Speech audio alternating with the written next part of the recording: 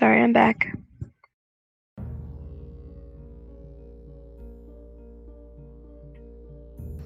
Well, we TPK'd while you were gone, so hope you're happy.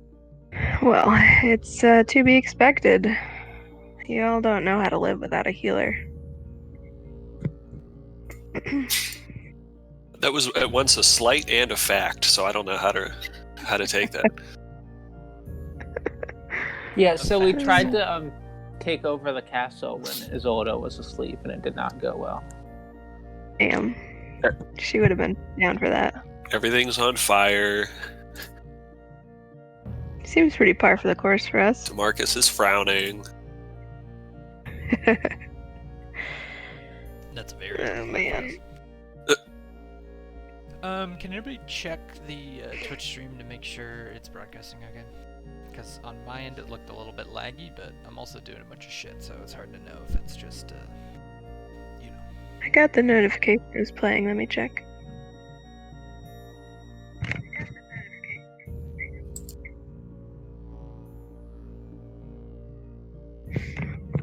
Looks good to me. Muy bien. Yeah, so hopefully that all works. I don't know, I just rapidly reconfigured everything in like 5 minutes. So, is everybody here? No, we're missing somebody. No, I think this is it. Just Gert and Matt. Yeah. Okay, so Matt's not gonna be here, so that's fine. Okay, so, Laurel, you wrote up the summary and I didn't copy paste it for everybody. Fuck. It's fine. Yeah, sorry. I decided that I wanted to add a whole bunch of shit in between. Nice. You know how it goes. So, anyways, you guys are at the Queen's Kurth, so the sort of castle where the Queen has set up base in Luskan, and you guys got here after being sort of rescued, though it's not entirely clear how all of that went down, by the Queen, who arrived in the ruins of Alusk to sort of track you down, and she found you beaten and bruised and exhausted and wearing the clothes of her people covered in blood. And despite all of that, you guys talked your way towards some sort of peaceful resolution and find yourself sort of half in the captivity of the Queen and half sort of working for the Queen. The lines are fairly blurry. But now you guys are getting ready to board the ship, and you're sort of buying supplies and getting ready for a 4-day trek across the water to Old Gunderland, or is what you'd call it, where the king is. And as far as you know, the whole mission is sort of built around you guys pretending to be prisoners and sort of infiltrating, getting close to the king, and then springing your attack at that moment. Any questions about that?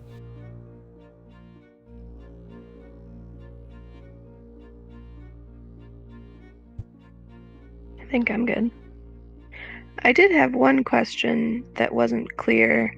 The crate of armor, the Queen said, was going to end up in a vault on the lower level of the manor. Mm-hmm. The bag with the gold, is that assumed to be in the same place? No, that is assumed to be Okay. given to a figure.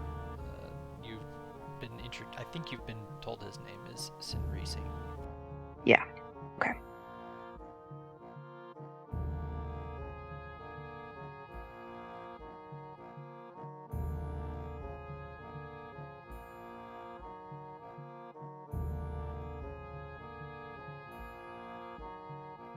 So how much time do we have before the boat is supposed to take off? That's a good question. I sort of wanted to give you guys this just open space to do whatever you wanted to. I know you guys got in a short rest.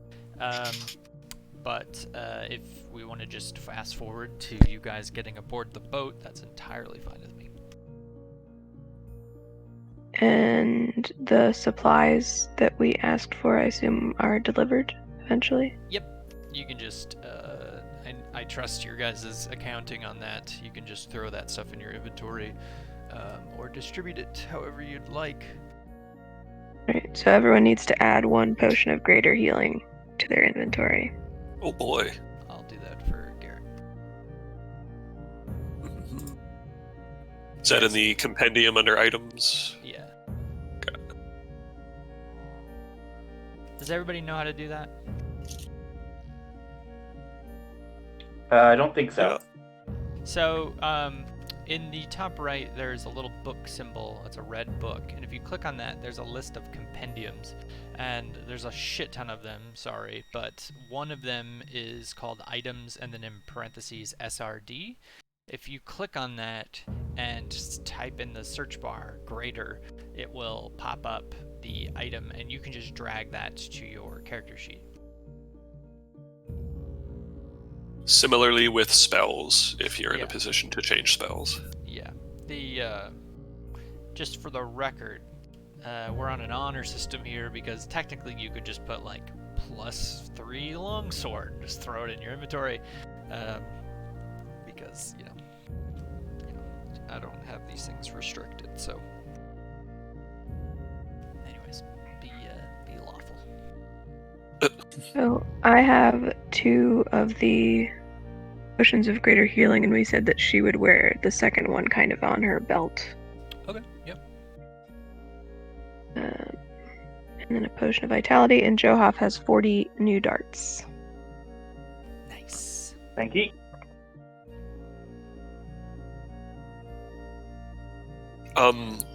Just for narrative's sake, everything in my bag of holding not relevant to our trip. Would it be acceptable to stash it in this room before we go? Like the platinum chair and the thorax parts?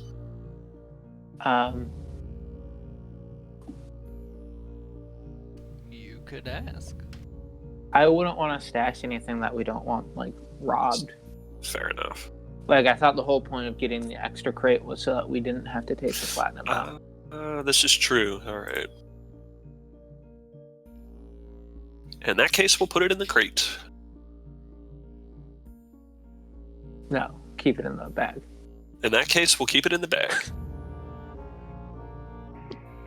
Yeah, only your armor and weapons will go in the crate. It's a gift of gear.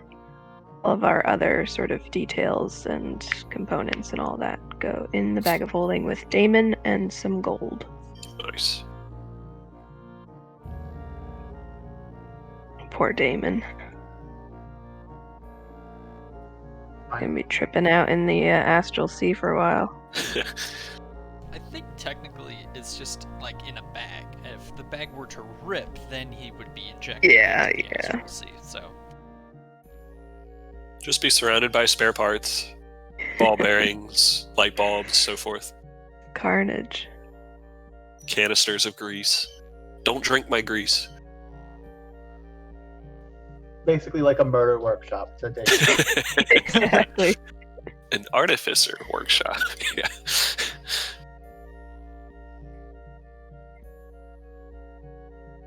okay.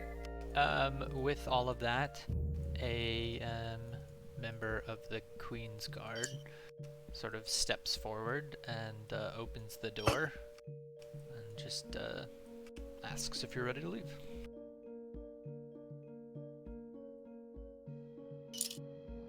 I think we are ready, unless there's anything any of you need to do.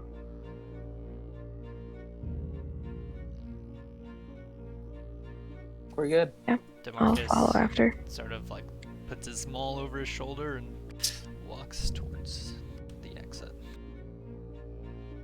And you guys, let's throw you to the map of Luskin. You guys leave the that's not where you're at, you're here. You leave through a special dock to a ship that is located sort of in between the ruins of Alusk and Kurth, and you get in a rowboat, and you're sort of, there's a big crate already on the small rowboat, and they take you out to this large ship that is fairly impressive. It looks like this. Oh, not that. It looks like this. I mean, it does look like that if you're on the top deck. Pretty. And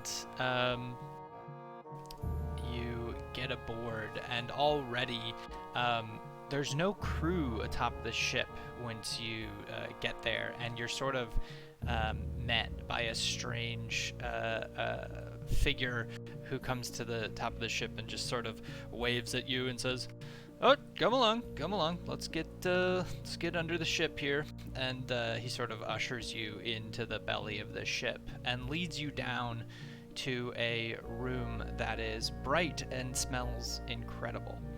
And he leads you into the ship's kitchen. And there, sitting on a barrel, is a sort of a shirtless man with sort of grown out hair. And he's sort of just looking at you guys funny. And the figure who ushered you in says, "Well, I am Captain Z. Happy to have you aboard here. I'm gonna have to confine you to this kitchen here, so I hope you don't mind." For what reason? Well, frankly, unless you want to spend the entire trip looking like prisoners, I can't risk you being seen by the rest of my men. Understood. And as far as that goes, the rules here are pretty simple. You can speak with Scooter all you'd like, though he's not one for talking. But you cannot leave this room or really go anywhere else. There is obviously a chamber for you to sleep in just off the way here, but please, under no circumstances, move anywhere else on the ship, or, worst of all, come to the top of the ship.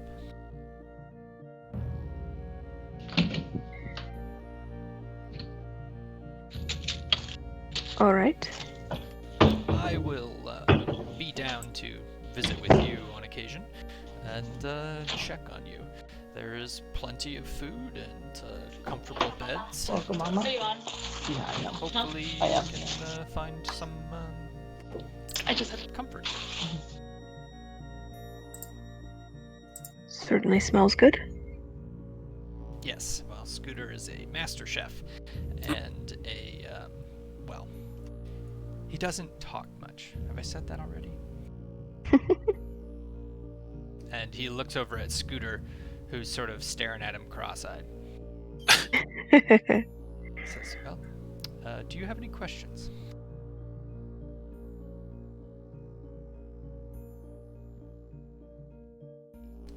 Seeing none, I will retire. We will embark once the crew arrives, and I will come visit you, probably twice a day or so.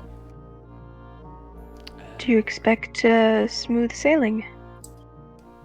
He sort of frowns and looks at all of you and says, "I would be lying if I said that these waters were peaceful. But we are a capable crew, and if we're lucky, we'll get there without much problem." Missa would speak up and say, "Should something come up, would you prefer us to stay down here?" Please, whatever you do, you cannot be seen by my crew members. It is very important. Understood. When we get close to port, I will come down and we will begin manufacturing your elaborate disguises. And by that I mean just putting all of your shit in a crate.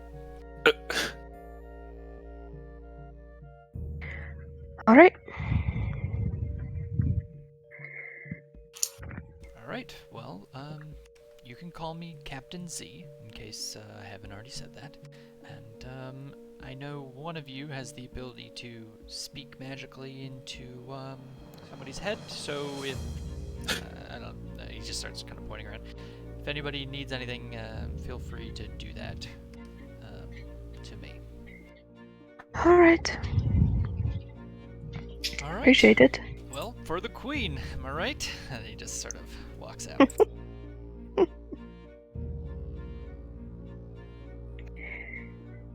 And you guys are now sort of in this kind of cramped but very good smelling, like full of delicious foods, cheeses, ales kitchen in the heart of this very large and very fancy ship.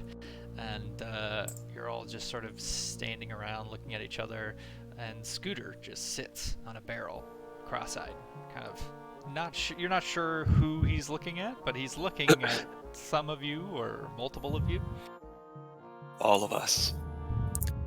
I'm This'll gonna go kinda- up and introduce myself. He. Go ahead, Missile.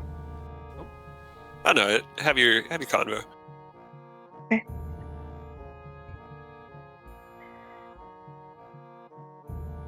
He just stares right at you as you approach. It's nice to meet you. What's she doing? She's being ridiculous. It's nice to meet you. I'm Isolda, and this is my group. It's very nice of you to let us stay here. Is it alright if we eat while we wait?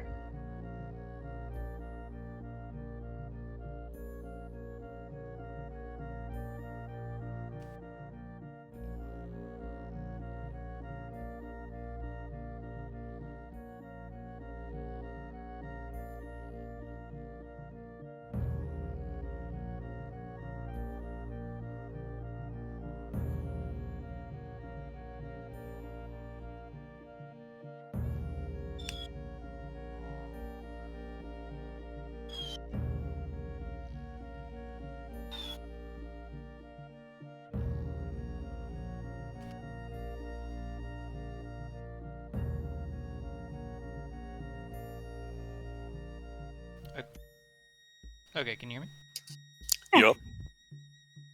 All right. So, you asked what? Sorry. She introduced herself and said thank you for letting them stay there, and asked if they were allowed to sort of help themselves while they were living down here. He just looks at you and goes, help yourself and living down here. Right. All right. Missile will kind of plop down and send Morty over here to pick up a couple of yams and bring them back, and he'll start munching on some yams. And Scooter sort of like hops off the barrel and goes over, just starts talking about potatoes.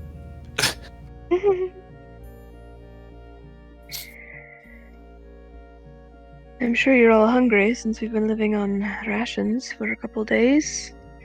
Might as well tuck in while we can. And, just be aware that we're not alone, so we'll have to keep conversation light for the next couple days. You hear Scooter go, well, I'm light for the next couple days.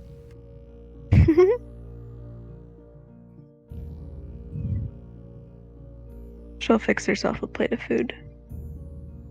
Yeah, there's like a big thing of soup in front of you, and bread and cheese, and basically everything in this picture. Look at all that cheese. Yeah, DeMarcus has already chopped up a huge chunk of cheese. And he's eating Nice. it, thinking about it. Somewhere deep in the ocean, the corpse of Ian, a kraken, is jealous of all that cheese. You know that your corpse was buried in the forest. Oh, right, yeah. Nonetheless, in the afterlife, the ghost of E is jealous. I think it's bad luck to say the word kraken when we're at sea. Speaking of, would one of you roll a d20? Oh boy. Not me. Alright. Mortimer with the roll. Okay, very well.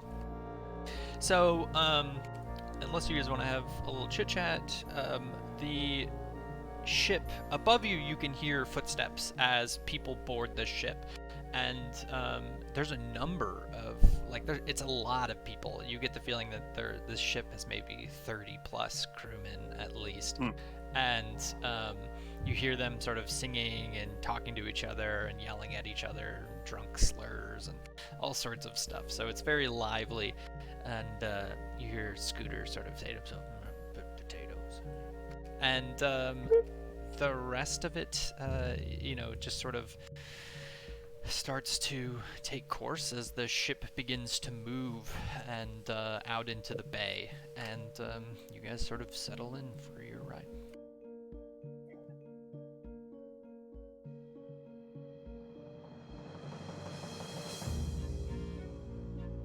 Be weird not to be in Luskin after we spent so long getting there.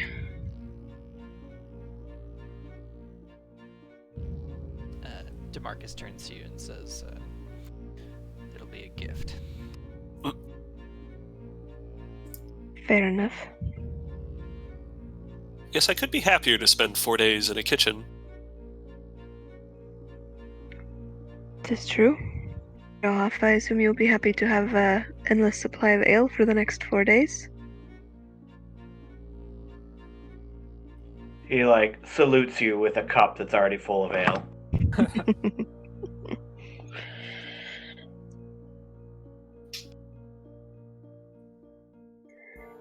Oh, we should enjoy it while we can. The next part will be difficult. But today will be good.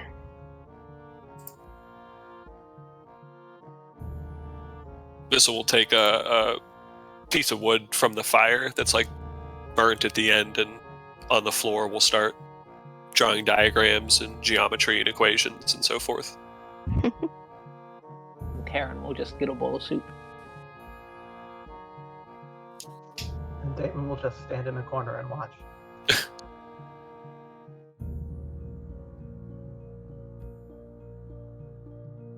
What else is in this room? If she walks around and kind of checks everything out. It's just storage for lots of food. You get the feeling that it just has basically anything you could ever think of for a kitchen. It's super fully staffed, or super fully filled out. It's just got everything. I poke my head into the bedroom chamber.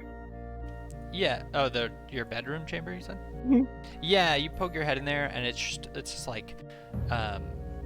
6 very fancy beds with feather pillows and bottles of wine nearby, and it is sort of extravagant. Ooh la la. It's very nice arrangements.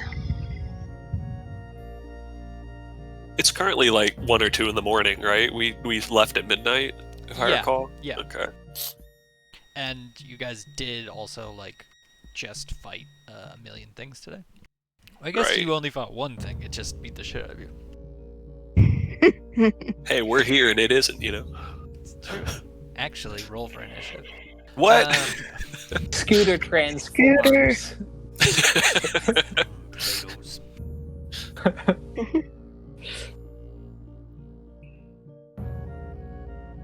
I think So we'll probably tuck in and then go to bed soon, right? Yeah. Missile yawns. And so does Mortimer. Oh, but it neighs But in while the it yawns. future- Yeah. still a horse. I don't actually know if this soundtrack will work. I didn't test it out. But if it doesn't, it doesn't.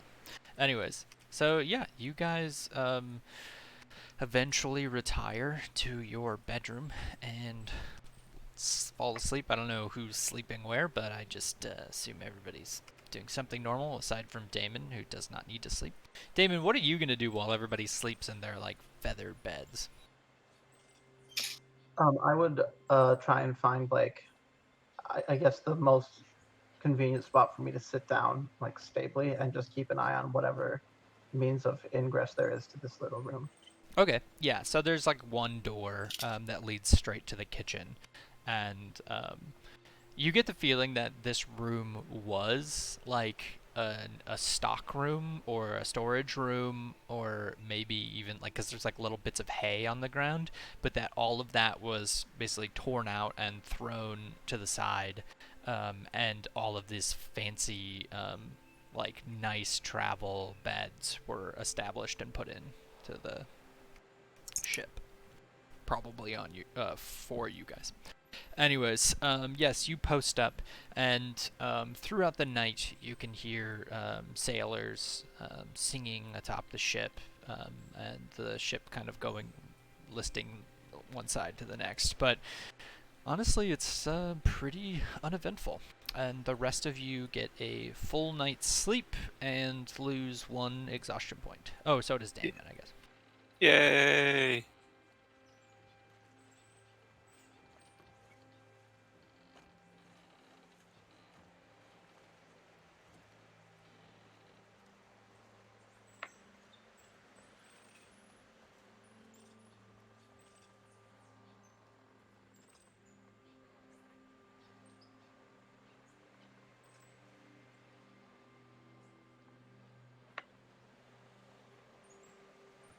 How do I remove the condition for exhausted too?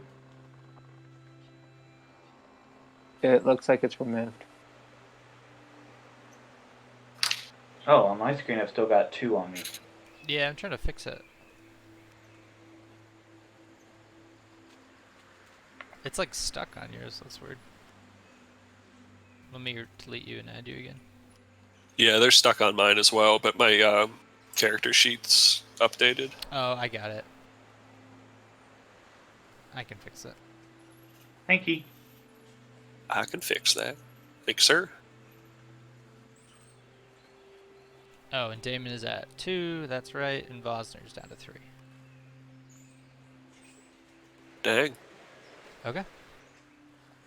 You guys wake up and hear the voices and footsteps above you, but you sort of like walk into the kitchen and find DeMarcus already sitting eating a full breakfast with Scooter, and DeMarcus is sort of speaking quietly to Scooter.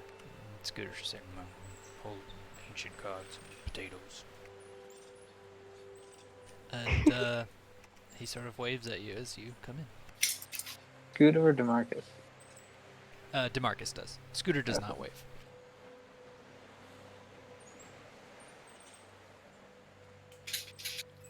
I will grab a plate of food and then join them.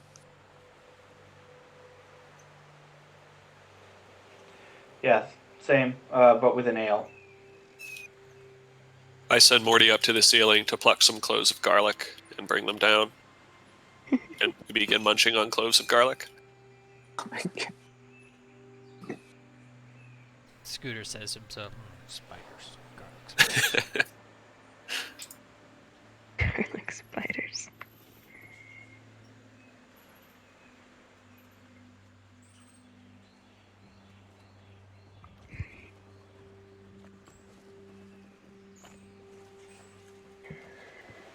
So we have the whole day.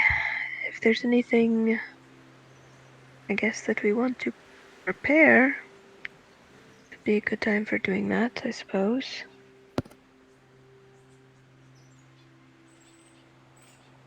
Yes, I'm curious what we might expect when we get there. What do we have a plan at the moment? Well,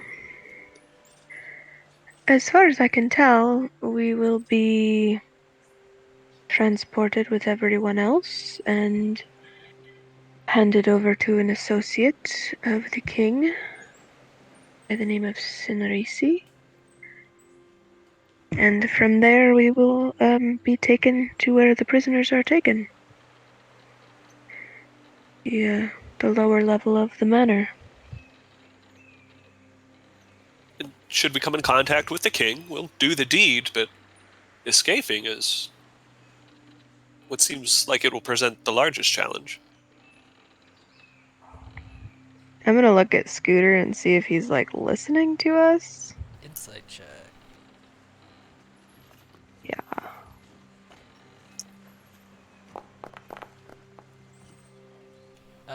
You get the feeling that he doesn't listen to much of anything. He's sort of humming to himself, talking about recipes. Okay. Yes, I think the escape will be difficult, although from what I understand, as long as we can get to the manor, there are less guards there than there are in town, so kind of have to play it cool until we are in the manor. And then I suppose once the deed is done, we will have to figure out how to get back. There will be a boat back eventually, but I am not sure how we will navigate the island.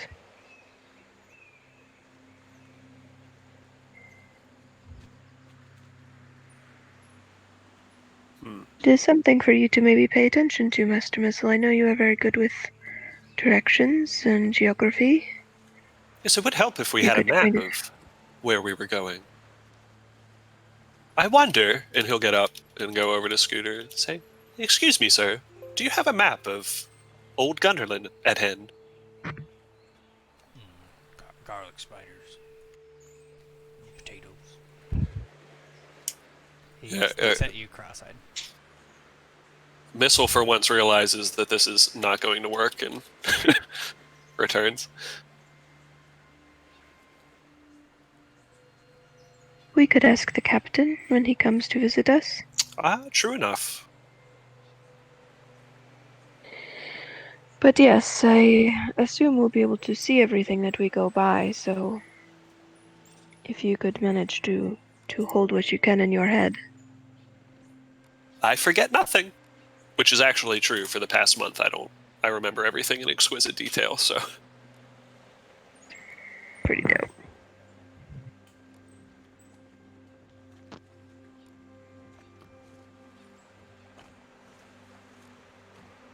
Do we have our armor and whatnot at hand, or has it already been loaded into the crate? No, you're all geared out right now. Okay. You guys are totally normal. Missile would ask, if I understand my infusions right, when I infuse something new, old ones get canceled, so... Yeah, you can only keep so many running at a time. Yeah, and I think I've already done this, but I haven't... We talked a little, John, and I kept my infusions as they have been. But if possible, I'd like to use 3 infusions, one for Damon, one for DeMarcus, and one for Taryn.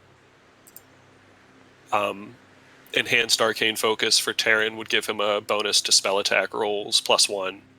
Defense... Oh, go ahead. So the way it works is you're essentially turning some mundane item into having that effect. And Okay. because Taryn already has a Wand of the War Mage +1, that would be redundant. Does that wouldn't work. Yeah, does DeMarcus have special armor, or is his pretty neutral? He is wearing mithril plate armor. Okay, does that count as a mundane object? Technically, it does not. It's technically a magic item, because mithril plate is magical. It's a little bit, for me personally, I think it's kind of weird to call it magical. So, right. If you just want to give it +1, I don't have a problem with that. Yeah, that's the idea. You will have to the infusion works on the item, and if the item is in the bag, then he won't have it as a character, just so you know that. Yeah.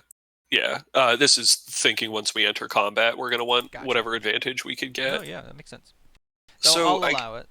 Okay, so I'll spend the rest of the day tinkering with the mithril armor to give it +1 AC, and then if possible, for Johoff's darts, could I use enhanced weapon on those to give a +1 bonus to attack and damage rolls? Yeah, I'll allow that. I think that works fine. Cool. probably would make more sense if it was a singular dart being +1, but I think that would be so, like, it would be pretty lame, so. Yeah, Cool. I'll say you can do it for like a batch of whatever a normal batch of darts is. I don't know if they come in batches. You got a batch of darts, Joe Hoff? I do. I'm trying to think what a batch usually is. Is it 20 or is it 10? Let me look.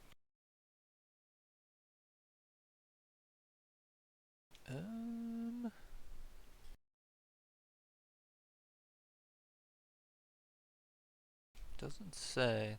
It's quantity 1, weight 0.25. Price. Oh, so if it's priced at 0.05 gold, I'm guessing it comes in batches of 20 for 1 gold for 20 darts.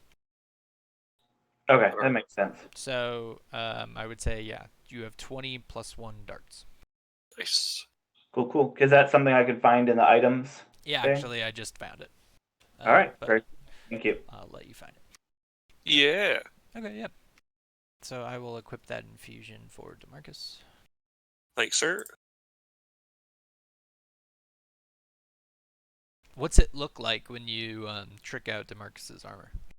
That's a good question. I guess almost like it's been dipped in clear, like clear coat polyurethane or whatever the hell that is. So it's Okay, like yeah. got like a clear sheen to it, and it looks a little thicker.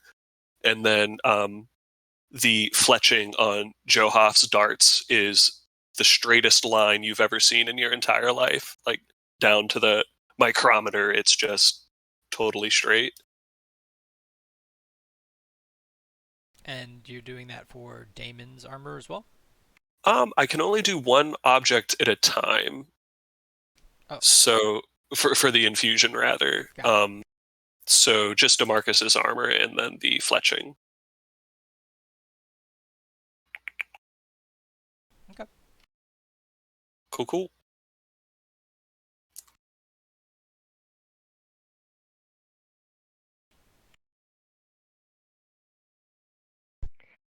I have a question. When we're like totally devoid of our stuff, if a spell just has verbal and somatic components, would I technically still be able to cast it? That's a great question. I don't actually know, so maybe you could Google it and figure it out. I would think yes, but I would also think that there might be a requirement that you need a holy symbol, and I could be wrong on that. So, rules as written, as far as I've seen, is that the holy symbol is essentially the same thing as an arcane focus in that it replaces the need for non-monetary components. Yeah. Right, the little like scrap of fur, forked twig, Right. whatever. So I wouldn't be able to cast anything that needs a component pouch. Right. I don't see anything that says that I couldn't cast verbal and somatic spells. Yeah, but somewhere in there it says like that you need. No, that sounds right. I just think it might be different for divine casters than for arcane. Like I think there might be something about having a symbol that's important for making it like a divine spell, but I can be totally wrong. Okay. So if you find anything, let me know. Otherwise, we'll assume you can cast anything that's just verbal somatic.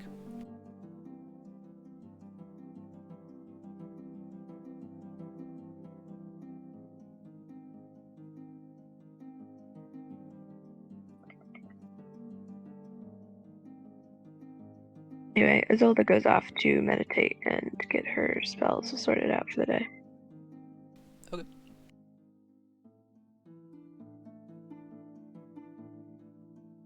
She'll go back to the comfy bedroom. DeMarcus frowns and eats. Vosner feeds Paco something. Oh, yeah, I bet Paco would be happy in the kitchen. I bet Scooter's thrilled about having a rodent in his kitchen. And garlic spiders. Okay. So eventually, Captain Z comes down, and he looks at all of you. He says, "You all look much better than before." Good morning. Good morning. We certainly feel better. It's very nice accommodations here. Yes, they are actually nicer than my cabin. And he kind of laughs. You must be one of the Queen's favorites.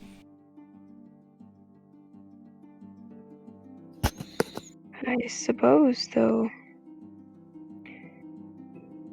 Well, I won't get into it.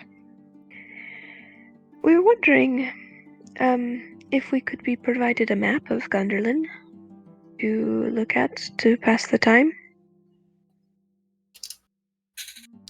I'm not sure what for. What would you need it for? Just familiarity with the area. You know, Strategery, of course. I know you guys are on a little bit of thin ice with the Queen, and I know that you guys have not always followed her strictest orders, and she hasn't filled me in the details, so I'll just, leave it there. But I can't help but worry that you might be, planning something alternative to the current plan. You are quite mistaken about that. We've only the current objective in mind, and we just wish to carry it out as efficiently as possible. Well, then, you should stick to the plan as it's established. The plan is hardly established. Well, rather, it's established in the abstract, but the details remain a mystery. I'm not sure what part of it's mysterious to you. The layout of the island that we're going to. You will get to where you need to get to. You don't need to know the island. And a map wouldn't help you with the details. It's far too large an island. Missile will look suspiciously at Captain Z, but that's it.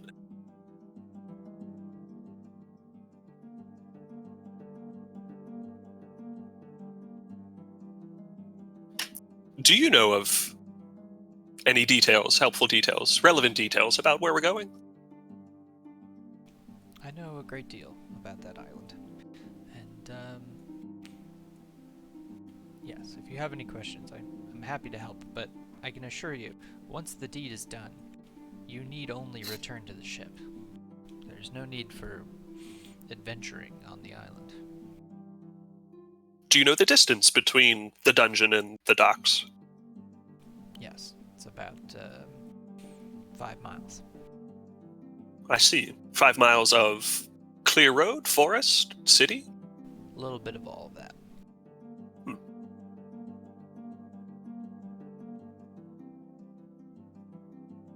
And the inhabitants of this island, are they of this world? Animals, humans? There are animals on the island, yes. And humans. And all sorts of humanoids. Much like any island. Get the feeling this guy is up to something, but I don't know. Insight check that bastard. All right. Yeah, I'm curious if he knows more than he's letting on, or if he's got like ulterior motives here. Because we know I'm super insightful, right? This isn't gonna work. Oh, I don't know why I rolled with advantage. My keyboard's like fucked up right now. You rolled it with disadvantage actually, so that's fine. Your first roll was a 4 minus 2, so I'm gonna say, yeah, you can't really glean anything from looking at him. Unfortunate.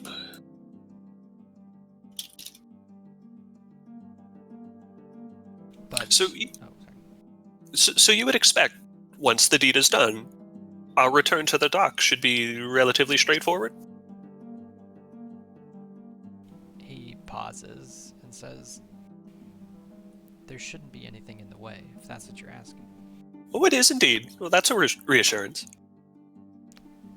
The So you're saying that once we do the deed, no one will mind us just walking down a main road? I'm not saying that. I'm saying nobody would know. And if anybody gets in your way, I'm sure you're capable of dealing with it. What about the other prisoners at the manor? Will it start a coup if the deed is done while there are other people there? If you find others, perhaps you could rescue them. And I'll be happy to take them aboard the ship, assuming there's only a certain amount of them. But I wouldn't go there looking for allies.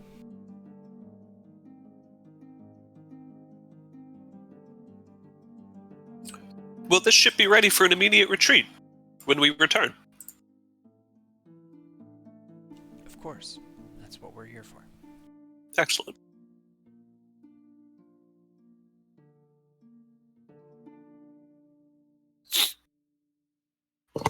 Okay, that makes a lot of sense, though. Research completed. Yeah, perfect. That actually makes a lot of sense. That's really cool. Okay. So, I can't remember where we left off with the captaincy conversation. The boat will be ready for a quick retreat when we get back. Oh, yeah, absolutely. Is there any... Oh, sorry. He was just going to say, whatever happens, you should know that it's not like he interacts with everybody else on the island. They have no way of knowing that he's gone. So you don't have to worry about an uprising or something like that. If you do it in the night, they won't know for at least the morning and maybe even later. That is Karen very looks odd. completely unconvinced. What Yeah, can Liffle you looks tell us suspicious. about what he does? Do you know what he does on the island? Whatever he wants. But mostly, he sits in his castle by himself or with his few companions. And they do whatever you do when you own half of the North.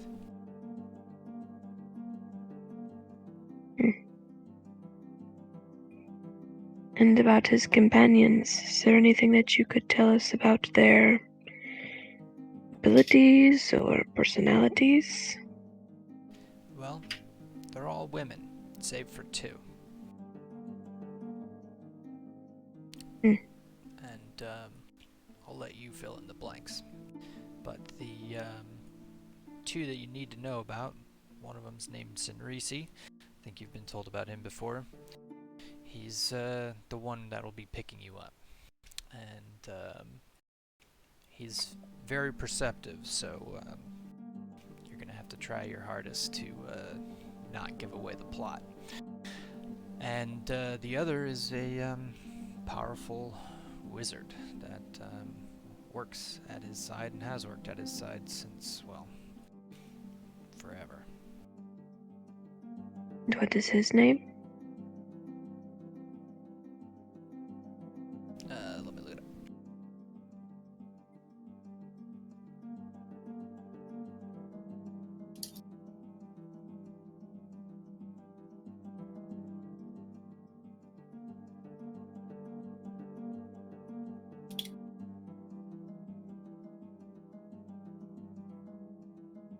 His name is Axiom. Well, that is very helpful. This is the sort of information that we would need. Yes. Well, there's, I guess more information for you. There's rumors that Axiom isn't on the island anymore, though I can't substantiate any of these claims. He hasn't been seen in a while. Wait, can you say that again? You cut out for me. The Axiom, the wizard, has not been seen for a while on the island.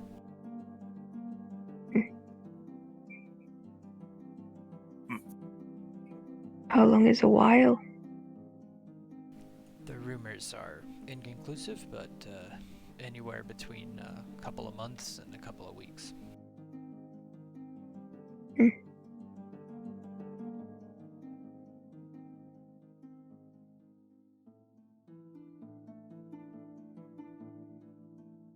Curious. Curious indeed, but perhaps fortunate for you. I wouldn't envy anybody going up against the king, let alone going against the king and his powerful associates.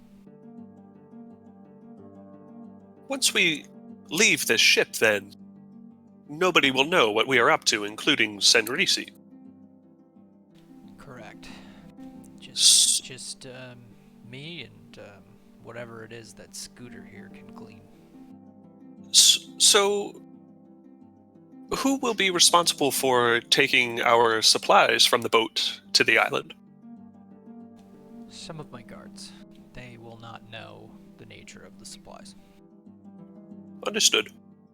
And then the king's men will carry the rest of the supplies. I'm sure Senrisi will bring somebody.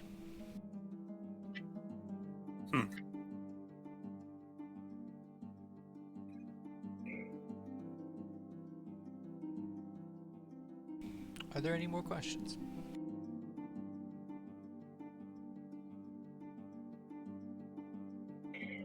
Not at the present, but I'm sure with the ample time we have, more will arise. Very well. Well, you know how to contact me, and if not, I will see you tomorrow.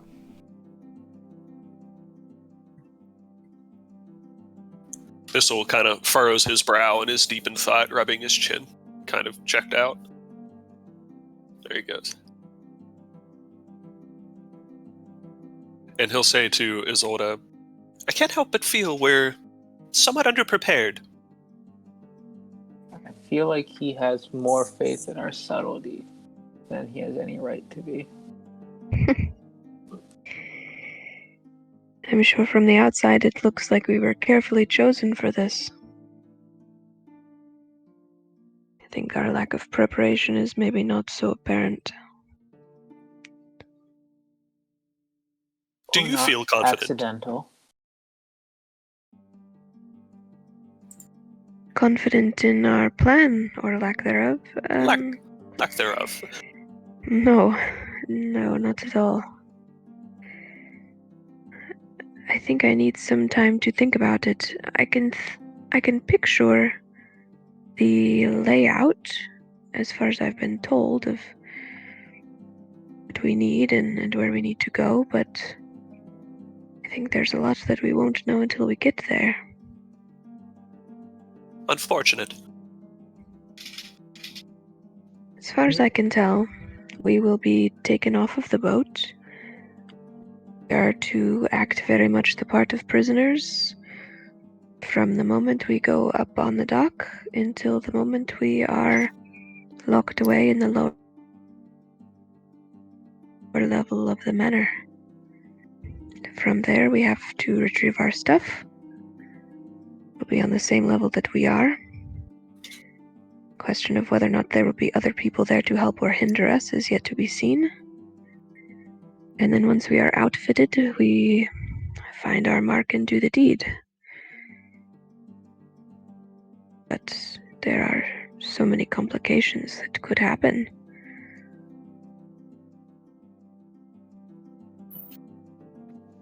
It seems that there is an unaccountable amount of faith in us that we will simply be able to return once we have completed our objective.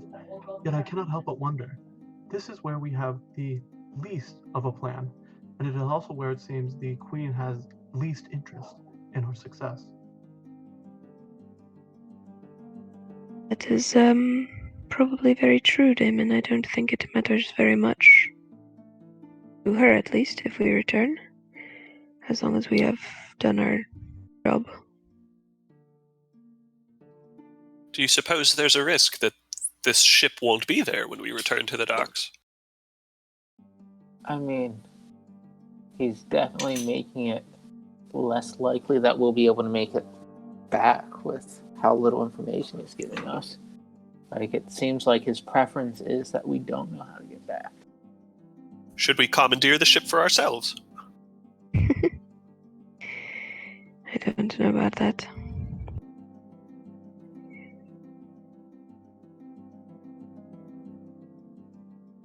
DeMarcus turns to Isolde and says, well, there's always Gilgamesh if you think this is going to go south.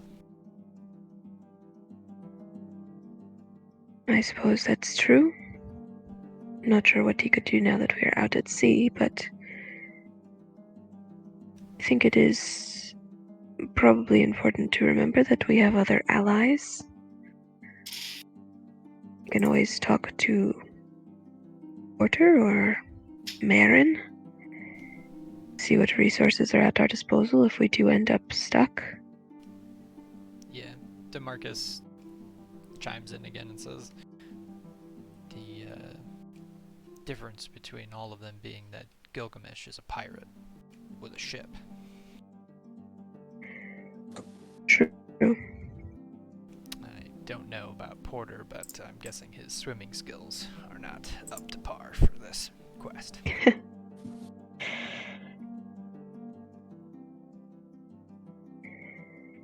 Yes, you're right. Gilgamesh would probably help us if we haven't alienated him yet.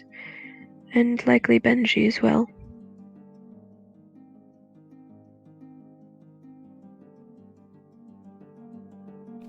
Could you somebody roll a d20 and I'm gonna be right back, like 2 minutes. I hate when he says that. No. Someone else roll it. Alright, I got it.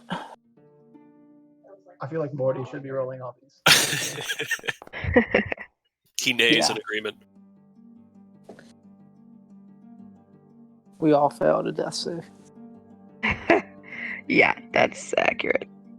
When we stepped on this boat, we all failed a death save. Cue the Kraken. Sydney Powell's on the ship.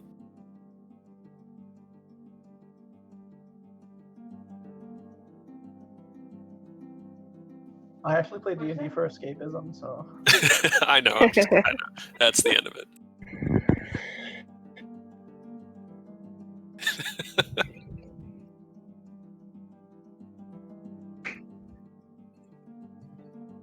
Man, what if we called Gilgamesh right now and then, like, incited a pirate war? That would actually be pretty cool.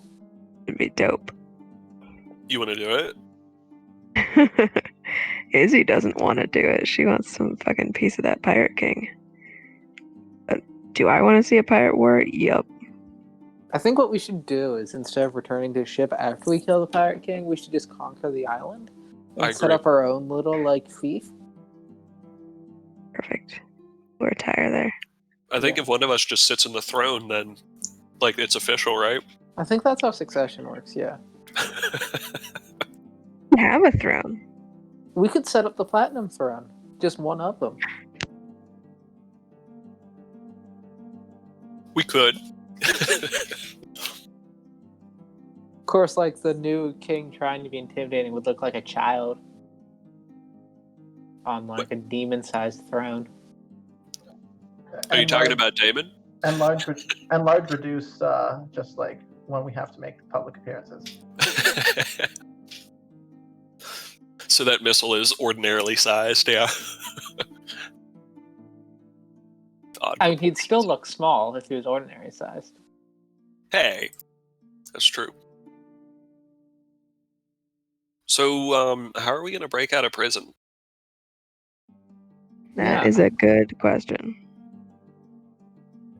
I'd kind of, like, half expect, like, whatever evil shit the king does, like, requires reasonably powerful adventurers, and she just, like, sends, like, a constant stream. Dark. It's like some killing off all the X-Men stuff right there. Exactly. Mhm.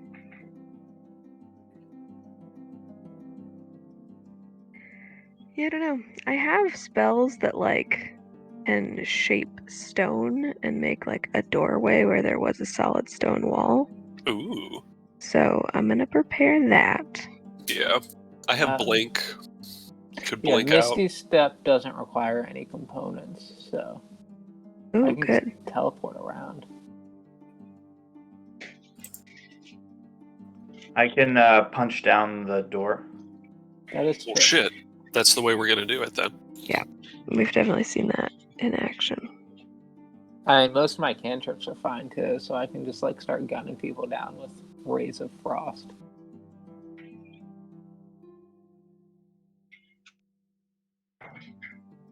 Oh, interesting. I'm looking through all my spells, and one of the material components for one of the spells is the holy symbol. Oh wow, Blight doesn't have any material components, Yeah, neither does Guiding Bolt, so just verbal somatic. it's gonna get good.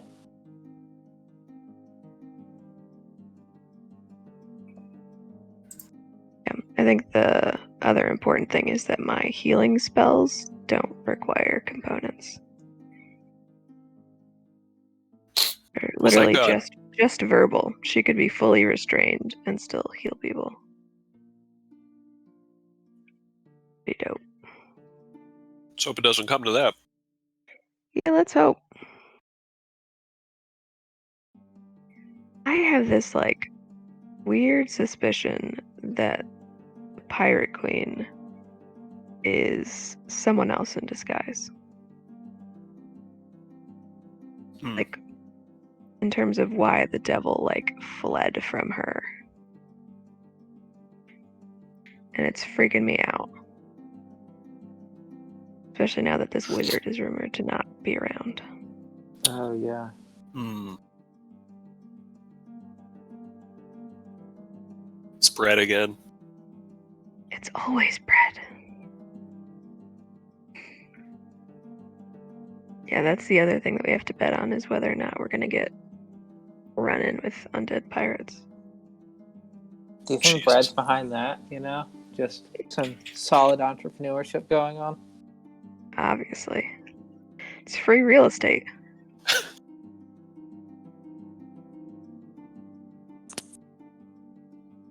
We're all gonna be sitting down in the kitchen eating cheese while people are like dying fighting things up top. Well, the captain told us not to, so guess we better stay down here. Oh no, a bunch of pirates got killed. Better finish off this fresh bread. Don't want it to get soggy. That's right.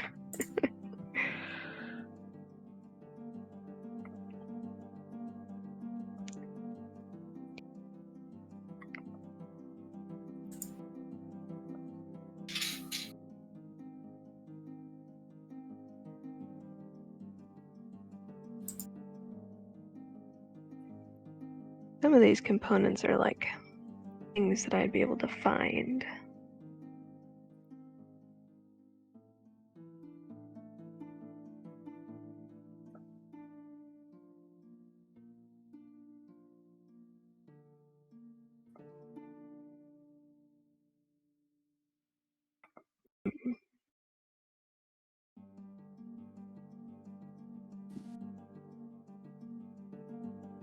Ooh, I'm gonna put locate object on.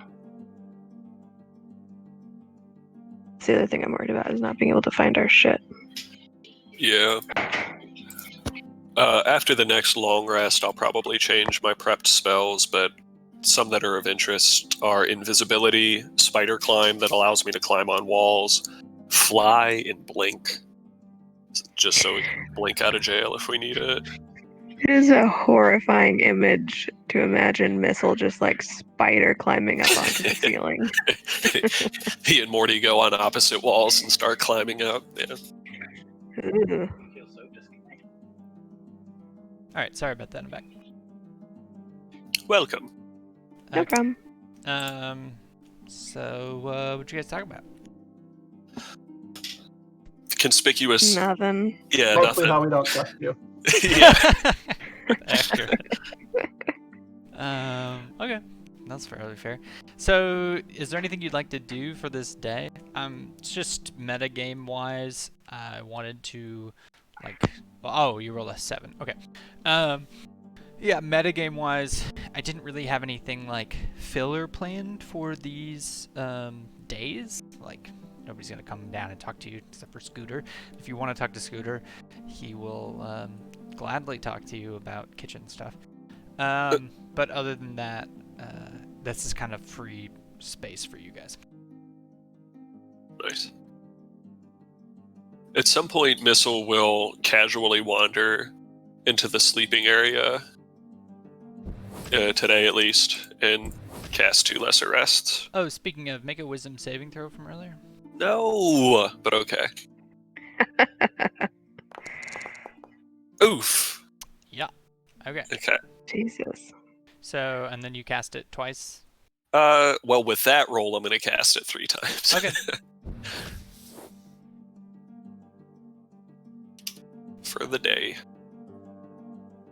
For no reason, of course. Okay, I updated your sheet. Thank you.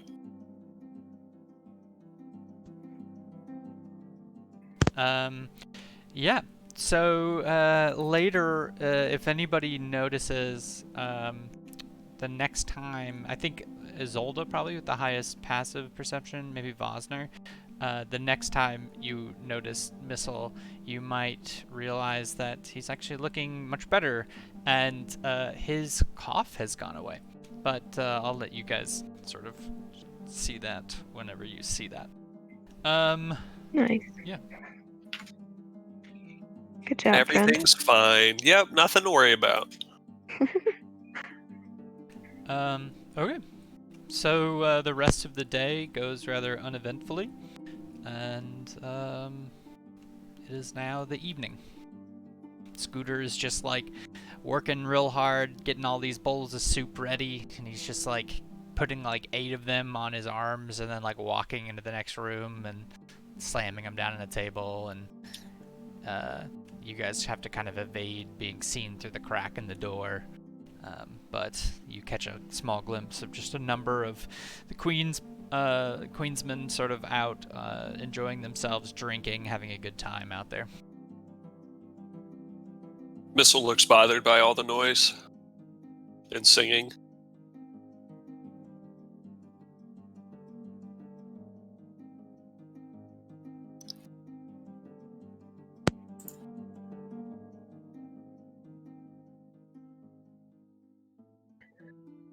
Okay. I'm going to duck into the bedchamber and send a message. It's Okay. going to take me a second to formulate it. No worries. She would like to send a message to Helga and ask her essentially what she knows about the Pirate King. Because the takeover was, what, 20 years ago? Yes. Okay, let me formulate it real quick. Let me remember her voice real quick. I don't remember it at all. That's fine. It's fine.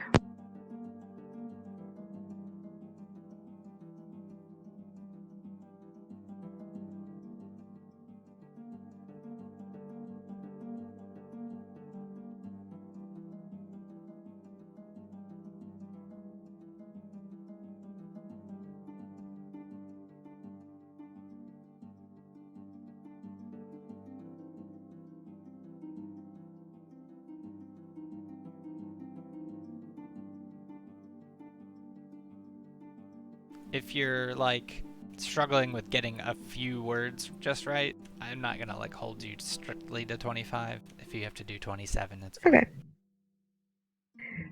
Yeah, she would essentially just say, "This is Isolde. We are up north and happen to be confronting the Pirate King that is settled on your old land. Can you tell me about him?" You hear a response that is both excited to hear your voice, but then also filled with worry. She says, Isolde. That's not her voice. Isolde, I'm not sure what you mean. It's good to hear from you. Do not fight the King of Luskan.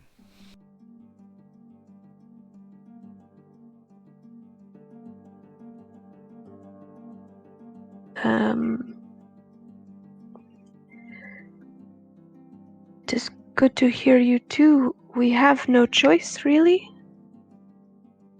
Is there anything that you can tell me about him?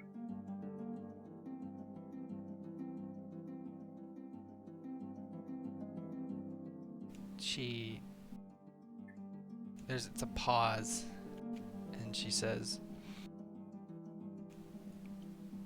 all I know is that Olger cut that man in half, and the next day he was alive again.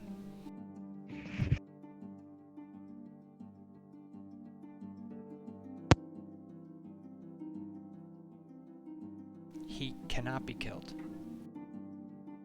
He will never stop.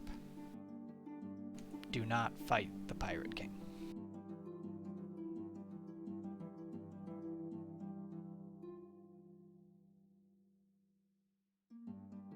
Thank you, that is helpful. I will do my best for you and Olgar and your people.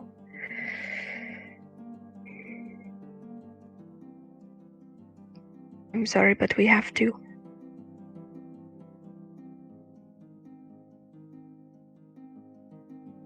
You can tell that she's sad, maybe on the verge of tears for a very stoic woman. And she says, if you must, but please, don't do it for us. It is suicide.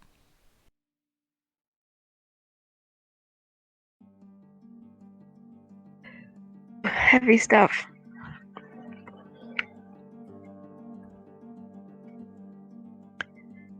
I don't think she would reply to that. I think she has some stuff to think about.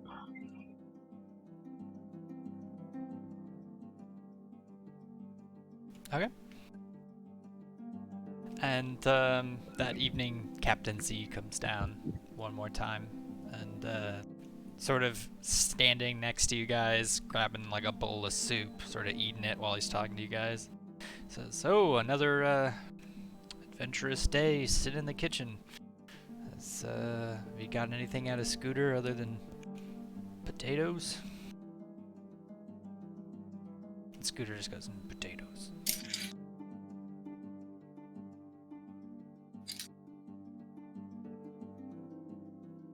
Alright. Well, I guess if you guys don't want to talk, that's fine. I figured you'd use some outside interaction, but I can tell when I'm not wanted. I will... Captain Z, Yes, yeah. may I just ask, how did you come to serve the Queen? Well, it's tricky. Actually, I used to serve the king. I'm sort of on both sides, if you will. Or at least that's what it's like on paper. I see, but you know our objective. Yes, and I know that it needs to be done. Then it seems that in doing this, you are decidedly on one side and not the other. That is right. Why this side? He pauses, and then he gestures back to that room that you guys came out of, and he says, every week I fill that room with a half dozen bodies. Innocent, maybe not, living folk. And every week I drop them off at this port and never hear from them again. It's been that way for 4 years. can't do it anymore. I'm gonna try an insight check to see if it's real. Yep, Guilt. go for it. Oh, I'm sorry. Do we remember which one is for disadvantage? I think control is for disadvantage, alt is for advantage. Correct. From what you can tell, he's totally earnest. Was there any innocent body in particular that got to you? Yeah. About 3 weeks ago. It was a younger kid. Probably only 18. Felt like that was too much. There's no way he did anything wrong at that age to deserve this kind of treatment. I see. I apologize. I do not mean to bring up such painful memories, but I was curious. What brought you here? What brought me here? To this ship? To this point, to our meeting, to this objective. A lot of things. But there's a time when things stop being about simple piracy and start becoming something darker. That's when I change sides. Do you believe the Queen's rule will be fairer, more just? Yes, I believe that.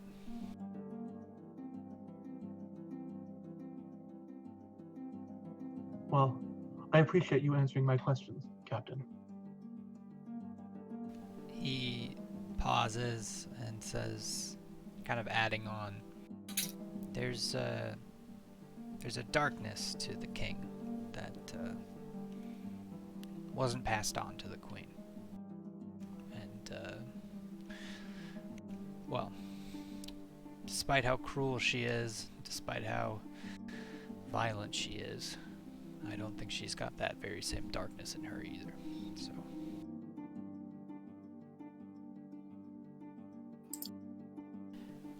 And then he turns to Scooter and says, Scooter, and turns to leave.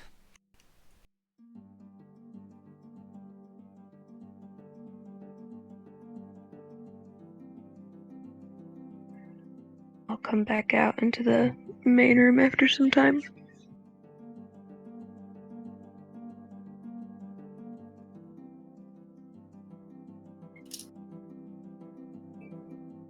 I had a conversation with Helga from, New Gunderlin, and received some very concerning news about the Pirate King. I think he is some form of undead. She said that she saw him killed, and the next day he was alive again. Well, that poses a unique problem. It certainly does. So, any chance she was mistaken? No. She said her husband Olgar cut him in half. Yeah, Do well, you- that's pretty hard to mistake that for death. Do you think the queen knows about this?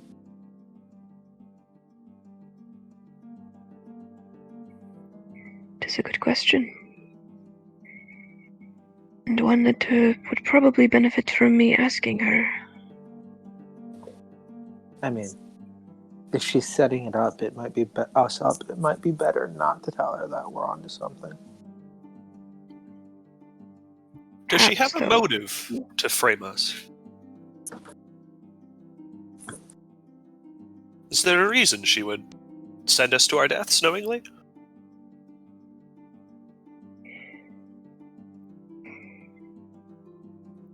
I'm sure there are many reasons.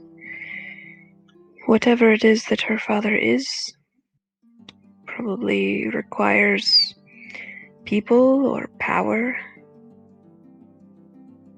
I know we are a modest group, but we are a powerful group. I would think that a woman Somewhat rare. who can send devils scattering has more power than we do. So it puzzles me that she would send us to do her dirty work when she seems more than capable of doing it herself. In the best of circumstances, I am not the most skilled at seeing into someone's true intentions, but for what it's worth, Captain Z seems to think that the Queen will be a better ruler. He mentioned the king being possessed of some darkness that was not passed on to the Queen. Oh. I wonder if he knows then.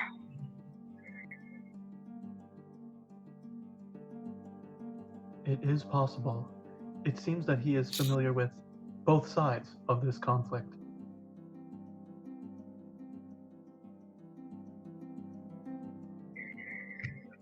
The only thing that I can think of that would be able to do that is the sort of necromancer that we saw in the ruins. Did you say, Master Missile, about phylacteries and things not being all the way dead? Did you say, what did I say? Didn't you say that? I mean, is it possible that he is some sort of lich? I suppose. It's within the realm of possibility. I'm not too eager to handle another enemy such as that. Me neither. Are we sure that we want to go through with this? We're going in more blind than I would prefer. There is something about this that does not feel quite right. If the Pirate King himself was a lich, why would he have a wizard at his command? I don't know. I really don't know about any of this. It is not as... I was going to say it's not as straightforward as it seemed, but it never really seemed straightforward.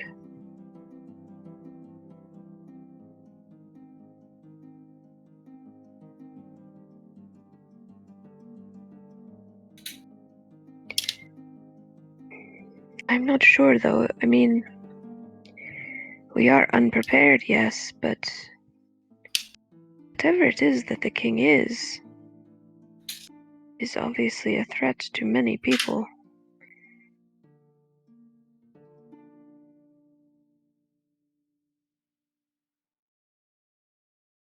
If we did have the power to take him down, it would certainly be doing the world a favor.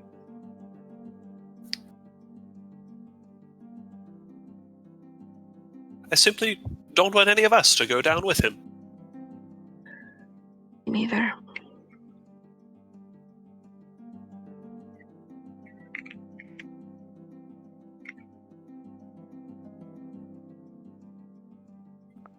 I gotta say, I'm less concerned by the question of what he might be than I am concerned by the question of why the Queen didn't mention that, and why she isn't doing it herself if she's so fucking powerful. The more that I think about it, the more I'm not certain that the Queen knows. She said that she hasn't seen him in something like 10 years. It is very possible that he was always evil, but has become more so. Although, if Olgar killed him, that was very long ago.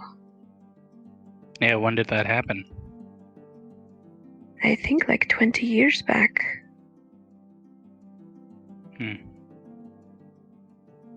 It seems there is another possibility.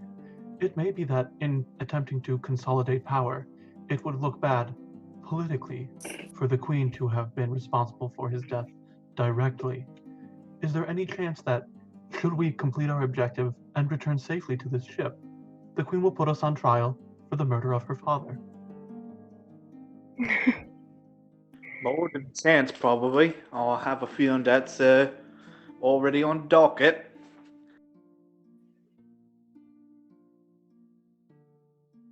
Guess we should just be prepared for all sorts of possibilities. Be prepared or avoid. It seems it's not too late to redirect our course. I can't shake the feeling we're taking an unnecessary risk.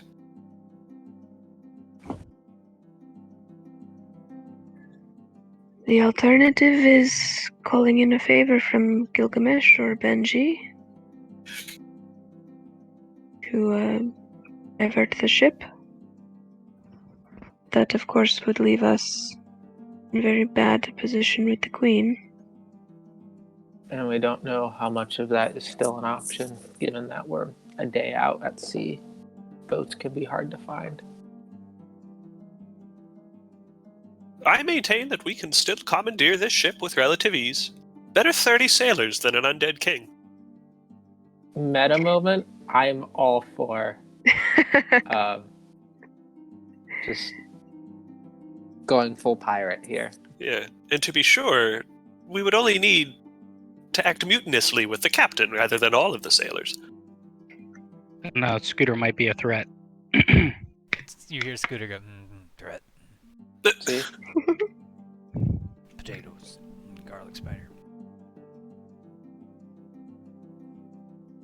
Garlic spiders. Give us 4 sessions and we'll have like our own pirate guild to compete with the others. I mean, it doesn't Wait. cost very much to hire a sailor, and I don't know. I mean, As long as you keep the money flowing. Didn't that Gilgamesh fucker, didn't he say something like the Queen's power wasn't going to be a big deal for much longer? I think that was Benji. Yes, it certainly seems to be the ethos of Luskin right now. Everything is coming to a head. It might be good to be not in Luskin when that happens, so this might be a good course. I'm still not happy about a potential undead thing getting deliveries. But Yes, Isn't it strange that a pirate queen and a pirate captain are all of a sudden squeamish about the deaths of innocents? I think they're in the wrong profession, if that's the sort of thing that would bother them. I was thinking about that, and about our time in the fighting arena. She didn't seem like very merciful then, but she has shown us a good deal of mercy. I mean, I wouldn't say sparing us only to send us to our deaths is particularly merciful. I suppose that's true.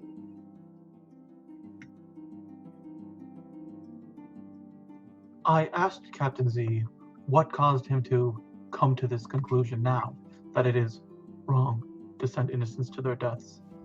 He did not provide a substantial explanation, but again, for what it is worth, there did seem to be earnestness in his response.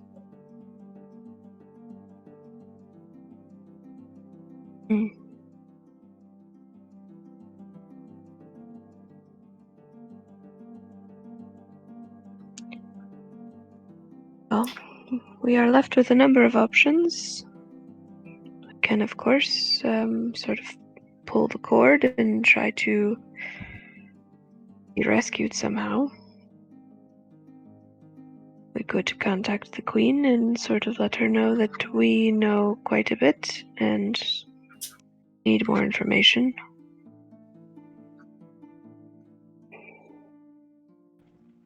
Quick question: when you contacted Gilgamesh and told him that we was being pressed into service, did you tell him what we was doing?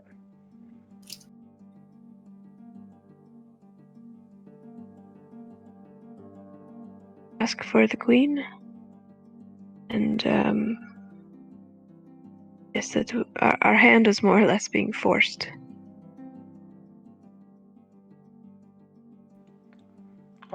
So he doesn't know we're going to try to kill the king. No.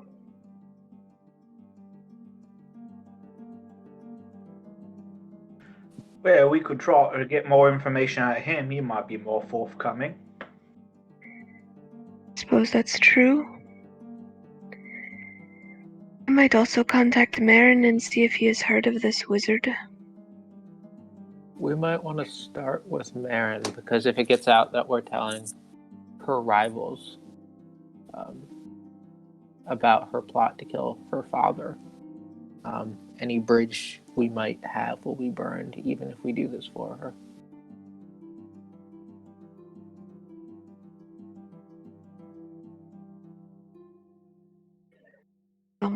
Every day that we spend out at sea is probably one fewer that anyone could catch up to us.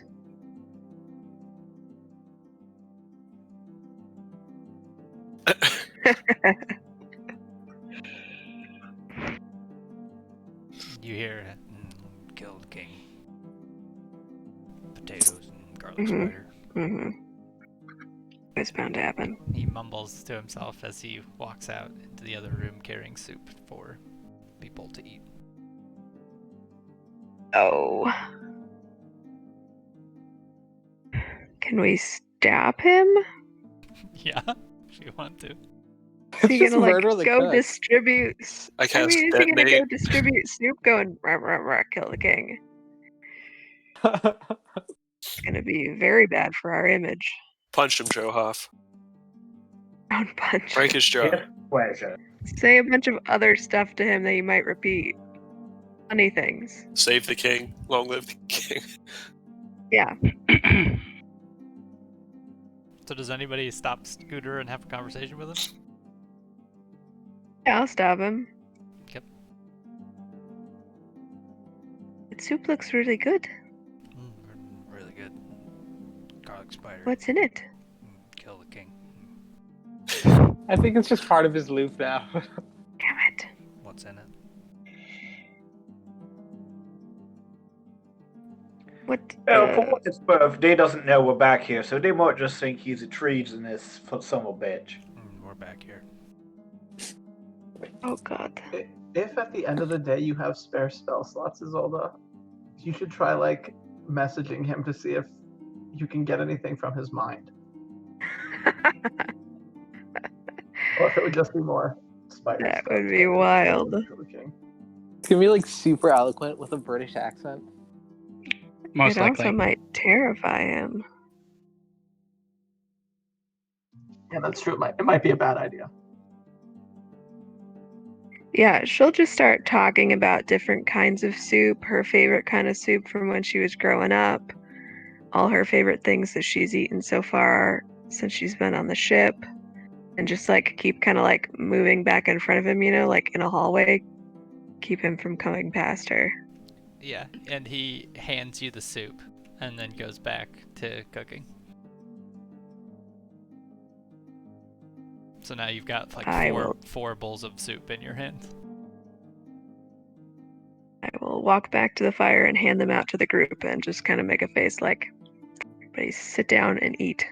Make a acrobatics check to see if you can hold on to 4 bowls of soup.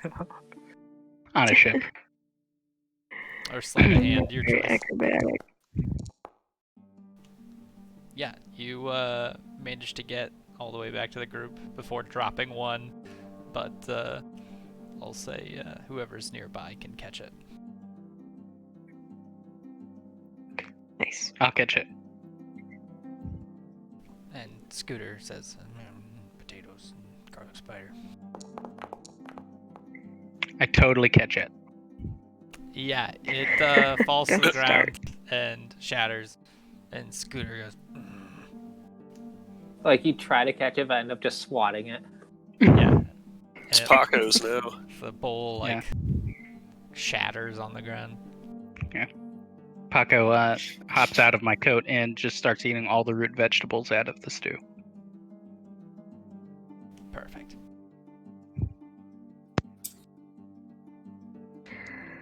Let's keep it light.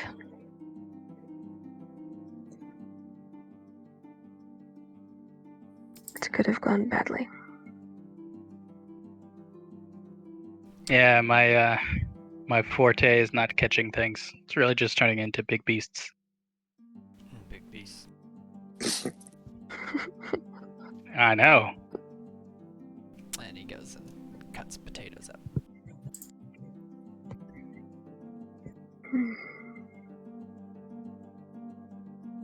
So, as we were saying, I think probably information gathering is the most helpful thing that we could do.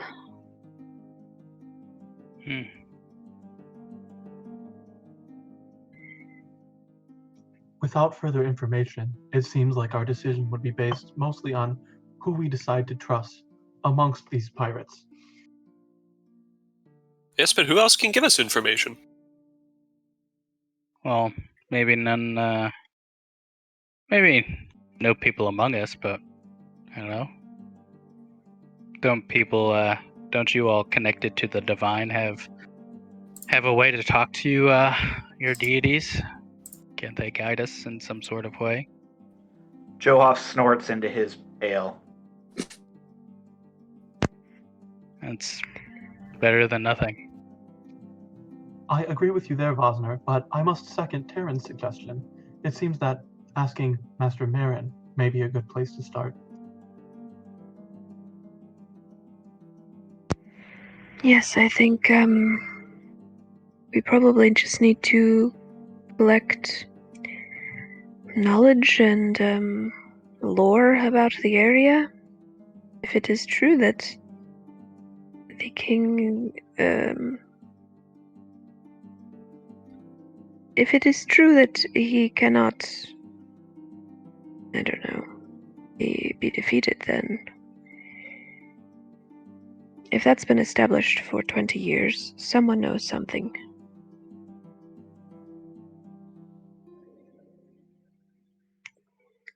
She seems quite concerned and flustered, and kind of paces back and forth, and then exits back out into the bedroom.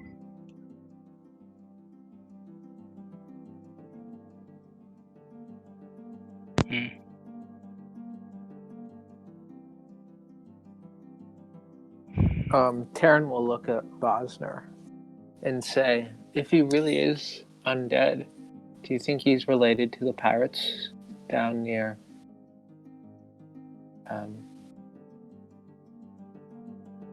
where we started, near the guild that Rusty showed us? Yeah, maybe. I mean, it would kind of make sense. I wonder if he's taking these people and turning them into undead.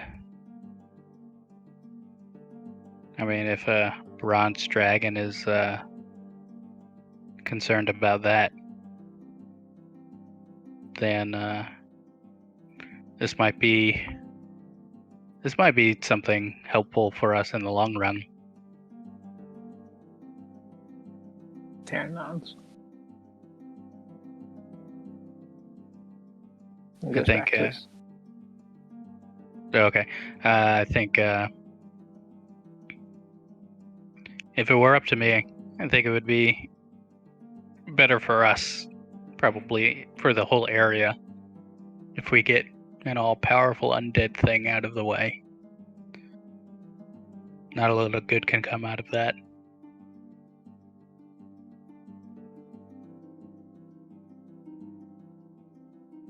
Yeah.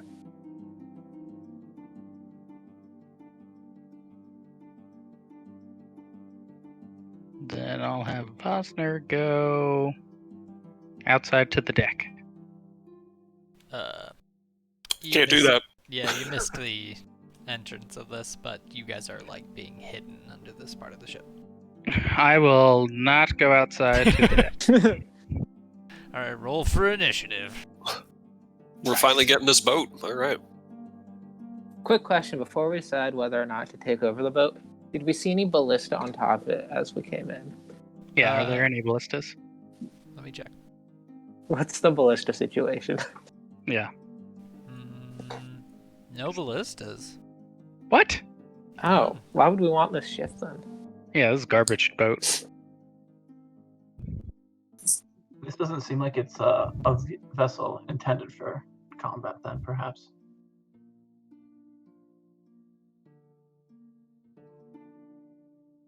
Doesn't look like it. We'll have to find another awesome boat with a ballista on it. Missile, can you make several ballista from what we have here in the kitchen? At that, Morty fires off Force Ballista into the ceiling. I'm just kidding. He doesn't actually do that because that would blow our cover. And possibly put a hole in the boat, which I've heard are not good for boats. Listen, if you aim it at the floor, no one up above us will hear us. So It's accurate. That's a good point. Missile glares at Vosner. Elementary understanding of physics would let you know how foolish you sound right now. I don't know. Sounds a boat's a boat. What, you all can't turn into sea creatures and survive underwater? Actually, I can prepare water breathing, so... Missile pulls out a snorkel. I think Damon would kind of stand and address the group and say, "Does the captain seem particularly bothered by this mission?" Particularly unbothered, I would say. Maybe we're not the first group to do this. Ah. Perhaps it is simply that we are confined to these quarters, but she seems to be pacing and leaving the room at intervals. There seems to be something going on.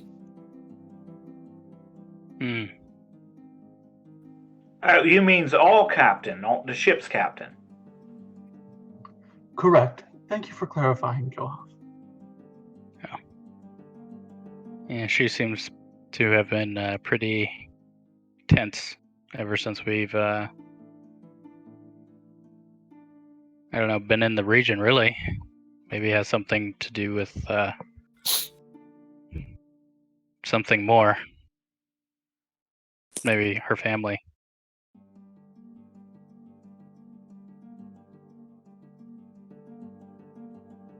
Should we just ask her? Well, Missile, since you're the most eloquent among us. Why, thank you, Vosner. I think so myself. But we probably should just be extra... Give her a little bit extra grace. She'll tell us when she's ready to tell us. Yeah. I hesitate to add more stress to her decision-making process, but perhaps being able to air whatever it is concerning her would provide some form of clarity. It is pretty wise. Well... DeMarcus turns to Damon and says, you think you could make that bubble in that back room? Perhaps we would have the privacy that she needs. Damon will turn and inspect the space, and if I see, I think, what is it, like a 10-foot diameter space, then I would say, I believe I can. Yeah, you see that. Yeah, so I will scope out that area, and I don't think I'll start making it yet because she's not in the room, but sure, it would be in the room that she's actually currently in anyway, so. Oh, okay. She's sending a message to Master Marin. Got it. What is she sending? Master Marin, do you know of a wizard named Axiom, or of the Pirate King of Luskin? I need your assistance.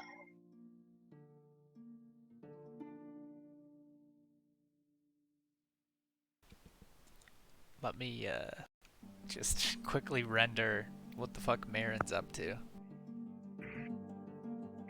Yeah, no problem. Making bacon pancakes.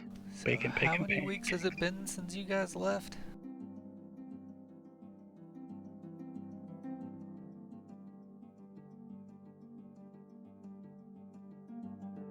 think you guys are at like 20 days since you left. Wow. Does that sound right? Not I feel long like at it's all. been longer than that. Because it was like a week to get. It was like 2 days, 3 days. It was like. It was like 10 days for you guys to get from Silvery Moon to Mirabar. Does that sound right? Because you guys made good time. And then Yeah, it was another 10 or 12. another 2 days on that boat, at least, and then 12. And then you guys have spent. I don't know. I'm just gonna say it's been 3 weeks. Okay. And so your question was about the King of Luskan and about what was it again? Axiom. Axiom. Got it. Okay. He says, I am aware of Axiom, a powerful wizard. I don't know what you need from me. The King of Luskan is also known to be formidable and dangerous.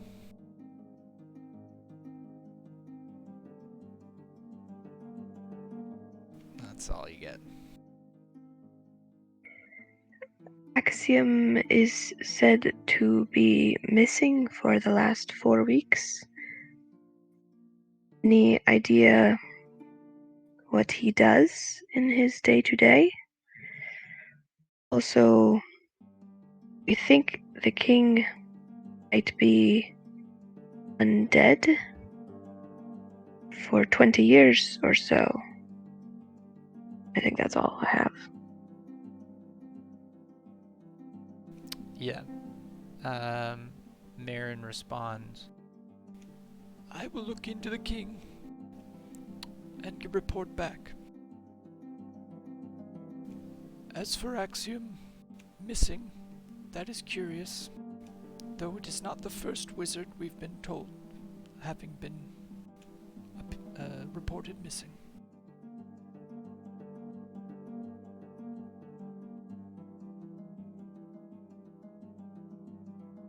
There are other wizards missing?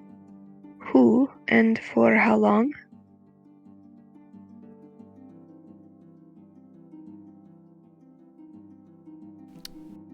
One sec. He responds, High Mage Tarn Hornblade tells me that a wizard named Zymorvin went missing a couple weeks back. Perhaps as long as a month ago. And there are other reports as well.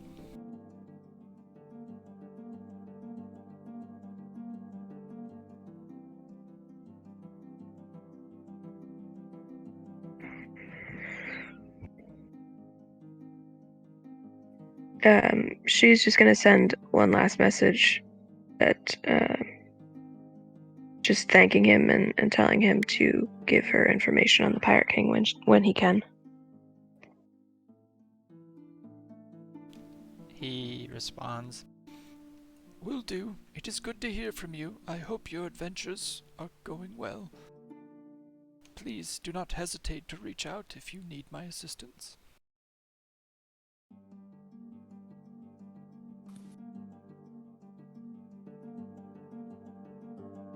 Just burning through spell slots. Really hope the Kraken doesn't come today. Ooh, buddy.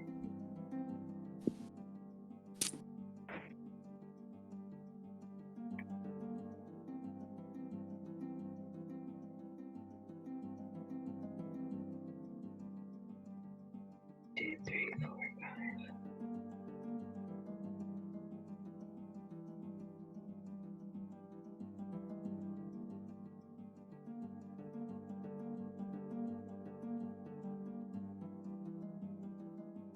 Yeah, so she'll come back out of the other room.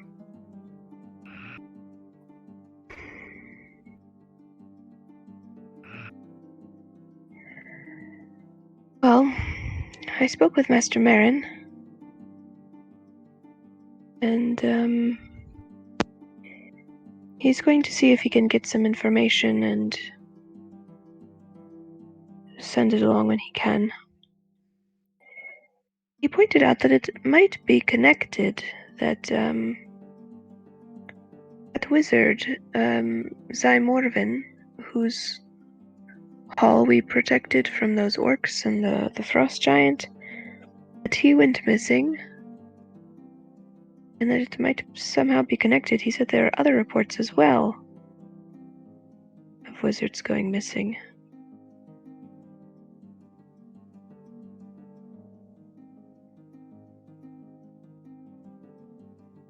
Isn't that odd? Something to keep tabs on.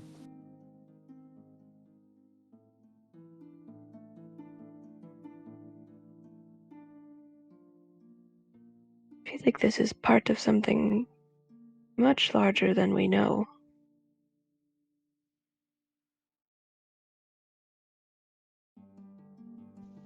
If Axiom's disappearance is unrelated to anything the Pirate King is doing, perhaps this is why the Queen pressured us to go so quickly. This may be the opening she has been waiting for.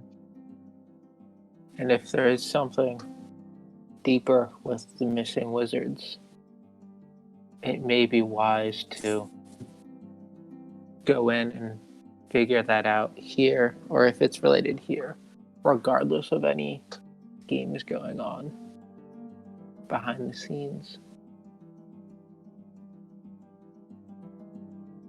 Yes, I do wonder if she knew that he was gone, because she did not mention him to me when I asked about the king's associates.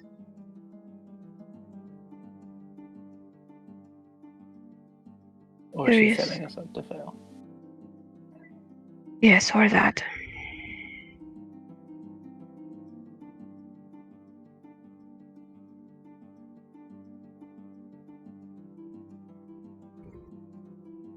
What do you all think as far as...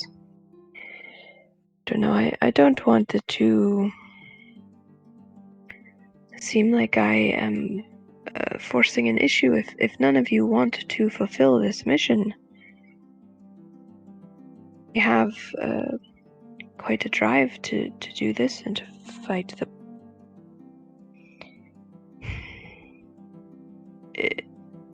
It's more complicated than that now. Helga said that she would rather that I didn't.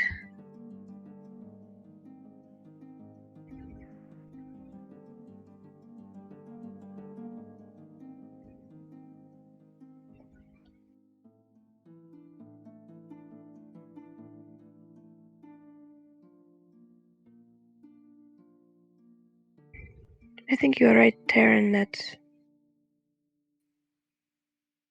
we should probably address whatever is going on, and regardless of the many strings that are attached to this project, we will learn the most by going and seeing for ourselves.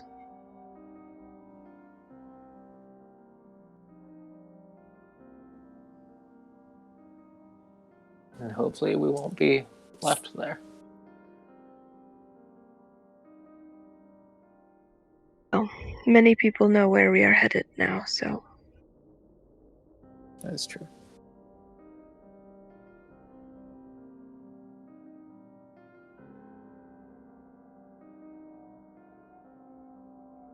we should enjoy our rest while we can.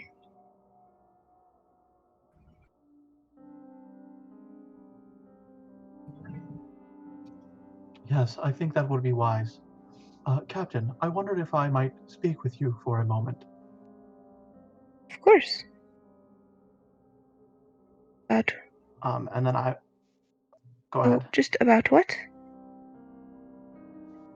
I just have some questions about the mission. And then Damon will wander off to the space you just came from. And assuming you're following him, he's just going to start casting the tiny hut so that we are obscured from being seen or heard. It's quite a lot of protections. Yes, I just wanted to make sure that Scooter or any other unwanted eyes or ears would not interfere. Captain, I just wonder, is there something bothering you about this mission in particular? Well, it is never easy to walk into a trap with, responsibilities on your shoulders. Of course, I can only imagine the stress you face as our commander. Yet I could not help but notice there seems to be an added level of concern with regard to this particular objective. And I just wanted to ask and provide you an opportunity to air any unnecessary stress so that we can have whatever clarity we may achieve in formulating our final plan. That is very kind of you. It is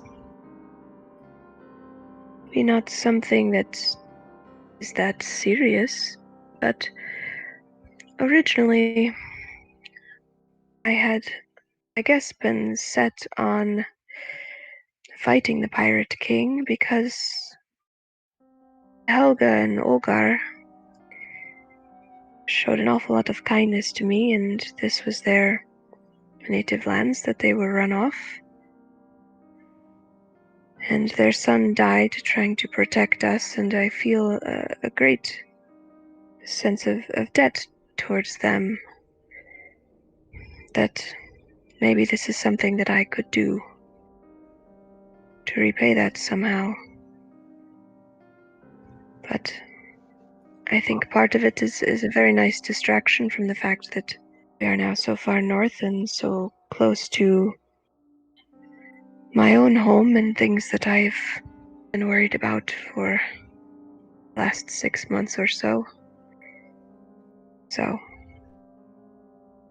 it is not necessarily that this mission is of any greater concern to me, though it is certainly concerning.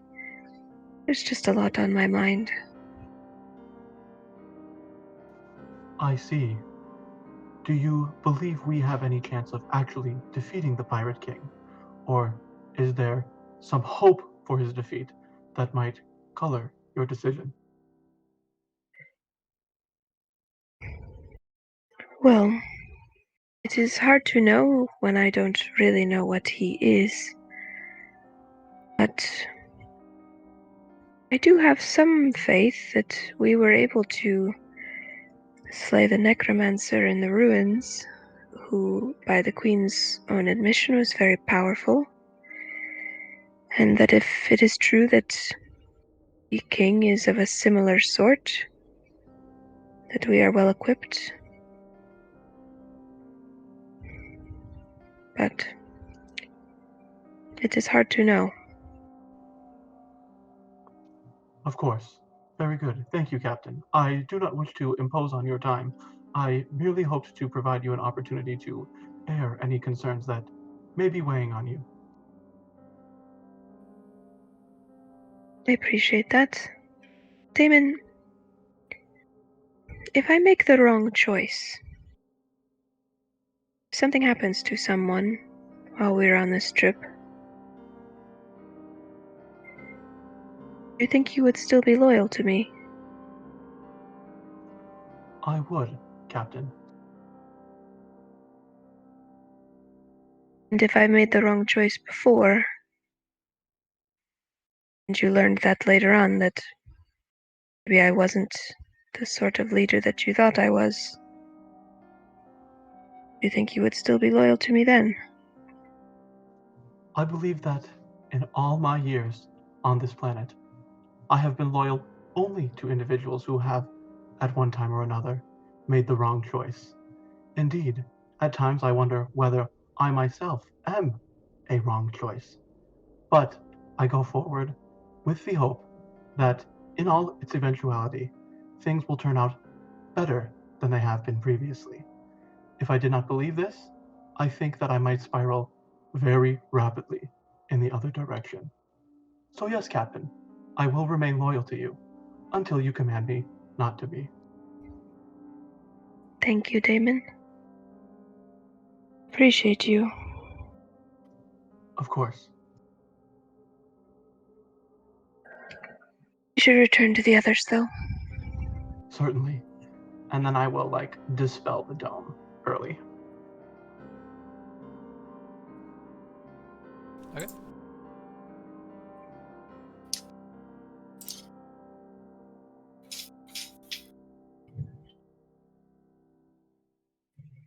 You return to see Morty climbing up to catch a couple radishes off of this and bringing them back, and Misselin starts eating some radishes.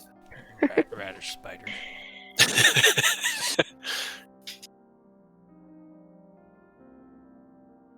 And that is now. I'd say it's like late evening, maybe 10 o'clock, and DeMarcus gets up and goes to bed.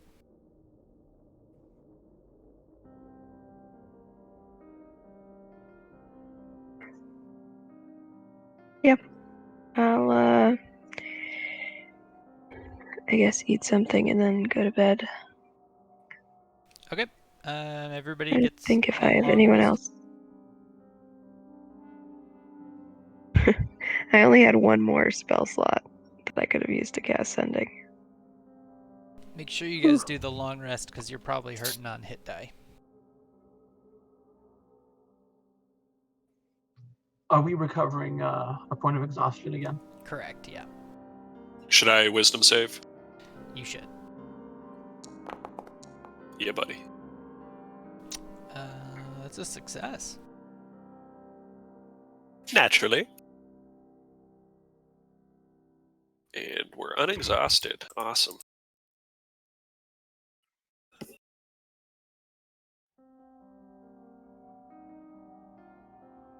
Do you need to delete? Yeah, I get it. Thanks. Yeah, I don't know if you guys even have access to that. That's another thing. Does Damon need me to delete it, or is he still at one? He's still at 1. Got it. Very well. Okay, yeah. So Bozer's at 2 and Damon's at 1. That sounds right. Okay, so you guys go to bed, and it is another lovely evening on feather beds with cushy pillows, and it is just super nice.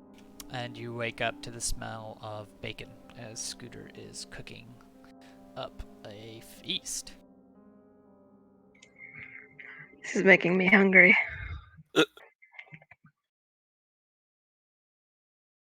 Let's just throw some tavern music on. Out in the main room, you can hear a bunch of sailors playing music and talking to each other, having a time. Ugh, infernal racket. Missile once again takes a piece of burnt wood from the fire heap there and begins doing risk calculations on the floor, but keeps muttering about how frustrated he is due to a lack of information. Terran's kind of shifting about restlessly as he eats his bacon. And he's kind of picking at it and kind of shifting. Is everything alright, Darren? I guess. Just ready to be there. Don't like the waiting. Don't like being cooped up. Yes, the unknown is quite awful. Though I will say I'm not quite eager to be separated from all of our things.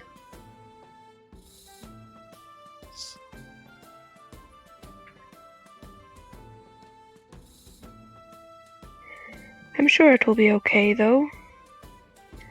I mean, I don't think that we are going to get attacked between the ship and the prison, so hopefully we won't spend too long in that sort of vulnerable state. Hopefully. Just can't get it started soon enough.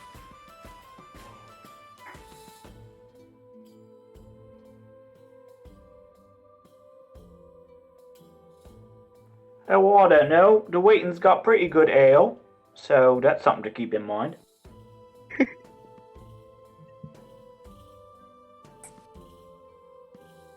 Fair enough. Eventually, a knock comes at the door, and And Z walks in and says, well, I trust you guys are pretty comfortable at this point, living down here. Good morning. Good morning. He notices Missile glaring at him and says, have I done something to offend you? Not so much offend as... Well, you seem to know more than you're letting on about what it is we're getting ourselves into. And he pulls out a little scroll and hands it to you. And it is a map of the island. Aww. Which you can see, it's not super high quality, but you can at least see where you'll be going. Oops, Excellent. Didn't mean to have But- extra music playing. Missile will, gulp and nod and say, my apologies, thank you. Yeah, so that is no longer called Gunbarg. It's called Kingsport, and you guys will be arriving over here, where the Kings, where there's a small little settlement that leads to the King's castle.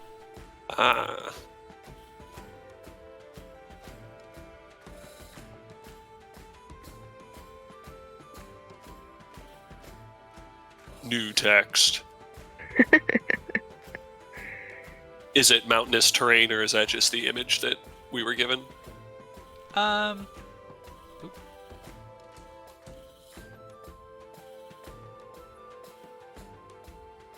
It is somewhat mountainous. It's more like, I don't know. I wouldn't say it's like strictly mountainous. But, Got it. Hilly. Yeah. Missile starts taking notes and muttering numbers and distances to himself.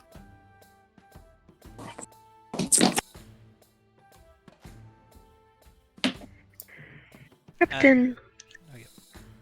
I had a few questions about the king. He's been living on that island for how long? He sort of thinks back and says, well, yeah, I guess I don't... Probably, I don't know, 10 plus years? He didn't move in immediately after conquering it. He spent some time out on the open water, but eventually, when he sort of decided to call it quits, he sort of set up his own settlement there. Did you know him before he lived there? I can't say I did. I was pretty young. I didn't ever really meet him in person. I wasn't even there when they took the island. I was only about 10 at the time. Wondering if there were perhaps reports of his personality changing? I don't exactly know what you mean. All I know is that he's been known to be a pretty treacherous fellow his entire life.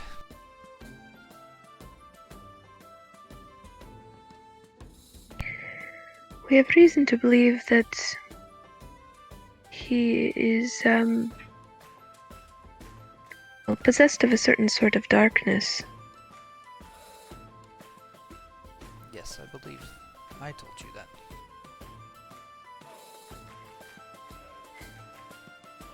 Do you know anything of the nature of this darkness?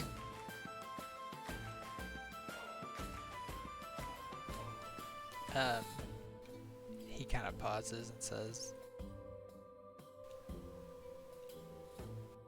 I know it gives him strength, and I know that's why it's very difficult to kill him. And I know that's probably why the Queen would send 7 of you to try to do it. Is 7 a larger number than in the past?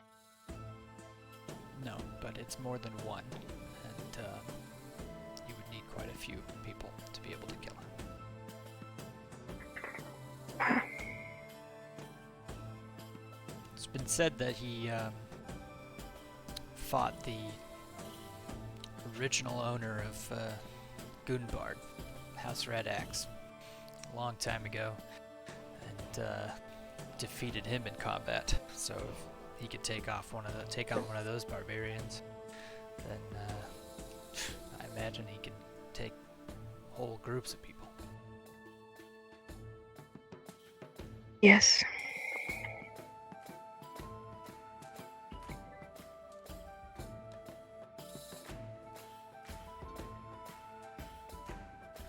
Very well. If you don't need anything else from me, hopefully that map suits you. I have a ship to run. And then he pauses before getting to the door. He says, good news. We've had favorable winds. We'll probably make it there by nightfall, actually. Oh. I'll come and get you in the evening, but come sundown you might want to start preparing yourselves. And then he points to an empty crate. Says, you can put anything you want in there, within reason, I suppose. You can't, somebody has to carry that up to the king's manor, so.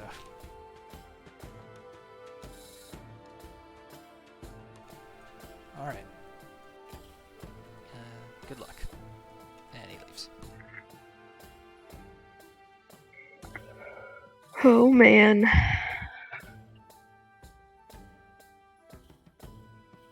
Oh man, that means we don't have all of our exhaustion gone. Not quite.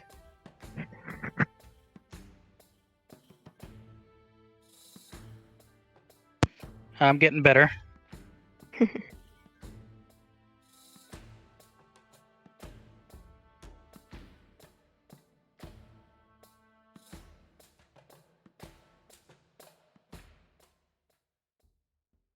Okay.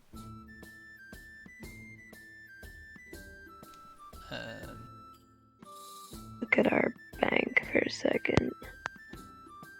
I might be able to get rid of one of Fosner's exhaustions.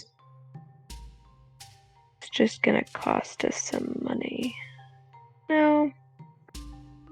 I think we need those for later. Yeah, those are valuable to have at the end. Usually I can do it. Yeah. I'll wait. Take some diamonds. Just power nap. Yeah, Vosner, start sleeping now. Done and done.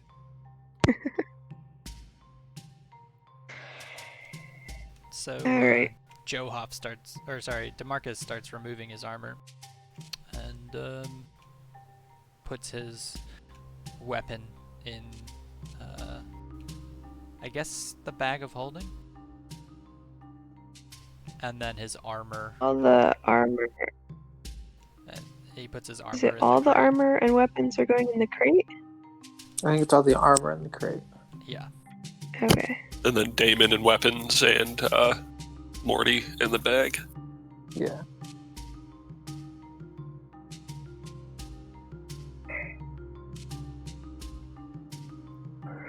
Is Morty a... Yeah, I guess I'll put Sorry. like the Ring of a Monitor and my weapons in the bag and the shield and the armor in the crate and the Ioun stone in the bag. So sad. And then all of our items like spell scrolls and potions are all going in the bag I'll too, just right? assume you guys do that. Yeah. Terran will take everything out, wrap it in his cloak of Elvenkind, and stick it in the bag. My AC says it's 9 right now. Is that true? You have a -1 dex, yep. God damn it.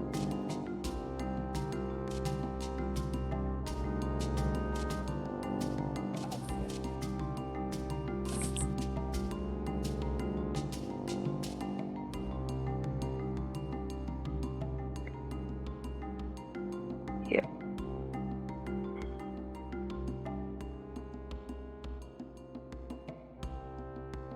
DeMarcus, as he's putting them all Okay. in the bag, turns to Damon and says, while you're in there, I wouldn't turn on your flaming sword. Yeah, I was actually going to ask if Morty can produce light at all, because I don't think I have any way of producing light other than the sword. He cannot. Right on. Then this journey will be in darkness. Well, there are some, like, whenever I shoot fireball or firebolt, I usually load like a kind of orange glowing like bulb into my firearm, so I guess there's a dim glow of my ammunition from in the bag. But it's mostly just shadows anyways. It's not total darkness. You don't have the light cantrip? I do not. Bummer. I could turn on the light cantrip on my Hat of Wizardry and put it in there for you. Wouldn't you have to be like have that equipped? That would be one of your infusions. Well, I mean, I think it's still prepared, right? Right, like you're saying just cast it, not infuse. Yeah, like it should 'Cause already it lasts be. for an hour or so. Yeah, it would give you an hour, probably. I don't know if Damon wants it, we'll do it. But I don't know what good an Yeah, hour of light's gonna do. I don't know why I would even necessarily need light in there. I just don't have a way of producing it without starting things on fire, should I need it. By the way, But Joe that's Hop fine. is he's gonna drop his thieves' tools in there, but he's gonna take one like slender lockpick and lay it inside his mouth along his teeth on the bottom. Nice. Very well. Metal.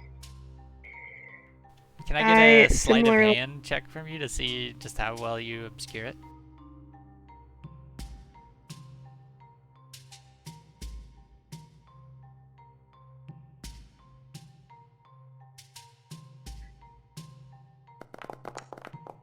Oh, alright.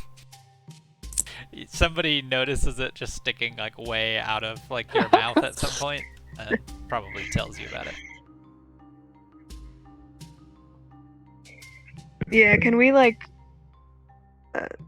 is there a way to take time Yeah. on concealing something? Yeah, you can definitely try stuff. DeMarcus tells Joe Hop that you can see the thing poking out of his cheek and tells him to redo it. He's like, it's better. Still unconvinced. Yeah, you're Sweet you're lord, these rolls! Oh my god! Just get it all out of your system now. Jesus, my god. I just went 1, 3, 5.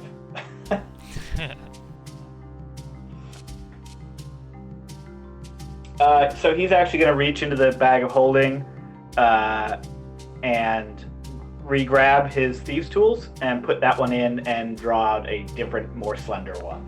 Because Gotcha. it seems like that shit ain't working. That was the problem. Oh, Yeah. that's good. It's totally concealed. Isolda's gonna take a small piece out of her prayer book. She's gonna tear half of one of the pages out, or a small portion of one of the pages out, and roll it up and kind of work it into the middle of her so that she can use it as a component later. Got it. I have a shield spell that will raise me to an AC of 11, you guys. Oh, that's all you need. I need a small parchment with a bit of holy text written on it. Perfect. Missile spends some time prepping his spells for what we're getting into. Got it. And yeah, the day rolls around. You guys are getting it's closer to nightfall. Scooter is making dinner for everybody, and yeah, you guys are getting ready. Have you done all the things you need to do?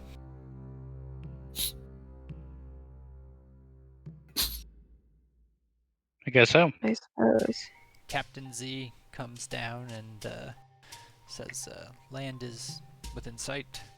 So you guys might want to do any final preparations. They're gonna pat you down if they find anything. Well, I can't be able to. I can't speak for what they'll do, but probably won't be pleasant. And then he points to Damon and says, I think I was told you were going to go inside of a bag. Is that right? That is accurate. Very well. Then do what you must. And please, if you need to leave anything on the ship, you can. Only Scooter here has access to your room, so should be safe. I ask him to put some root vegetables in there so Paco can survive. There is a Paco can't limited survive in amount a bag of of holding. oxygen, so he couldn't survive in there. Oh, in the back room, not the back of holding. Oh, yeah. Yeah. Scooter, pets He's Paco. not dumb, you guys. Ew, God. Fair enough. Okay, so Scooter is petting Paco and feeding him root vegetables, and you get the Perfect. feeling he'll be safe here. And Or be part of the next stew. Captain Z Wow. says, "All right, well, Ooh. come along with me. We are going to leave the ship. And do you guys? How does this look for you guys? How does I guess Fosner is already kind of wearing plain clothes. Did you take off your antlers? Yeah. Okay. I guess I'll put those in the bag. They don't really Yeah, they're just for technically do ornament. much. Yeah. Johoff looks normal, I guess. Doesn't look any different. Just like he always does. Naked. And Perfect. Isolde, how's Isolde looking in her non-fancy armor? She just kind of looks like, almost like the average Luskin villager. She's got kind of regular clothes on, cotton linens, and she looks very different. Fair enough. And Missile not wearing his blast goggles or Yeah. welding hat or metal armor. How's he look? So, the goggles are off, so there's just, black ash around where they were, but his eyes are pale, like they haven't seen natural sunlight in years.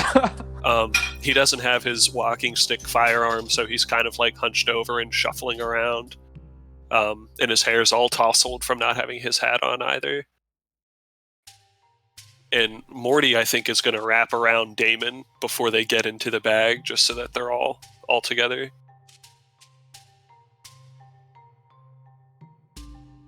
All right, yeah. Once everything that needs to go in there is in, Damon will awkwardly, put one foot into the bag, and then the other, and I guess vanish from view. You pull him up you pull it up like a pair of pants, but you Yeah. pull it all the way up over your head. Exactly. And Damon Looney Tunes out of here into the bag. And Mortimer goes in as well. And it's dark and strangely spacious and yet cluttered. It's almost like being in a ball pit of all of your guys' extra junk, including I don't know how much gold you guys have left, but some of it's being stored in there, just sort of sloshing around. So you're kind of Scrooge McDucking it with a bunch of like spare parts. Just to make sure, Morty knows not to shoot anything in the bag, right? Oh, of course. Yeah, Morty only fires at missiles command anyway, so. Okay, very good. And, Missile, what are you doing with your dagger? Yeah, I was wondering about that. I will inconspicuously place it in the bag as well, if I can. I mean, I guess I have to, right? I mean, it's up to you. Well, I can't keep it on me. That would raise suspicions. So I will put it in the bag with Damon and Mortimer, just as another piece of junk. And in your head, a voice says, "That will not do. Put me in your boot."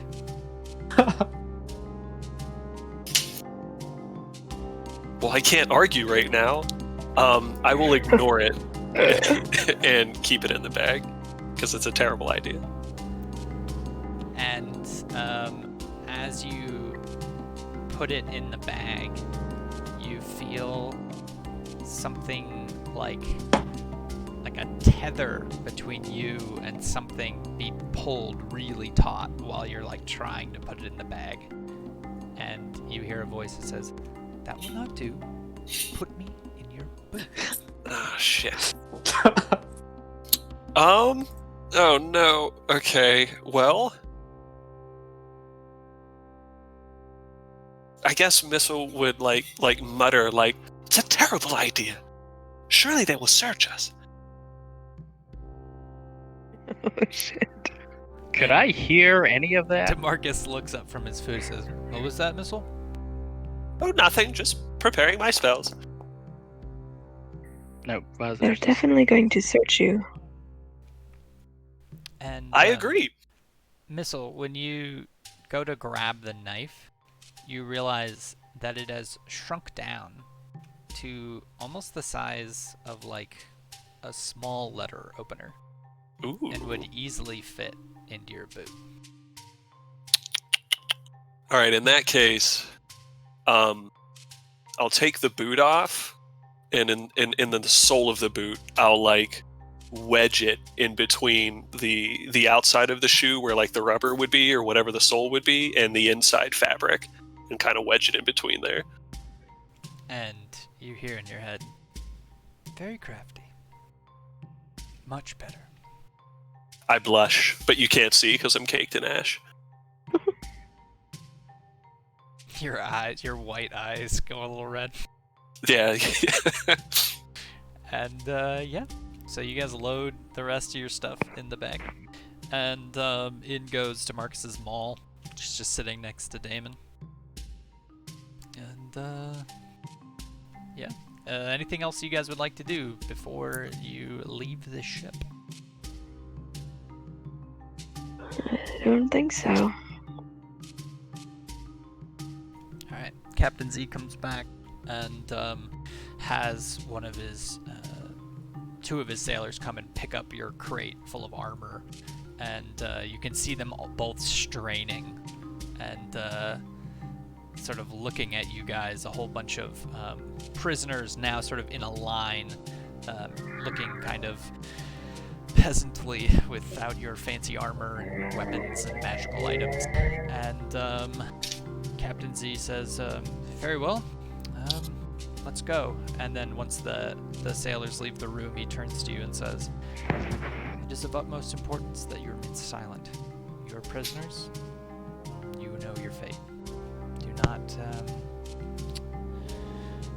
not pretend to be any sort of authority. This will alert their suspicions. You are broken people." Understood. Very well. And then he marches out, sort of after half kind of tying all of your hands together in sort of knots and putting you in sort of a line. All of you sort of tethered together and then tethered to yourselves so you can't flee. And he says, sorry for the inconvenience, but it's just, they'll be expecting you to look like this. And you guys head to the top of the ship.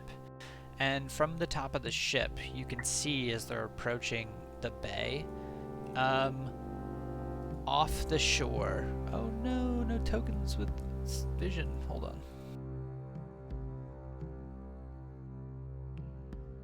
Sorry.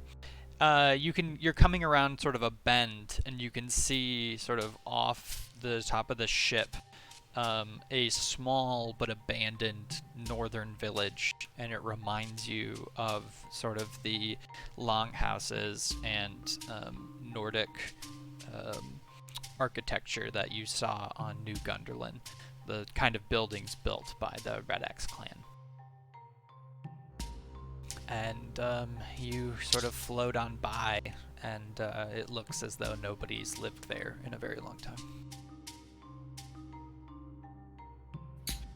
And you arrive at... oh shit, where's that? Got 17,000 scenes, and this one isn't there.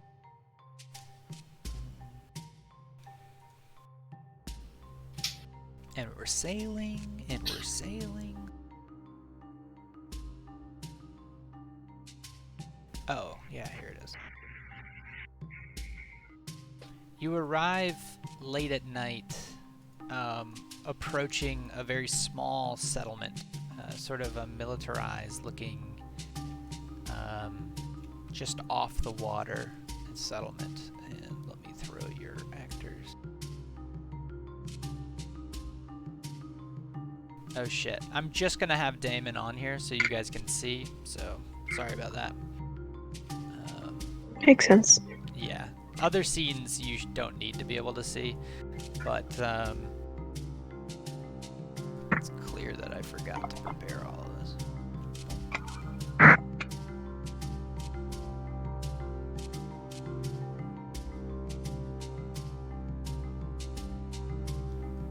You're led off the boat by the Captain Z here. Here's the scene. And it's very late at night, and Captain Z sort of takes you on this rowboat and takes you into this small city, this little settlement. And as he approaches, a figure in a very fancy hat sort of walks to the gate, and with a flourish of his hat sort of bows to Captain Z and says, "Another shipment for the king?" And the captain turns around and looks at all of you, sort of in your plain clothes, looking kind of raggedy, and says, "Yep, another shipment. Am I working with you or going straight to see Sinrisi?" And Captain Dalaton says, "Oh, well, of course you're working with Sinrisi. I just thought I would greet you at the gate." And then he steps aside. He says, "Welcome to my settlement." And Captain Z walks past, sort of bringing all of you in tow, carrying the rope that's sort of tethered to all of you. And he gives it kind of like a mean tug, and turns to you to make it look like he's treating you poorly. And Captain Dalaton just sort of smiles and smirks as you walk past, and gives you like a wink as you move through. I smile and raise my bound hands to wave at him as I walk past. And carrying your big crate are two of the Queen's sailors, sort of just taking it in front of you guys. And as you walk into the settlement, Isolde, you and I guess everybody else that's been to Gunderland notice that it looks like all of these buildings were longhouses that were once Nordic and have been since sort of co-opted, taken over redesigned, put different doors on. So it's this kind of weird, like smash together of Nordic culture, these houses that have been here for 100 years, and then on top of it is sort of like a coat of paint and some, like new fortifications, as though some things were broken in and destroyed and sort of repaired haphazardly. Terrible. And Captain Z sort of leads you into a large building and opens the door to a inn or a pub, and on the front of the pub you see the sign that says the butchery. And Captain Delton's not there. As you come in, Captain Z sort of sits down and has you sit down at tables, and turns to you and says, "This is where we part ways." And he sort of like turns to each of you and says, "Good luck," whispering. And then he takes a pack out of his bag and drops it into the bag of holding and doesn't say anything about it, and sits down and doesn't look at any of you in the eyes. Interesting. In the back of the room, a figure stands up and walks up to you and says, "You're early."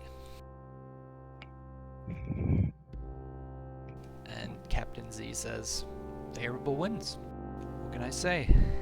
The gods were looking down on us today." And with that, Senrisi sort of looks him up and down and says, "There are no gods here." And sort of smiles at him. And then looks over the group, sort of walks up and down the line, staring at each one of you. Do any of you do anything? I smile.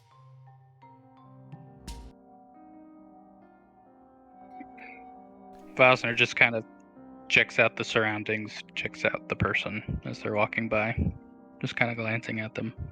Yeah. Joe-Off looks at the floor. I look down and look very sad. He stops for a moment looking at Missile, who's looking up and smiling. And he says, "There's not much to you, but you have spirit."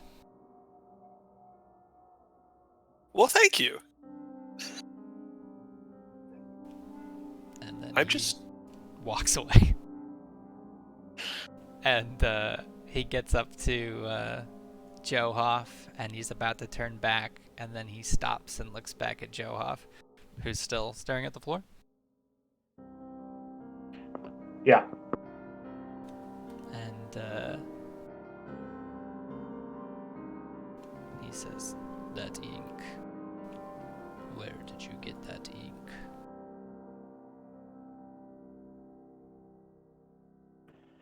Just picked it up here and there throughout my life, sir.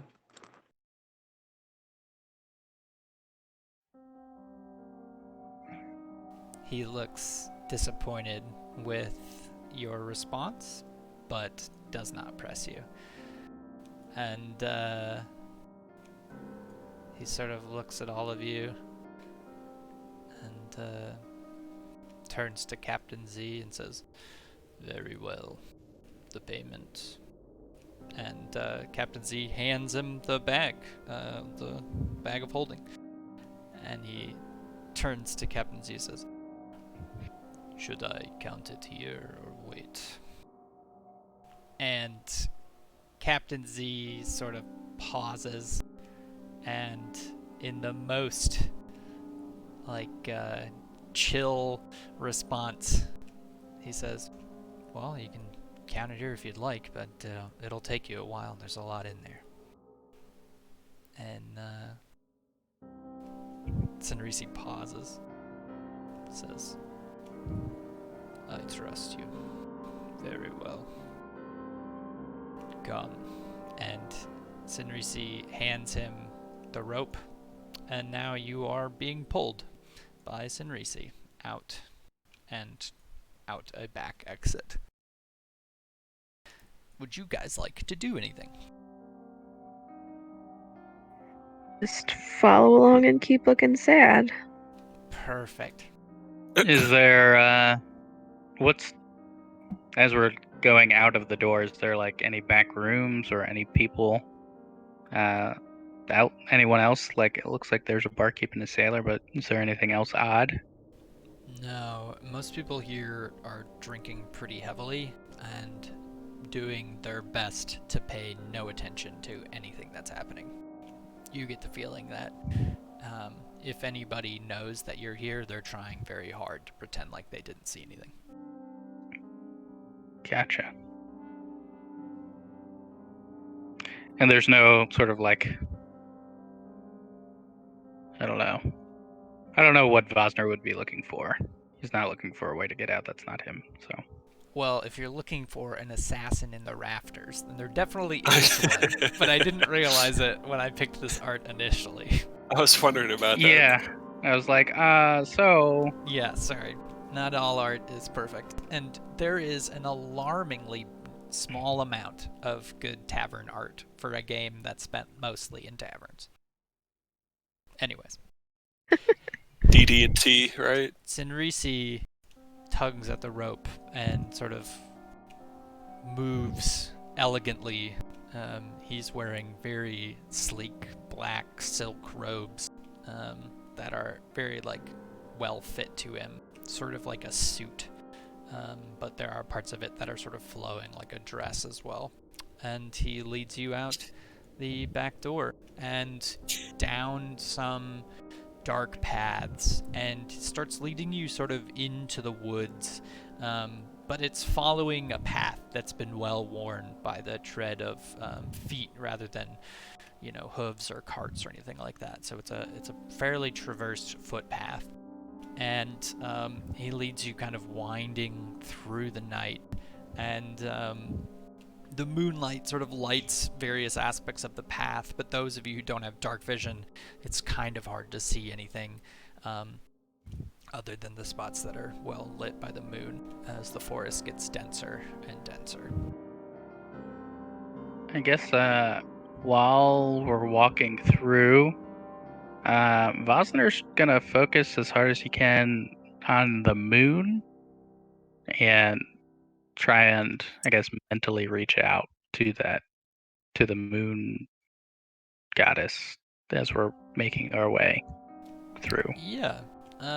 Is that in the form of a prayer, or is there a spell, or what are you thinking? At the moment, I guess it would be a form of a prayer. Okay. He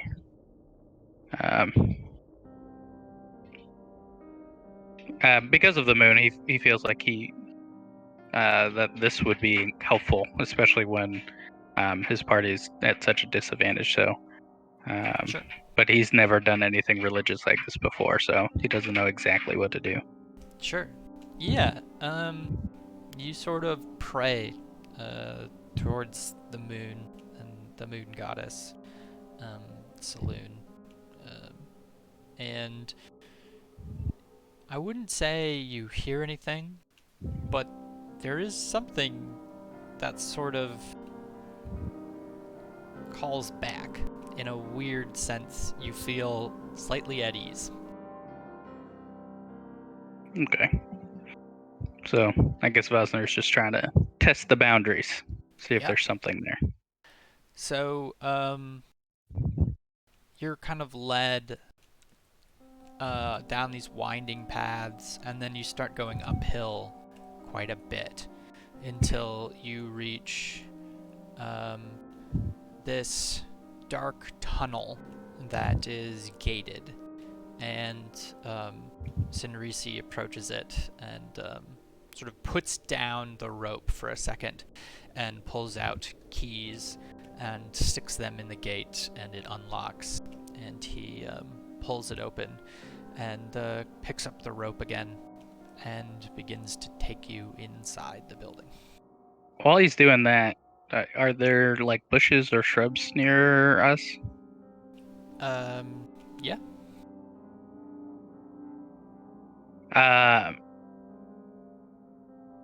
So he is going to just grab some. What do I need?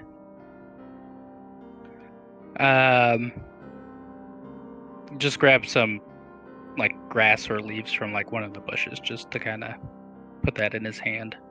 Okay.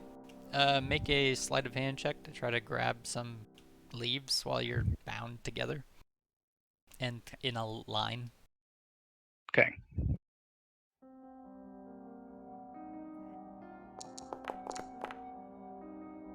Yeah, I'll say you successfully grab some leaves. Awesome. And you guys are like, as he's opening the gate, he pulls some very elegant strips of cloth out of his out of like a pouch in his robe, and he approaches you guys and he says, for security, and he puts on each one of you a blindfold. Okay. That's frustrating. And once you're all blindfolded, he grabs the rope again and leads you slowly down a series of hallways. And you occasionally find yourself like bumping into a corner as he leads you windingly through a series of tunnels. Until I'm gonna try to remember like how long it takes us and how many turns we made. Yeah, and if possible, if Missile could recall which direction north is to track the turns while they're doing it as well. Yeah, I'm wondering if... I think Missile would know, even like... Because we've done it where he's like underground, he knows, and in a blizzard he knows, so he's like basically a perpetual compass. Yeah. The question would be, does he also have the sort of bodily knowledge to know how many steps he took in what direction? Well, I don't know how much we want to stretch that perfect memory for the past month thing, but... Yeah, I'll allow it. I'll say that you know, like, it's 10 steps this way, 510 steps this way, etc. Since that's sort of the thing that this feat is all about anyways. Excellent. Yeah, so he leads you through a number of different twists and turns, opening different gates, until he brings you into a room and takes off your blindfold and puts you each in a cell by yourselves, except for Isolde, who doubles up with Missile. I think that's everyone. 1, 2, 3, 6. Oh, I don't have DeMarcus on here. Whoops. I guess I forgot. Oh, I didn't know if he was actually going to be here. Okay, so DeMarcus is with Taryn. And this is your view. Shit. So we're in a little bit of a pickle here. So Leif, can you see anything right now? No, I cannot. Okay. Well, that actually kind of works with the roleplay anyways. But yeah, that's fine. So what happens is each one of you, Taryn and DeMarcus are shut into a cage together. Vosner is shut into a cage. Johoff is shut into, a cell, I guess. And then Isolde and Missile are sharing a cell. And Sinrisi sort of looks at all of you and says, I will see you again for dinner. And then opens the door and steps into this sort of private room and begins to write in his journal. Though you guys don't know exactly that. So, what do you do? Can you repeat what he said to us? Yeah, he said he will see you again for dinner. Did he Okay. close the door to his private room, or can he still see out?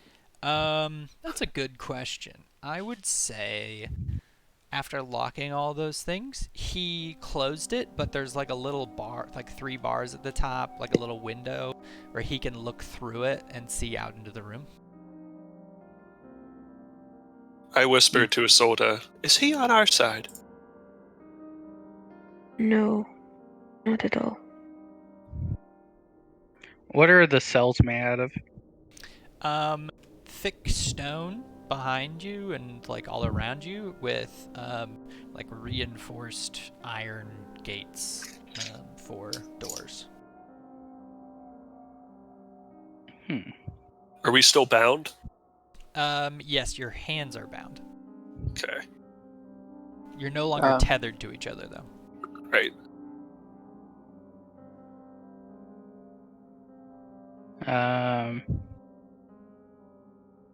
I'll look to DeMarcus and say, is this when we do it, or do we wait? DeMarcus sort of shakes his head no, but he looks unsure. Yeah. Vosner is just kind of sort of whisper out, and he says, "I'm gonna try something. I need about 10 minutes." And he's going to ritually cast Commune with Nature. Okay, so does that require a verbal component? It does. So I will say that casting magic with a verbal component, unless you're a sorcerer with subtle spell, is going to make you do Gandalf voice, which is going to be loud. Oh. Well, at least loud enough to be heard a room over. Not loud like shouting, screaming, but like, you know, you'd have to say things. You're not doing it under your breath. Right. Taryn will start like trying to work on his like bound arms and like try to see if he can work his hands free. Yeah, do a, I don't know, sleight of hand check? I feel like that would probably make sense for getting out of them. You do not break free. Since I grabbed some. Without knowledge of what Terran's doing, I would whisper again to Isolde, "Should we attempt to retrieve our belongings? Or should we continue to go with the way of things?" You know what? I totally forgot to describe that. Yeah, so 2 of the Queen's Guard, or the King's Guards, picked up your crate of stuff and complained about how heavy it was, and also carried it up the path. And you heard them go through another door and set it down someplace, and you haven't heard from them since. And Sinrisi has our bag of holding in the other room? Correct. Okay. So there again, should we attempt to unbind ourselves and continue our plan? Yes, but we have to try to be very quiet. Taryn will try to use his sharp dragonborn teeth to like bite through the ropes on his hands. Yeah, all right. Okay. And then we'll see how he does, and I'd like to reach for my dagger. Yeah, okay. I don't know what I'm rolling. Yeah, so I'll say Constitution roll? I don't know. Because that's like what your dragon form usually is based on. Yeah. Ability check. Yeah. Yeah. Alright. Yeah, you were able to bite your ropes free, and DeMarcus is just gonna try to pull them apart with his strength. And just, what a macho like, man. rips them apart and sort of nods at you, and kind of like moves to the edge of the gate. I kind of like spit out a bit of rope and then nod back. I guess Vosner will try and slip out of his ropes. What check? Oh, Do you want me yeah, sleight of hands if you're trying to slip out of them. So the way I've been doing it is... Joe Hop as well. Oh, yeah, go for it. Sleight of hand if you're trying to slip out of them or do anything stealthy, pull them apart, or get them out of there. Or athletics if you're just trying to, like, Hulk out of them. And the checks are different. Yeah, sleight of hand, Joe, if, like, you sort of just, like, casually slip out of them as though, like, they were gloves you were Wow. wearing. Oh shit, guys, save those crits. Zolda hulks out in front of Missile and just like rips them and sort of like I her upon muscles seeing flex. that, I pause, reaching for my boot, and hold out my bound hands for her. So hopefully, she can just untie them. Yeah. And Vosner, you I'll say like you do like a slight shape shift of your hands to make them a different form, and like the ropes just slip off. Nice. It's like not a full wild shape, but like a tenth of one. Right. Hey, I start to, but change my mind real quick. Yeah. I have this mental picture of Bosner with little like mouse paws. No one can know. Exactly. And Can I check out these bars and see what the latch system looks like? yeah, it looks fairly complex. Not easy to pick by any means.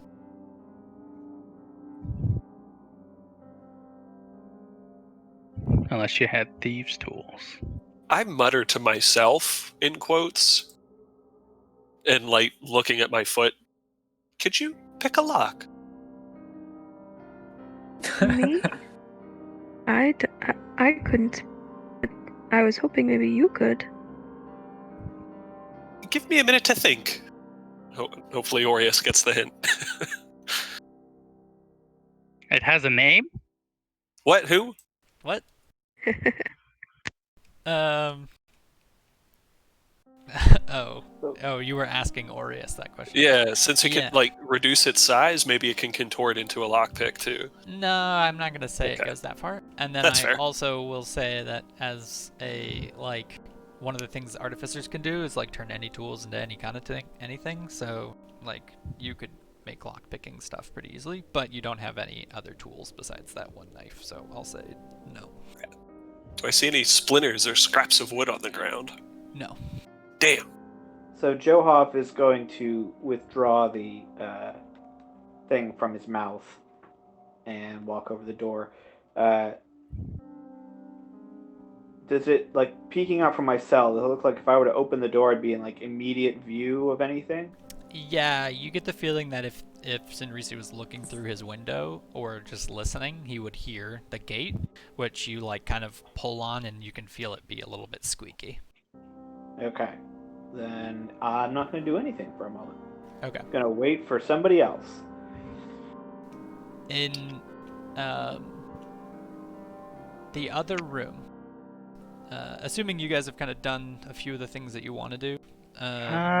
There's one thing that I was wondering if I could do. Sure, what do you want to do? Um, I sort of want to set up all the things that you guys plan on doing, and then I'm going to do Damon's scene. yeah. I don't know if you'll allow me to do this, but I do have meld into stone, and since do the stone walls have to be as thick as I am for me to kind of go into them, Do you or have your components to do that? it is a ritual, so it's somatic and whatever V is. Verbal. Verbal. You could Verbal, yeah. try to start casting it. So feel free So to. it's only But that's yeah, going to be Gandalf voice again, though. Yeah. right, So there's no way he'll do it subtly. right. So Vosner will call out to Joe Hoff, and he'll say, "Hey, Joe Hoff, you want to sing me a song? You know, that favorite one about the boy named Danny?" And the gate opens, and out walks Sinrisi, and he looks at your gate, and he puts in a key and unlocks the thing, and he steps into your cell, and he claws at you. Oh God.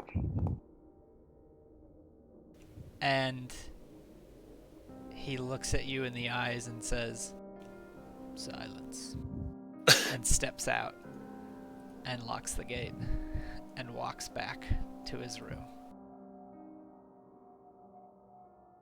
And opens up the bag of holding, which he empties out on the desk. And as soon as he does that, all of the contents, as he turns it inside out onto the bag, onto the table, just erupt and explode. A platinum throne, a bunch of ball bearings, a giant robot with a sword, a little Mortimer, all come pouring out onto the table, making this huge racket as it just like all the weight hits the wood and just like shatters the table. And on the floor in front of Sinrisi is now Damon. So the only question. Go ahead, Stan. I said Taryn's going to take that as his sign and then Misty step out of his cell. Yeah, I'll allow that. And DeMarcus is going to do it too. I'm I gonna start can't get my urging Missile to character pick the out. lock. So, can you move me outside? Yeah, thanks. I've got nothing to pick with, unfortunately. Would a large scorpion be able to break through those bars?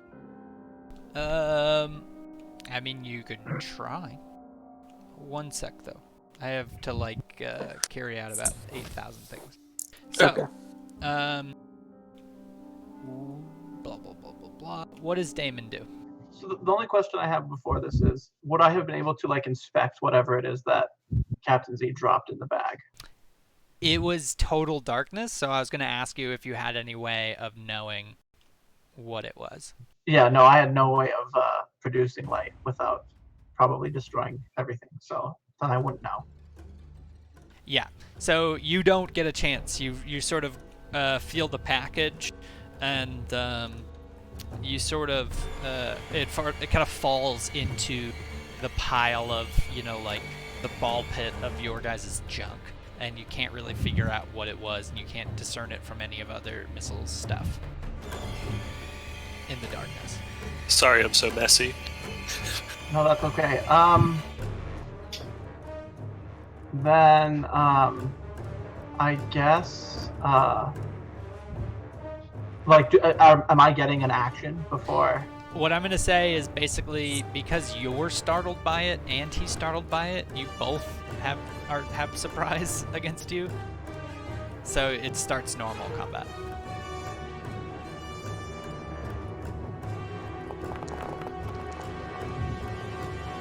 Okay. But I imagine you had your sword out? Yeah, I would. Oh, and I have to drop Morty here too. Yeah, buddy. But he can't do anything without your command, so Damn. he just sort of like just hops out and skitters and like hides under the bench, I'd say. Yeah. Yeah, he makes a horse noise. And yes, and Reese goes first. I'm gonna add the rest of you to the turn order.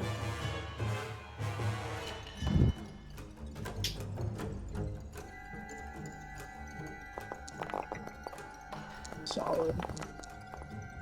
But I'm gonna say that everybody else, yeah. So I guess Damon and Sinrisi are not surprised, whereas the rest of you are surprised. It's sort of like they're all double surprised. Anyways, it's hard to explain. So Damon, you pop out, and it is Sinrisi goes first, and he sort of looks like completely bewildered by this, and like goes to open the door, and but then sees the other two people in the hallway, and then turns to you, Damon, and tries to claw at you.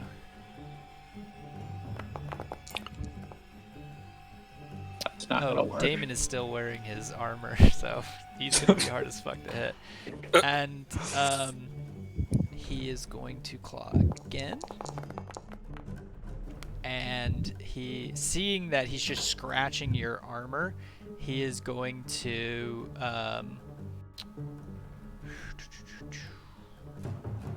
try to run away from you. Coward. And what do you do? Do you attack him as he runs away?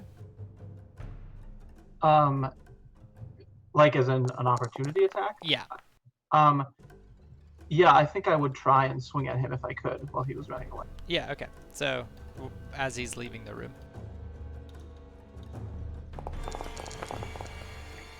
Oh, you know what? Sorry. How about we do it this way?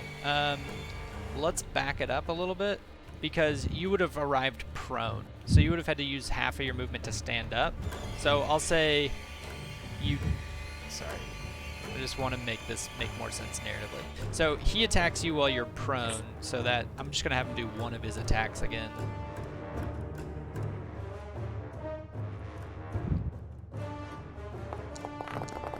Yeah, he's going to miss anyways, because you're fucking impossible to hit. And then he's going to try to move away. And you're prone still, so you're attacking from like laying down on a broken table, so it's with disadvantage. But the only cost is that it uses my reaction. Yeah, correct. Okay. Yeah, I'll still try. Yeah, go for it. So hold control for disadvantage. Yeah. So you whiff at Sinrisi as he runs out of the room, and he sees the rest of the group, and he runs off the wall up to DeMarcus and uses Flurry of Blows to attack DeMarcus twice. And then sort of moves down to the side a little bit. And that is his turn. And we're going to say, Damon, you get to go next. And then we'll start the turn order again at the top after this. Okay. Damon is going to get to his feet. Cast haste on himself.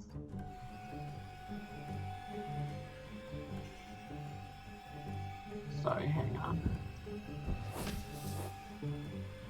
on. And then would I have 30 feet of movement? Yeah. Okay. He will chase after Sinrisi.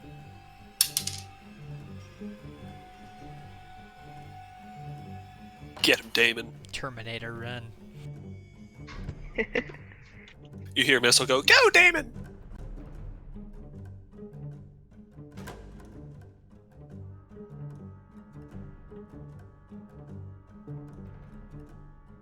I think that's 30 from where I was, basically. Yeah, that sounds right. And then I will...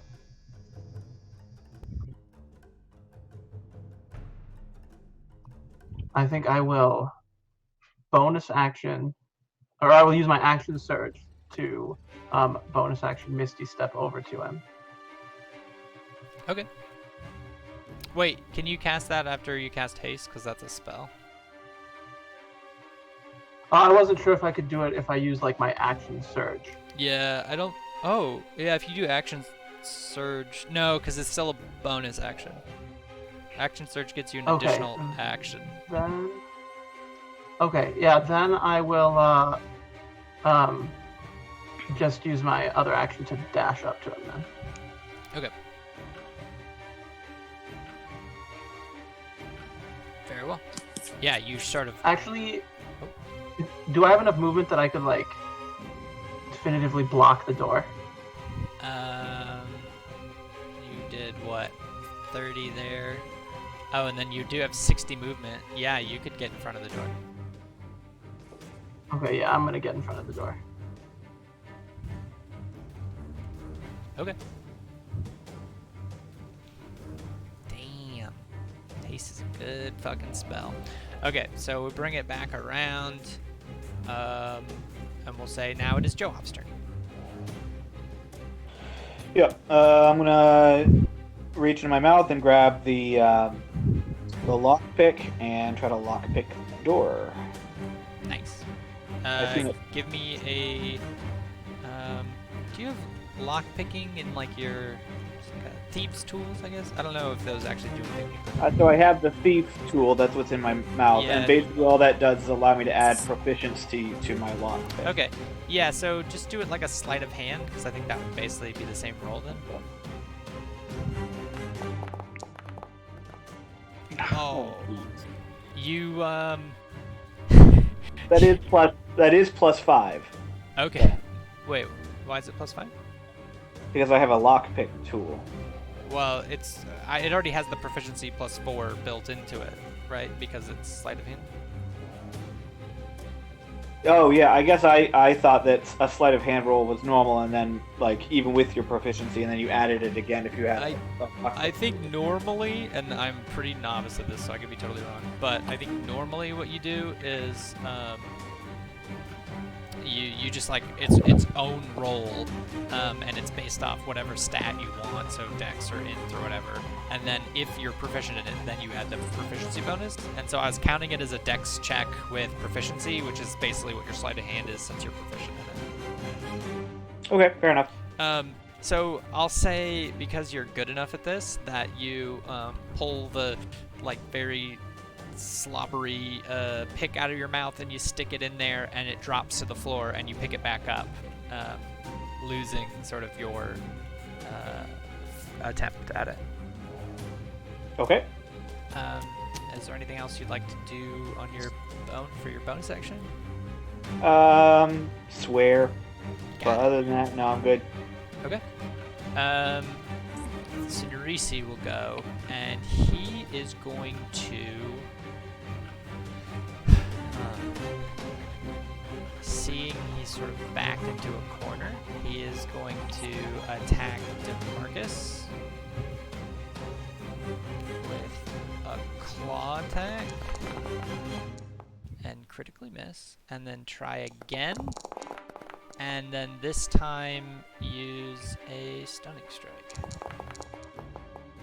And DeMarcus saves, and he's going to... It's when you hit another... Okay, so I can do Flurry of Blows still, and Claw DeMarcus 2 more times. And he's sort of going to pull back, and DeMarcus is going to try to punch at him. But miss. And he's going to try to vault over you towards the door, but I'm guessing it's not going to go. Actually, you know what? He can't even vault over you, because the door's closed. There's nowhere to vault to. And so he like gets back in this corner, and you see him like sort of flex his hands, and his claws grow even longer, and he looks at all of you with very fierce eyes. And that is his turn. Taryn, it is your turn. All right, so let's see. Damn it. So Terran's gonna go 5, 10, 15. And then he's just gonna use his breath weapon real quick. Good enough. Yeah. So you shoot out some breath at him, and it does poison and cold damage, which he saves against. So he is not knocked prone. Alright, does the damage look like it's worked, or does he look unbothered? It looks like it worked. Alright, sweet. He just looks tough. Yeah, and then I'm going to go 15 more. Yeah, and through that door you can see little Mortimer and a bunch of your loot just laying out on the table, including DeMarcus's hammer and a bunch of shit. Yep. And Vosner, it is your turn. Okay. Would the giant ass scorpion be able to bust through this thing if I were to wild shape and like try and pop out the door? I'm not gonna allow the shapeshift itself to break the door, because I feel like we could get into some weird physics antics with that. But if you want to shift into a scorpion to attack the door, you could do that. Alternatively, you could shift into something small and just run through it. It's up to you.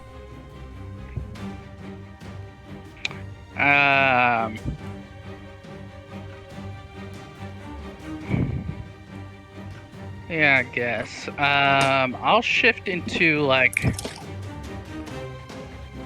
a rabbit, something that's super fast. Okay. Turn into a rabbit and then like run as fast as I can into the room. Okay. And try and find my stuff. Oh, into the room this way? Yeah, so that's only 5 feet. So yeah, I don't know how fast a rabbit can move, but You're called. well, I guess I could look it up. I don't know, since it's a rabbit, rabbits are pretty quick.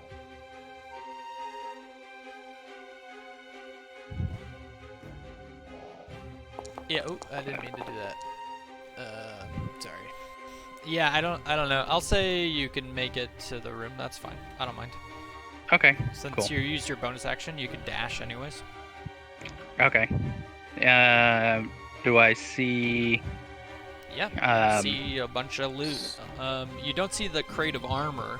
You do see DeMarcus's maul and whatever other weapons were placed in the. Yeah, the only thing that I would have put it, like, my stuff was light, so I put it in the bag of holding, which was my staff, my necklace. Yeah, and... so you would find that here then. Alright, so, I guess for my action, drop the wild shape and, like, get my stuff.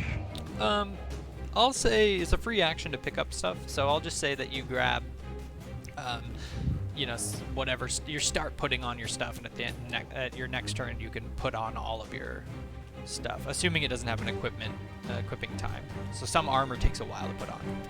Yeah, it would just be my necklace. Yeah, and your and staff. grabbing my staff. Yeah, you can do that. Which you'll have that at the start of next turn then. Okay. Okay. Damon, it is your turn. You are blocking the door. So I get an extra wild shape.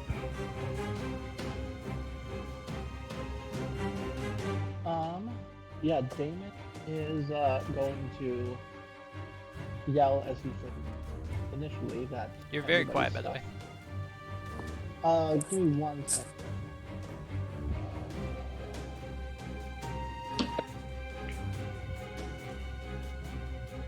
Is that better? Yeah. Okay, yeah. Damon is going to yell as he should have last turn that everybody's stuff is in that room and that they should maybe try and get it, and look pointedly at DeMarcus when he says that before running up to Sinrisi and just swinging at him. Yep.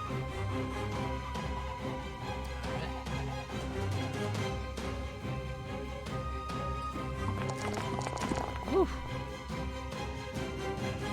And one more. God damn. And then I will back up again to the door, taking the opportunity attack. He's going to claw at you. And he's going to use a key point to stun you. Am I able to use my reaction in that period of time to shield myself? Ooh. Yeah, I would say you can. That's a good point. Then I will do that. Okay, so then I'll undo the stunning strike, because technically it's only after an attack hits. so saves him a key point. But yeah, so you strike out at it. He strikes out at you, and you react by activating your shield, which deflects his blow. And You need to undo. Oh yeah, never mind. he looks pretty pissed. And it is his oldest turn. So I can see part of Sinrisi, Yeah. but I can't see all of him, so I think he's under partial cover for me. Yeah, he's probably under. So if I roll,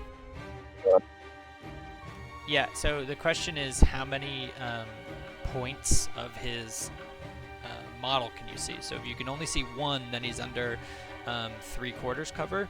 If you can see 2 points of the square, then it's half cover. And then if you can see 3 points of the square, then it's only partial cover. That makes sense. 1, Yeah, so he's 3/4 cover from you. which is what? Disadvantage on the attack? Or Bonus it's an to AC his bonus? AC, yeah. Okay. Well, she's gonna try. Yeah, 3/4 cover is +5 bonus AC. So, we'll see. She'll try a cantrip.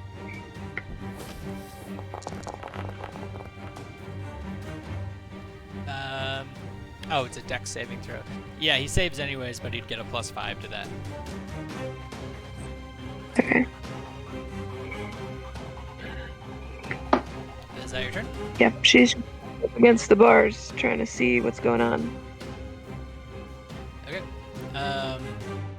DeMarcus catching sort of what? Let's see. I wonder if this. He's going to run. Actually, no. He's gonna tackle Sinrisi. Wrestle. And he's gonna do an athletics check to see if he can hold him down.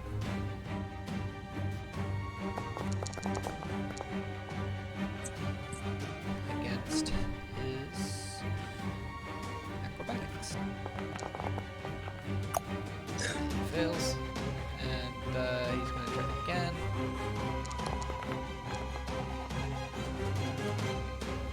Against his...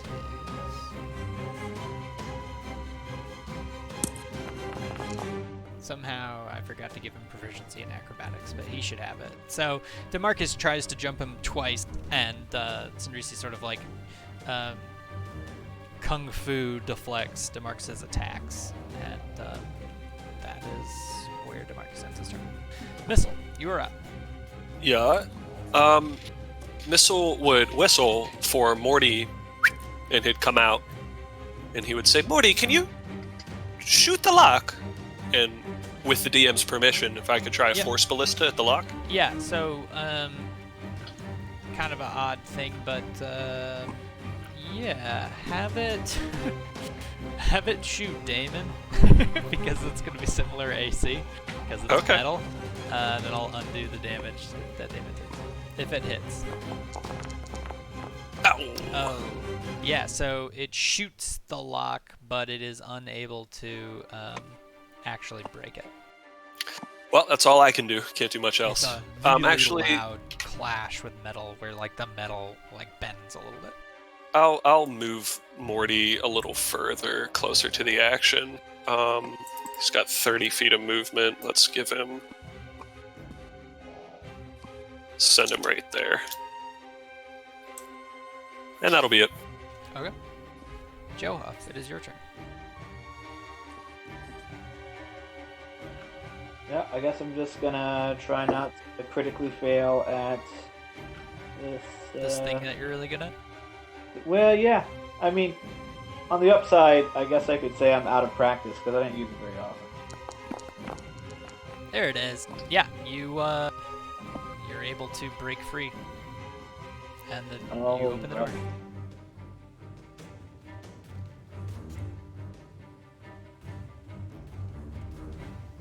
What do you do now?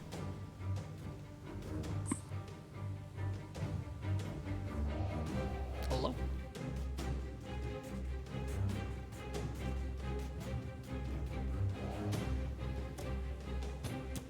you guys still hear me?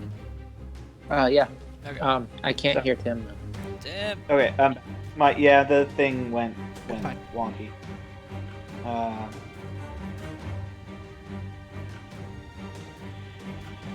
Yeah. I guess that could be my actions, I'm assuming, right? Yeah. Okay, then I'm going to come out of the cell and move here, but I'm going to do patient defense so that I can take the dodge action. Okay. And Sinrisi is going to disengage, and he's going to run over to Damon, and then push on a brick on the wall to the south, and a door is going to open up. Oh shit, I never even made a door there. That's embarrassing.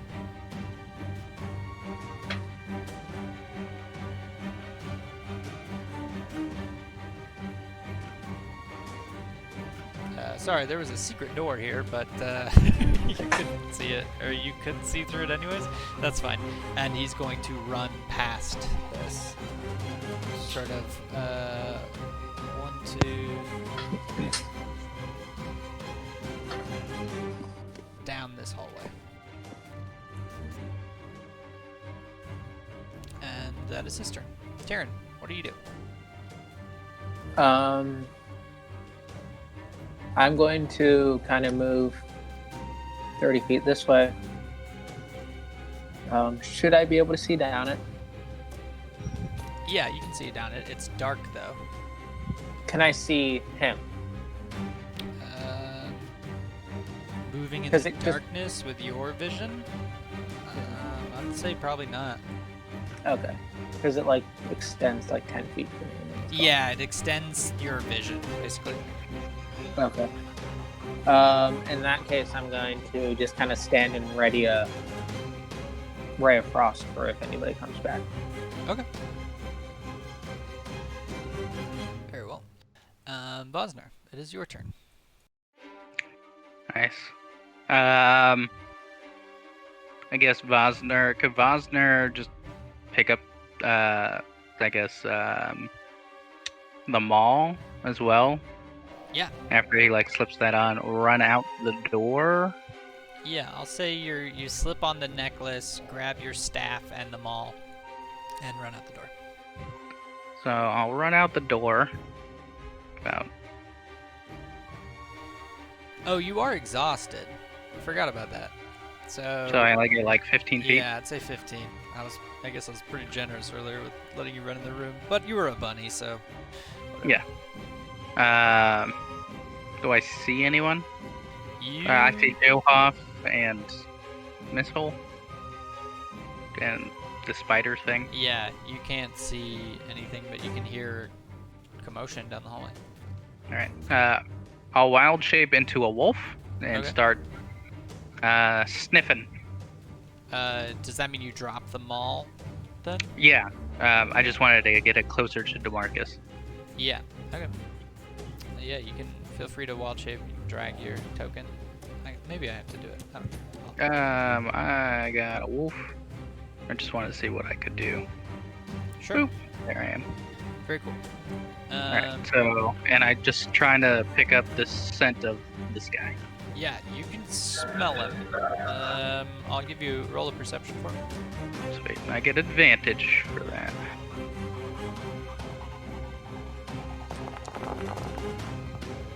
Yeah, he smells like perfume, like luxury, like silk, very fancy, but he also smells like death and blood.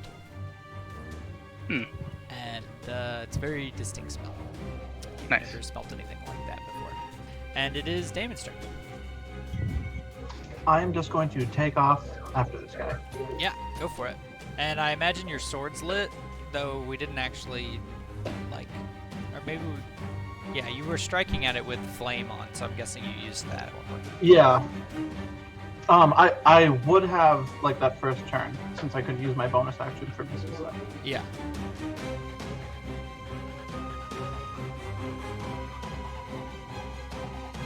Yeah. So as soon as you come around the corner with your bright sword, Taryn can see a glint of Sinrisi around the corner.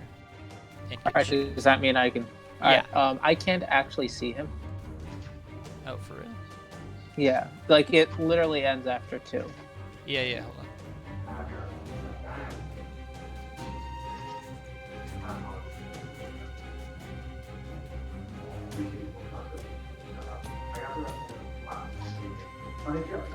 Sorry, there you go. Now you're emitting light, I believe. Alright, so... Ray of Frost. Jeez. It should be 27. I don't think that changes anything. Oh, yeah, that's fine. Well, hold on. He does have... No, he wouldn't be able to block it even with the partial cover that he has right now. Yeah, that's fine. So, yeah, you shoot him with frost, and it slows his movement down. You hit like his back leg as he's trying to come around a corner. And Damon, you are on the chase. So I'm just taking off after it. And I'm gonna swing once. Yeah. And you, well, how do you do it? I would say like I have the sword like held like up on my shoulder as I'm sprinting after him, and then as I reach him, I just bring it like crashing down in an arc, like on his weak side that Taryn just hit. Very well. Yeah, you slice right through him, and his corpse sort of like is sliced in half and sort of tumbles down this stairwell, like the torso sort of rolling in its own roll, and the rest of his body tumbling. Blood just sort of like pours out down the staircase. I would maybe chase after it so that it doesn't like flop into like a corridor where it can be seen or anything. Yeah, okay, so you follow down after it. How much your movement? Yeah, you've got enough movement. Yeah, his body's basically at the bottom of this intersection, and you see a door that you're not sure where it leads, and then a pathway to the other way, the other side. Yeah, I'll maybe just try and drag the body like as far as I can. Yeah. Out from right in front of the door. There's nothing I can do about the blood, but at least maybe I can conceal whose it is. Yeah. Okay. And this is a downward stair for you, just so you know. And so you drag the body back up the stairs. I don't know how much movement you have left, but half of that movement could be carrying a body. Yeah, I would say I probably have like 15 feet max left, Okay. so maybe make it like 2. Though you are hasted, you do have a bonus. You have another action that you could use for movement, or to dash. So I guess technically you could probably. Oh yeah, I would do that. So you'd get him another 30 feet. Yep. Okay. That'll be my turn. Thus ends the combat as you are able to kill your warden. And 1 second.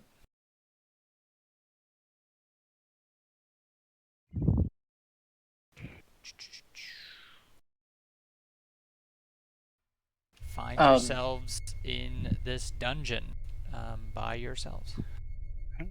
I'm going to look over the body to see if there's like signs of regeneration or to see if it's like really, really dead. Were you saying good time to take 5 like in real life there, Dylan? Yeah. Let's take a small break. Let me get some water. Burb. Cool.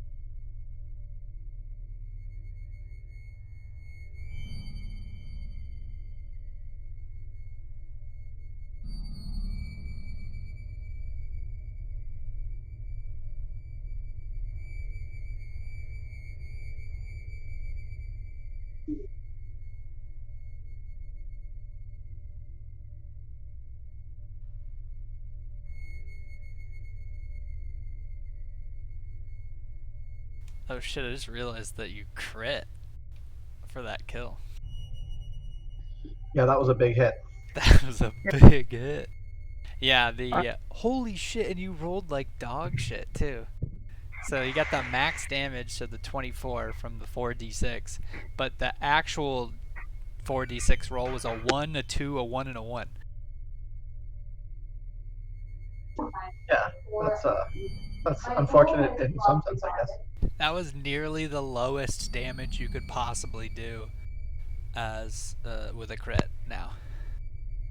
It's definitely good proof for your new system, John. Yeah, I think, well, it's not mine, but it's a system a lot of people use, and I think it does make crits more exciting.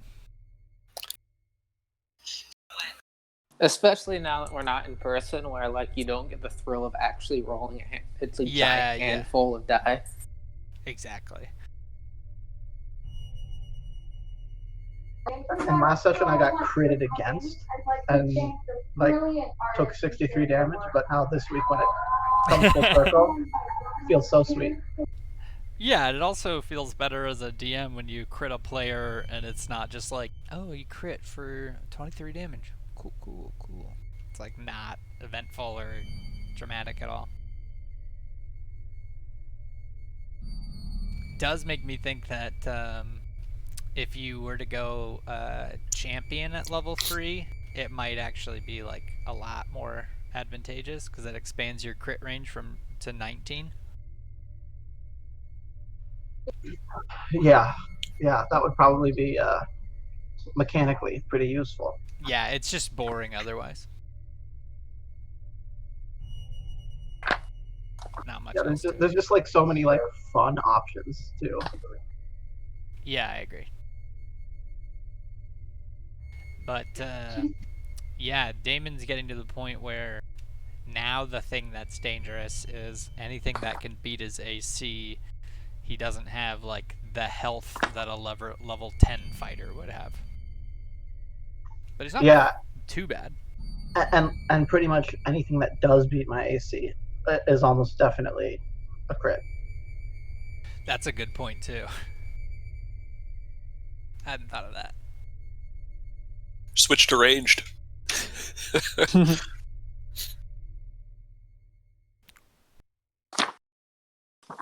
And there are some level 6 spells, or like 6th level, I think 5th and 6th level spells that can turn wizards into like melee users. So there's like Tensor's Transformation and a new one like Tasha's something. I think like Guy's or something. I think I sent it to you. Yeah, that one you sent to me. Yeah, those ones are pretty bananas. But you have to like basically turn off your ability to cast spells for one of them. But it's pretty dope. Okay. Are people back? Yeah. And caffeinated. Ooh. Nice. So,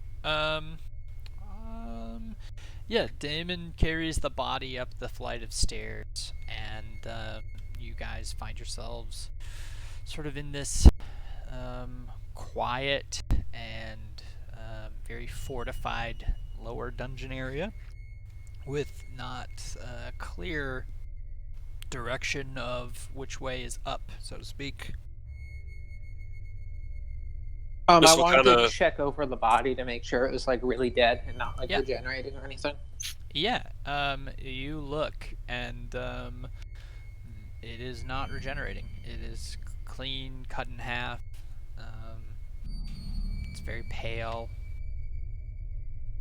Just to be safe, I'm gonna like shocking grasp around the cuts to make sure like the fire really takes. Yeah. So and like burn it completely sealed. You fry this corpse.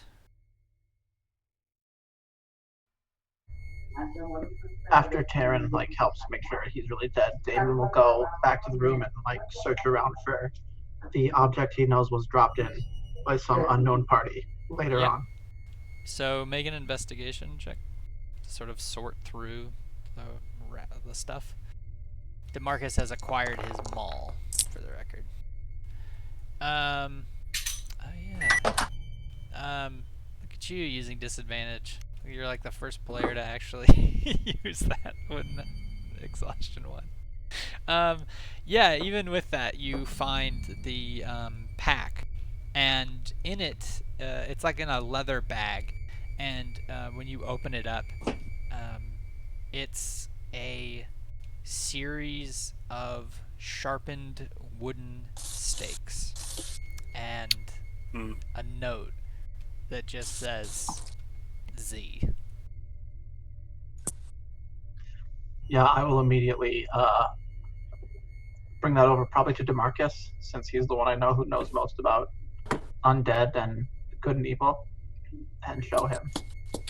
Yeah, and Demarcus will make a religion check to see if he knows anything. During this time, Missile will loudly clear his throat. Yeah. Hello. Oh, and Demarcus walks up to the gate, and sorry, I'm gonna attack Damon. Oh, he's gotta equip them all. And he's about to swing and crush the gate when Vosner Terran looking over the body finds a key. And Hey guys, here's a key. Like Yeah. I like shocking grasp the body and like the electricity kind of like conducts on it. I'm like, oh Yeah. my goodness. yeah, so Terran comes and opens the gate, and you guys are free. I'll just Yeah. I don't know what Vosner's doing, but I'm getting him out of the way. Vosner is sitting, wagging. Actually, he's just sniffing the air to Yeah. pick up any more undead things, and once he gets a good lock, he'll growl. Sort of do like a pointer dog. So there's a few different scents. You smell dried blood. You smell the faint smell of like metal and gold. If gold has a smell, I'm just gonna say you smell what smells to you like currency. And then Smells like money. Dollar bills. And then you also smell that kind of perfumey smell mixed with that kind of undead, unfamiliar smell. And then you smell a third smell. And the third smell is perhaps the worst smell you've ever smelled. It is like 100 dead bodies rotting simultaneously in a pit. That's what your nose smells. Ugh. I do that sort of like the terrible dog reaction where they try and eat broccoli. Just kind of freak out a little bit. The hairs on my back stand up a little bit, and he'll go and just sort of continue to point and follow after the perfumey smell. Okay. Are they all in the same direction? No, or... they're all in different directions. To the south, you smell a perfumey smell and that smell of money. To Okay. this direction, you smell the perfumey smell and the very bad deathy smell. Sweet. So Vosner's gonna follow money. Okay. But now you're presented with a problem. Your wolf form is too big for this narrow hallway. Sweet. Well, and there's no way I can. Well, so what I'll say is, if you're trying to squeeze through one small door, perhaps you could make it work. But if you're going to follow down a 5-foot tunnel for a long period of time, you're going to get, like, stuck. I could. Well, since I have my pendant back. Yeah. I could drop my form and just expend that one use for the day. Yeah. So I'll drop the form and tell everyone what I've picked up on. and we can kind of go from there. So I think if we want to get any of our armor back, we would have to go to where I think the money would be. But there's a terrible, terrible odor of death down this corridor. What is it that you have to? What is it that you have to do to fully kill dead things? Oh, so Demarcus had a good religion check, and he turns to the group and says, I guess having seen these stakes, he says, these stakes were meant to kill vampires, and you don't need them for the little ones, though they do work. But for the big one, and at this point I'm assuming that's the king, we'll need to stake him to bring him down.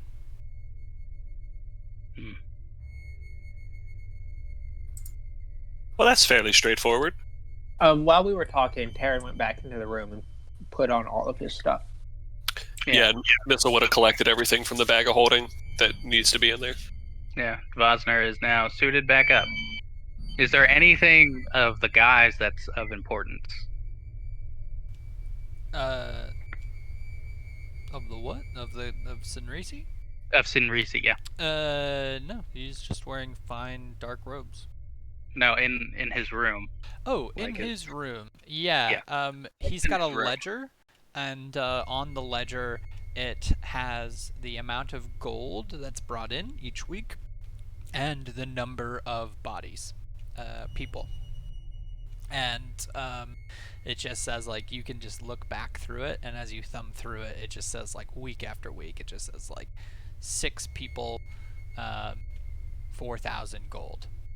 7 people, 3,000 gold. 4 people, 7,000 gold. Like, it just goes back and back and back. Wow. That's ridiculous. So, the ledger, anything else other than the ledger? No. All the contents of your bag, which are now spilled out on the table, including the platinum chair, and that would be it. And the bag of holding turned inside out. Sweet. Which is actually Missiles. Yeah, I guess. Oh, Missile said he's putting stuff back in it. Okay, yeah. So we'll just say Missile is. You find Missile in there, just like busying himself, just stuffing that bag like Santa's bag. Yeah, with no attempt at organization whatsoever. Right, just throwing it all back in the ball pit. Nice. So Vosner will take the book. There's nothing like under the bed, or the desk is destroyed. All right, so Vosner will, as long as we're sort of recouping, take the time to investigate the room as much as he can before we leave. Sure. You guys are taking a short rest? Is that what you're saying? That seems bad choice. Yeah. DeMarcus would turn to you guys and say, we need to find our armor as soon as possible. Right. I can locate it with magic so that we can go directly there. Then you should do so. She's gonna cast locate object on her armor. Nice. Okay. Vosner will hand the book over to DeMarcus to have him look over. Yeah, so Isolde senses your guys' gear down here. Hooray!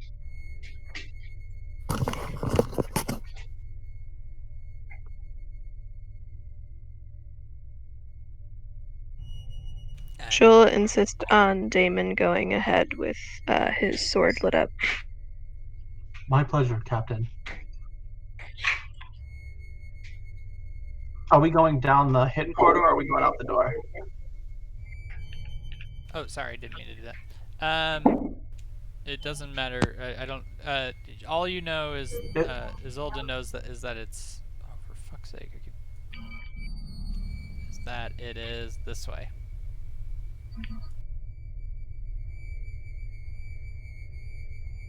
Okay, well, I guess if nothing else, I could scope out and see if there's a way out down here.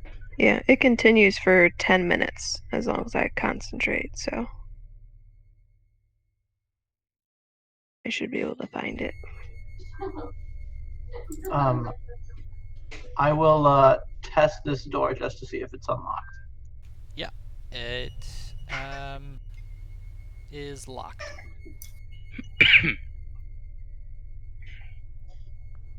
It appears we have reached a locked door. Does anyone think they can open it surreptitiously? Can I try to use the key? Yeah, you can. I use the key. So it unlocks as soon as Terran does that. And you find a room that is filled with a number of crates, but also a number of stone coffins or sarcophaguses. And down here at the bottom is your crate that was just brought in.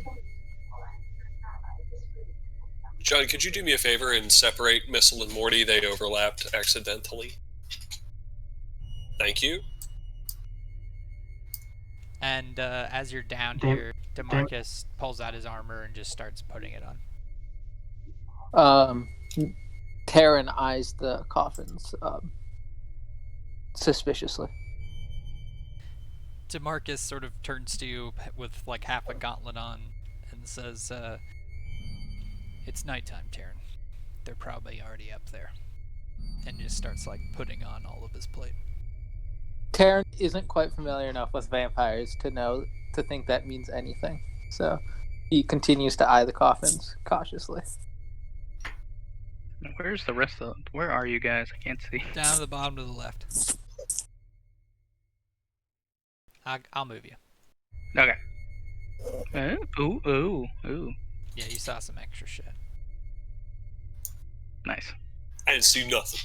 I didn't see nothing. You can't tell me. Is there anything else in these crates that would be of use? The other crate you find down here is empty, but next to, I mean, you haven't checked the sarcophagus.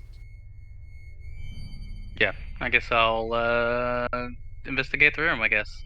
What do I roll? Investigation. Investigation. You don't I find much. We are in a room. Yeah, there is a old, fancy royal carpet that Isolde notices has like the Red Axe clan logo on it. It's just like covered in blood and dirt. Sorry, can you say that again? A what belonging to the Red Axe rug clan? On the floor is an old rug from the Red Axe clan. And Feels so sacrilegious. Can we, from like these sarcophagi, like tell how many vampires we might be dealing with? you could make an investigation check to see if you can glean anything. I will flash of genius if it's too low to help. Yeah, let me add there. Yeah, so between the two of you, you are able to discern that there are at least a half dozen. Like all of these sarcophaguses have been opened at some point recently. I look at it. Could be worse. It could be significantly better.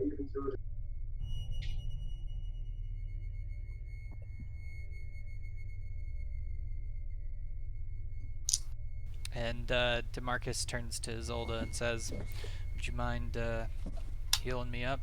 I think we're going to need to be at full strength for this. Of course. We should try to move as quickly as possible. And he says, and we should probably use every buff that we have. And he turns to Missile and says, "Is your cannon available?" Yes. I swear sometimes the squad members know me better than I know myself. That's gonna take 2 of my first level spell slots to switch it and switch it back. It is a pretty huge buff. Yeah, that's probably worth it. No, that's probably my first level spells aren't terribly great anyways, so I'm gonna use 2 to make Morty into Protector, and then I'll switch him back to Force Ballista. So gather round, everyone. Put Morty right here. Let me see if I can do this. I know we have a template now, right? Yep. Okay, why won't it work? There we go. Okay, Izzy, can you go 1 step to the left? Yes. Bam. Nice. Everybody gets 13 temp HP. Nice. Badass. Let me see how long this takes. And then I switch Morty back to Force Ballista. I do want to ask whoever has the stakes, how many we have. Oh, it is 6 stakes. Okay. I propose, could it be possible for us to use those wooden stakes as projectiles in Mortimer? You don't know, but you could try, and I'll say if we'll make you like do an Arcana check in the moment trying to do it. I don't know. It could be knowing you plus Flash of Genius. It's gonna like auto make everything happen. So I don't want to make it too. I'll think about it. Okay, yeah, we'll see what happens when we get there. I'll turn to DeMarcus and say, so, other than wooden stakes, is there something else that vampires are weak against, like something elemental? He says, well, natural running water, but you'd need something as big as a river for that. They don't like the sunlight, but don't have much of that. And good old-fashioned stabbing and slashing with magic weapons will always do the trick. And of course, a stake to the heart is it's always a good choice. So, do you think a water elemental would help us? I can summon one of my friends to aid us, but if they're weak particularly against water, maybe that'll help. Doesn't work exactly that way. They would need to rest in natural running water. It wouldn't quite work, I think, to have an elemental. It's a good Perhaps we should distribute those stakes, one for each of us insofar as we can afford it. Well, I think I'll save one of my forms to or so I could at least pin these things down the best I can, and then I hope that you guys can finish it off. Marcus sort of nods and says, the stakes will be best for incapacitated ones. But if they're like Sinrisi, not fully turned, then we won't need them. So just save 1 stake for the big guy. That's all you really need to know. Okay. With the I know some of us can cast and create daylight. Would that weaken them, or would it have to be from the sun? Does the spell actually say creates sunlight? daylight. Let me see. Yeah. I think I have it prepared.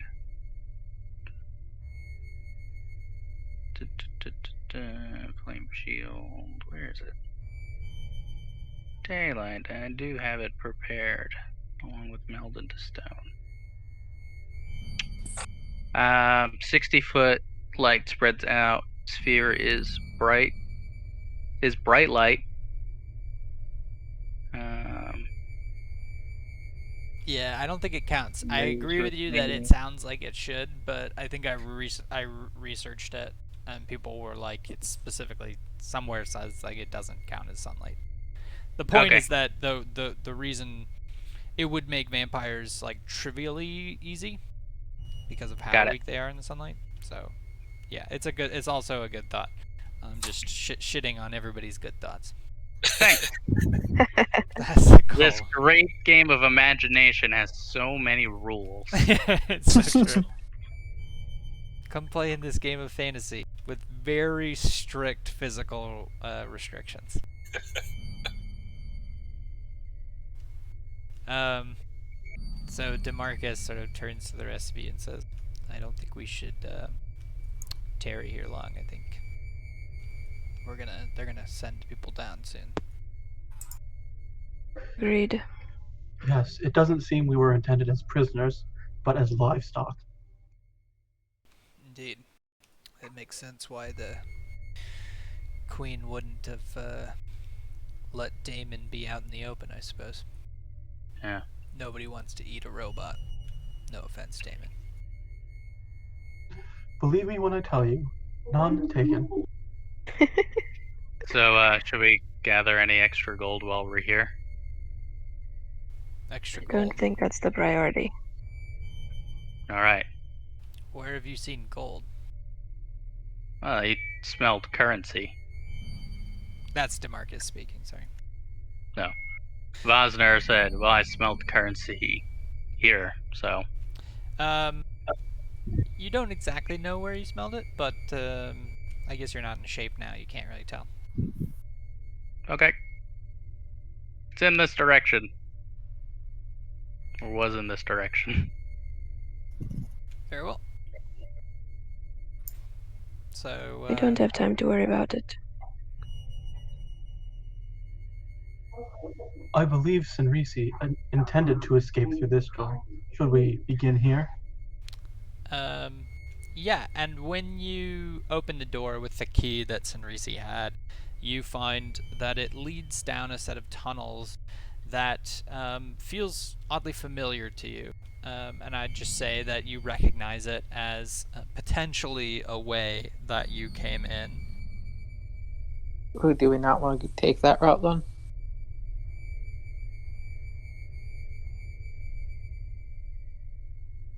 Because we don't want to leave yet.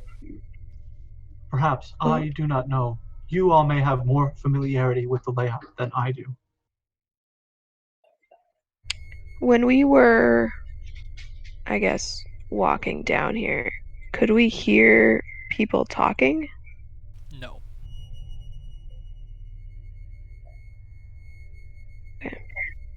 Because, like, we can go up. There is another door up there that Damon was blocking in the fight, right? Correct. That is correct. That might lead to the main fortress rather than an escape to the town. I agree with Taryn. I don't recall hearing any sort of socialization. I think we were led through some sort of back entry, and we need to find the sort of main dining hall, I assume. I assume that we were what was for dinner. Hearing that, Damon just like is going to wordlessly start heading back towards where they came.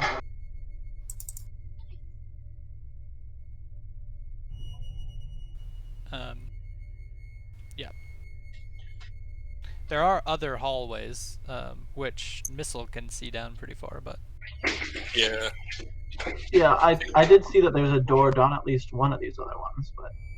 There are 3 doors down here and 1 down this hallway. Taryn will unlock this door if you can. It opens. And it opens up into a large cellar, which is full of casks.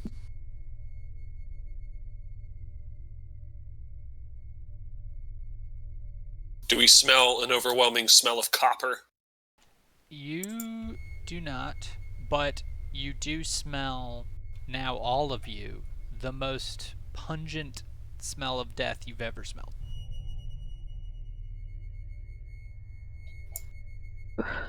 Grotesque. Yeah, let's not go this way.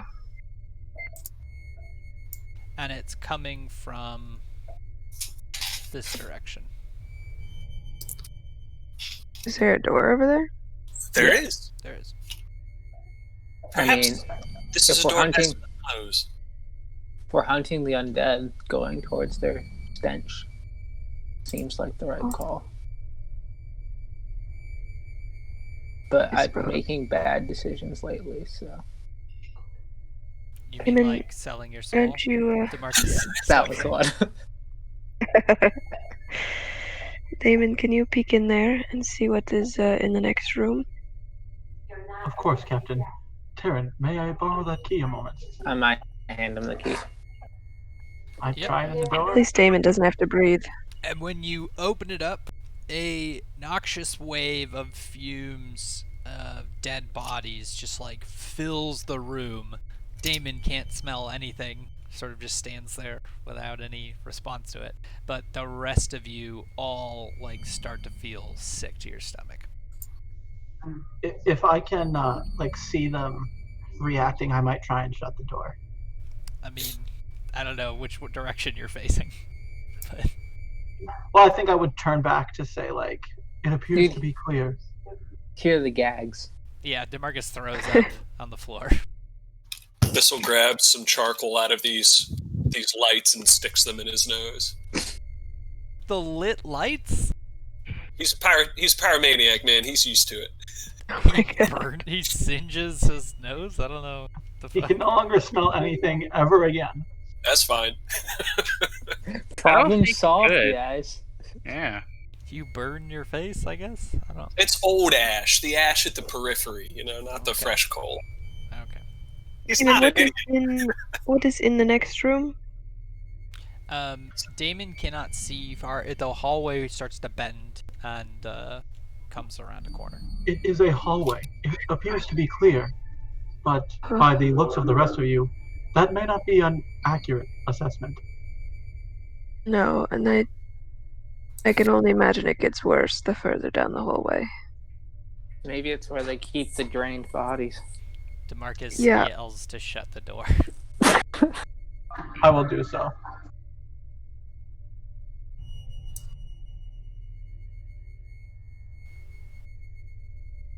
Woof. Let's try a different way. Swing north. And you find a very thin hallway that leads up a flight of stairs. And It is promising. And once you reach the top of the stairs, I am going to have to teleport you somewhere. So give me a moment. I'm going to Ooh. Take us to the abyss. delete No. all the characters and put you in a new spot.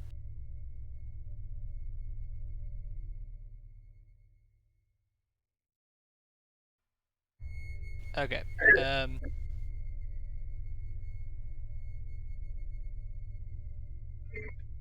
You can't see that, sorry.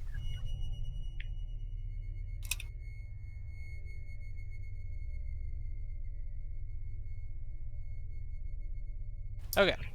Sorry, I spoiled half of the shit. Anyways, I was trying not to spoil it, but I did. So you come up this flight of stairs into this well-lit, sort of nice parlor with some, like, nice music playing. I point my firearm at that character that I see to the west. I don't make a noise or anything, I just aim at them.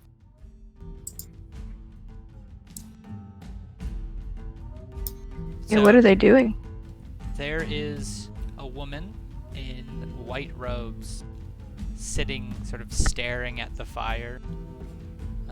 Just casually sitting in a big comfortable chair. And she looks over to you and her eyes sort of twinkle. And she looks back at the fire. And you hear from across the room, up the stairs, from where Zolda is, a voice say, well, don't, Doddle, come along. I imagine you've, killed Sinrisi by now.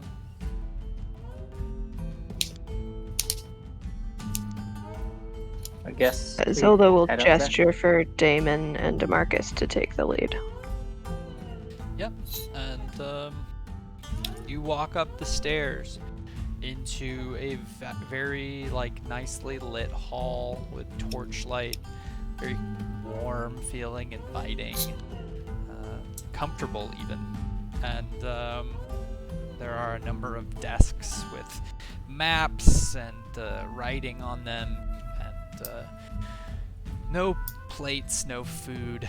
And in the corners of the room, you see sort of out of the darkness the sort of similar twinkling of eyes that you just saw recently looking at you and then sort of looking away.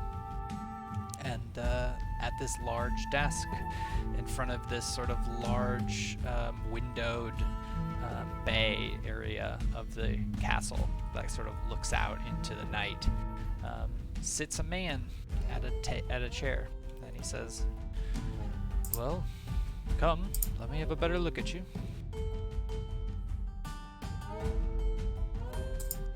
Missile Do does not move. Yeah. And DeMarcus steps forward. Damon will join him. Because he's the one that killed Sinrisi after all. He looks at Damon, seeing you covered in blood from having critically cut Sinrisi in half. And he says, so are you the one that did the deed? Yes, it was quite easy. He smiles. Oh shit. Says, yes. Very well. What is it that you've come here to do? Have you come to kill me?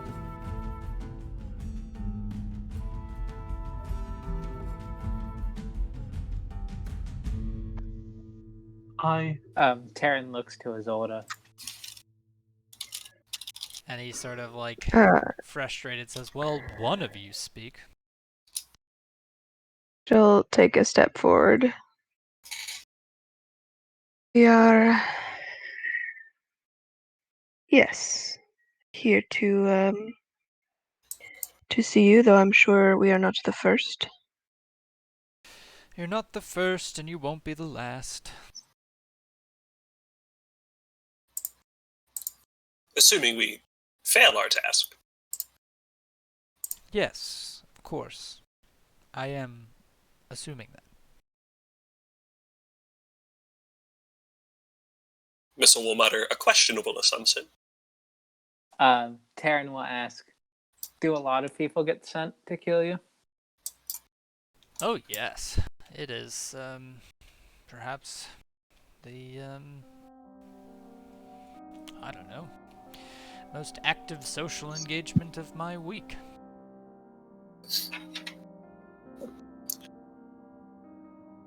Why do you suppose that is? Well, there's not fuck all else to do here. No, that so many people are interested in killing you. Oh, well. When you're the king, everybody else wants to be the king. And I Where do they all come from? Well, all around. Wherever gold is valued, I imagine.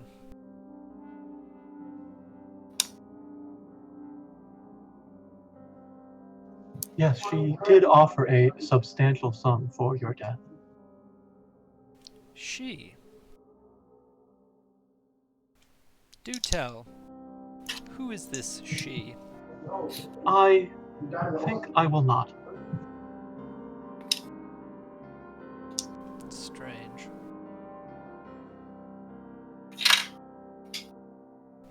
You think, Who it was that sent us, it matters little to you. Indeed. Senrisi must have been slipping. Bringing in a construct should have been obvious. Yeah, he's a bit of an amateur. Not an ounce of blood on you. Or in you, I suppose. Plenty of blood on you now. Yes, I think he was not particularly good at his job.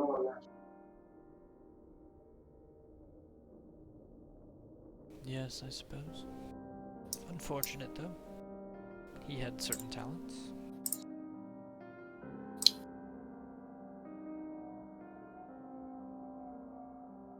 So, shall we, fight until your inevitable death, or is there something you'd like to say? Or you could surrender. Considering you've been sent to kill me, surrendering would be, what again? It would just make our lives a little easier. Well, I mean, how rude of me to invite you into my home and then not make things easy for you. We And weren't yet- invited. Oh, you most certainly were. Are you connected with the undead pirates roaming the seas? He kind of leans forward and he says, "What would you know about undead pirates?" A Where little are bit you of from? this. A little bit of this, a little bit of that. We've run into them a couple times. You've dabbled with undead pirates? And more have dabbled with us. That sounds right.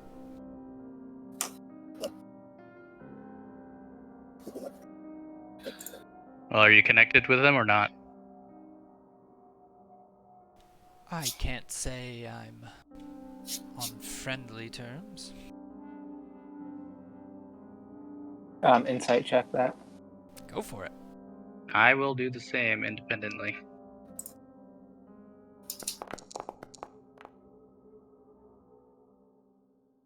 Yep, he seems to be telling the truth. He's very honest. So I guess there are other factions of undead. Did you come here thinking that all undead are on the same side? Didn't think there was a side, but at least connected. Well, they are connected insofar as they are similar, but no. Multiple people control undead for multiple reasons. But this conversation is trivial. Come, what is your real ask? What do you want? What do you want to do here? Why did you get on a boat and come all the way to this dusty island full of dead heroes? Damon is going to look at Isolde and see, what emotions are crossing her face. She looks pretty mad, and she'll step up and say, "Well, in part, to avenge the Red Axe clan. This is their land." How interesting. I don't see a single Red Axe member here. And he kind of turns, says to his sort of servants on the side, "Are you a Red Axe? I didn't think so." She has the shield. Yeah, well, he's saying it to somebody on the side. And then he turns to you Okay. and he says, "And yet, you carry their shield. Have you come to claim Gunderlin on behalf of Clan Red Axe?" I've come to do as much as I can.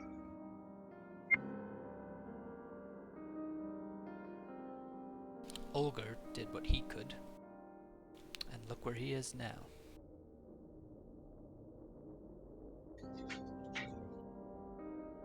He's in a better position than you are. That's interesting. Considering I have all of his wealth, all of his castles, all of his land. What does he have? Well, I'm certain he will see tomorrow.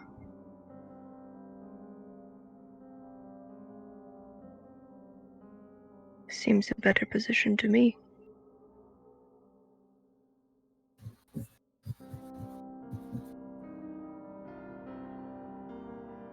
He sort of smiles and says, disappointing. So disappointing. You know, others have interesting stories. Sometimes they bargain for their lives. Sometimes they make a deal. This just all bores me.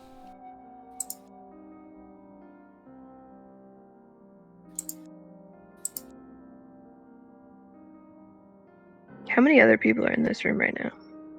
That you can see? I think I can see 3. Yeah, so Just whatever letting you you can walk by. see is an estimate of what you think there are.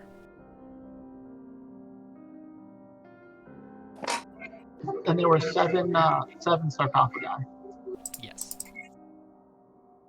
But like there could be more in different Yeah, rooms. in that room that you went into.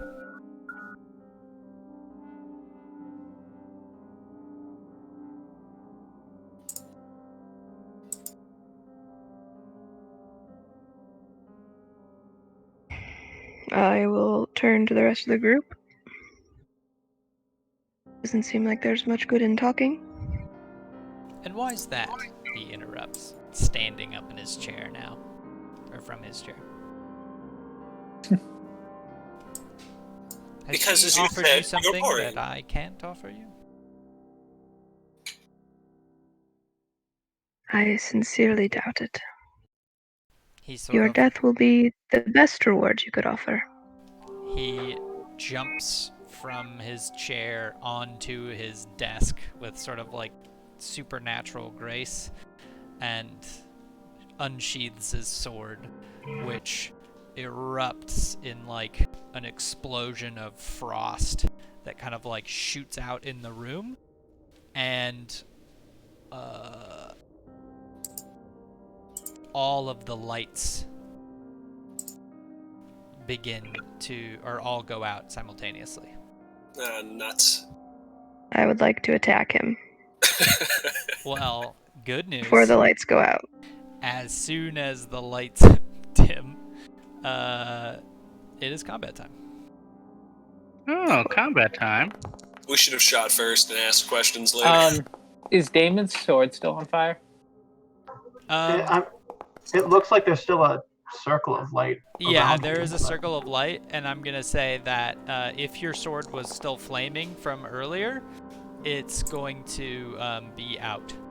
Like, it's going to put it out. You're going to have to remake the flame come out. Okay. But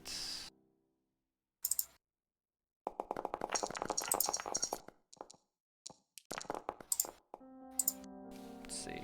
Bosner still has to roll. Yeah, I'm rolling.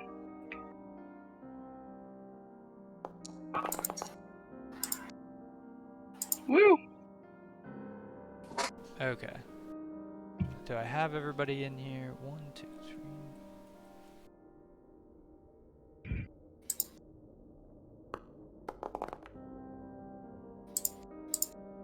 And that is that music. Let's get something good. No. I just did that one. I'm like running out of cool battle music. So he jumps on the table, unsheathes his sword, and the frost sort of like spews into the room. That warm energy that you had felt sort of that makes the room feel nice and cozy immediately fades, and you feel like you're back down in the tunnels again as all of the lights instantly flicker out, and standing sort of on this table in the moonlight is the king looking down at you. And we begin combat with so technically Damon's sword is off, so I'm going to turn that off.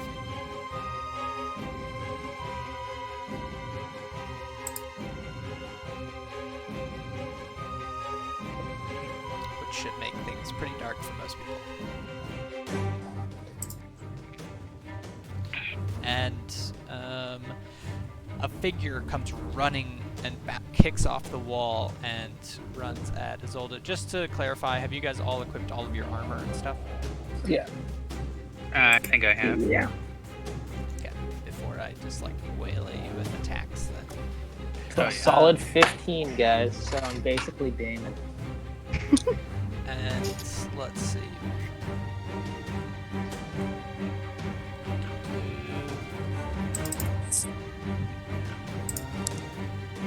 Sorry, I have to figure out what that.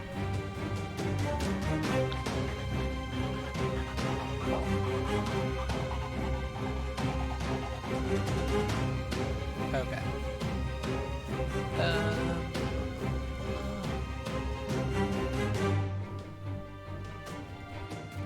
So the vampire attacks with its claws instead of dealing damage. It can grapple. Okay.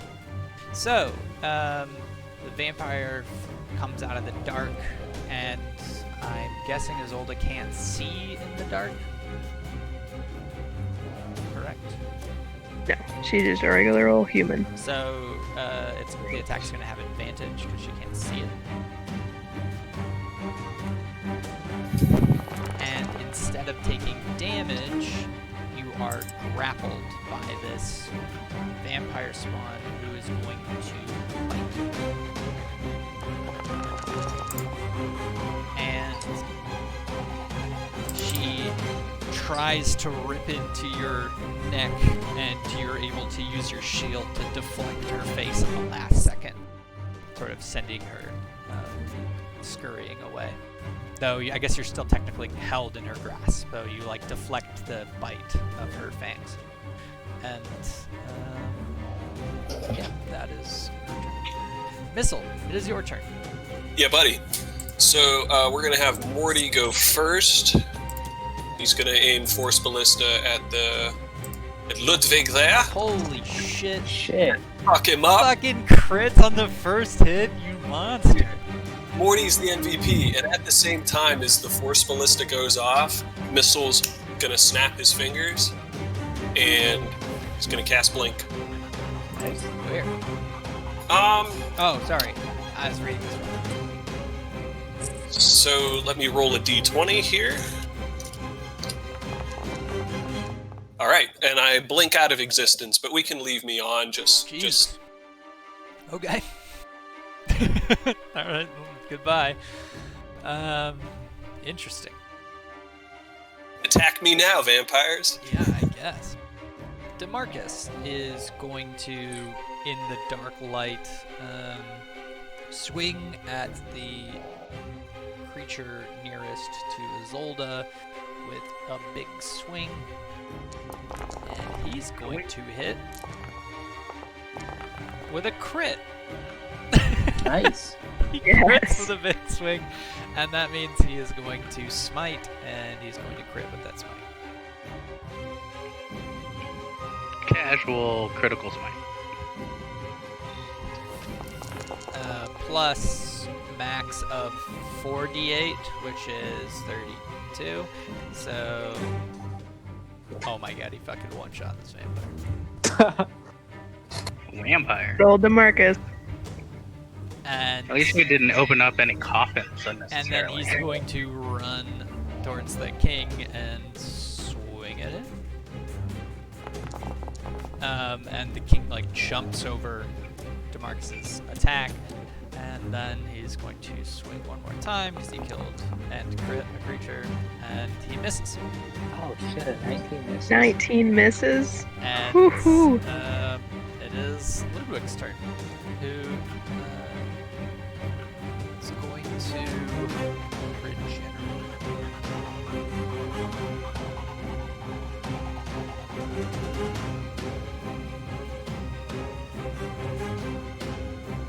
You see his wounds all close up, and that force blast that just like ripped into his arm immediately heals over, and he is going to swing at Demarcus.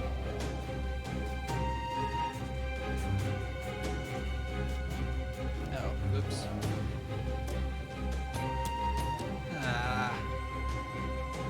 I don't know why it's doing that, but that's fine. Anyways, there's like a thing that extinguishes all the flames. Oh, God damn it, it's gonna make me do it every time. That's fine. So he swings down with this frozen blade, and it strikes at Demarcus, kind of like ripping at that white sheen that has coated his armor from Mortimer, and then he swings a second time. Hold on.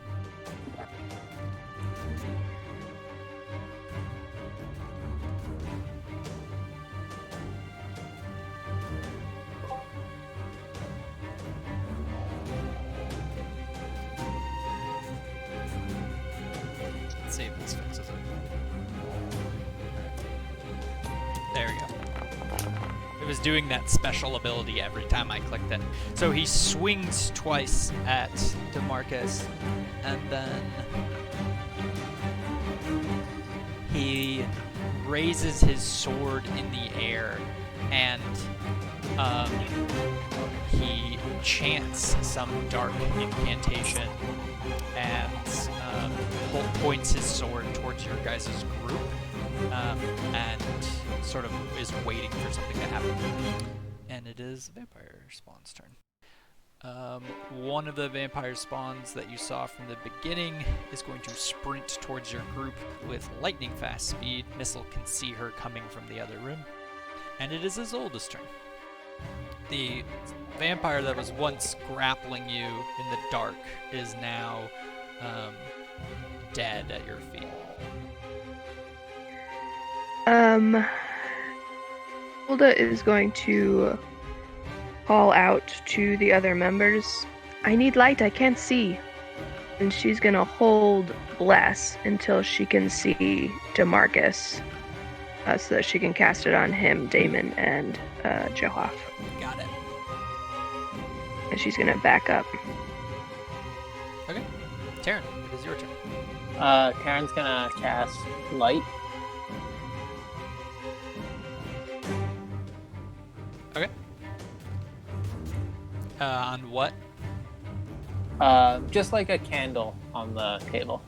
Oh, you're gonna just light one of the candles? Or, you're gonna cast I'm gonna light. cast the light cantrip. Got it. What's the size of the light for cantrip? Let me pull it up.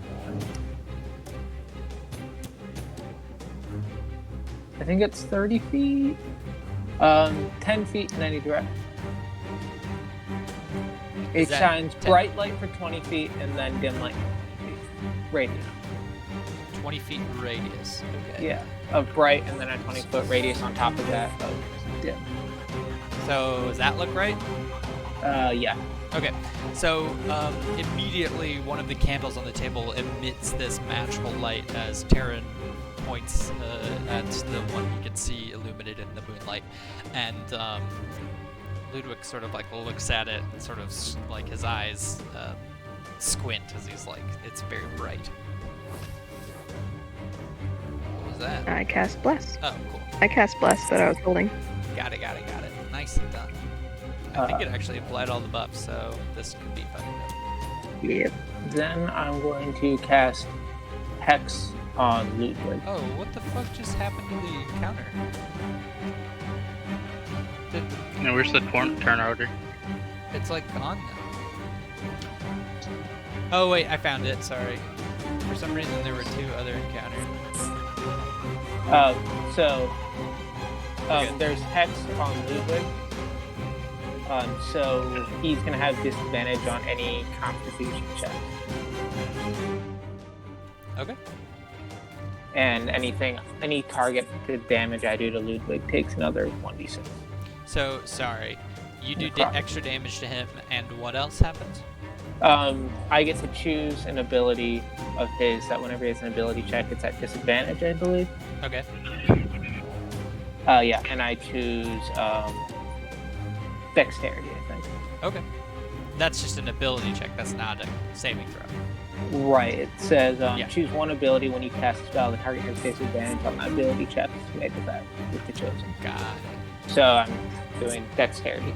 Okay. So you'll be shitty at acrobatics and sleight of hand and stuff. Yeah. Okay. Smart. So that And then is I'll move here. Karen's turn. Damon, you are up. Where am I? Damon is gonna join Demarcus at the Yeah. front of everything. I was just gonna run up there. Is this in range of him now? Yeah. I'm just gonna take a swing. Go for it. Oh, I'll use my bonus action to light the sword here real quick. Got it. Let me And then I'll swing. turn on your character.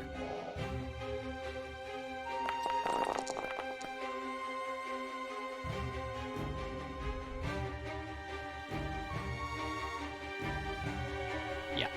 So, yeah, you swing your flaming sword at Ludwig, and he takes the hit kind of hard and turns at you, surprised. And is that your turn? And you know what? Just for the hell of it, I'm gonna use my action surge, so I can throw a fireball at these two off to the side here. I guess the bless wasn't strange. Bless doesn't seem to be working, but it should be. Like, I didn't see it roll on your thing.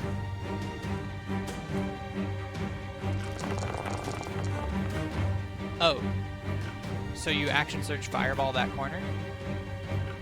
Yeah. Yeah. You, as your ball like lights up the room, like as it flies through the air, you see that the figure was draining the blood of that male figure in the corner, and she sort of like jumps and springs out under the table when the fireball hits, and sort of like hisses at you. And that is my turn. Okay. This vampire comes running off the walls and jumps at Bosner and tries to grapple him. And instead of doing damage, she grapples and then she's going to bite. And fail. You wiggle out of the way and her bite does not come in. Nice. But you are grappled by her. Johaf, it is your turn. Alright, I'm gonna use my bonus to activate my tattoo against cold, because that dude's got a cold sword, looks like. Yeah.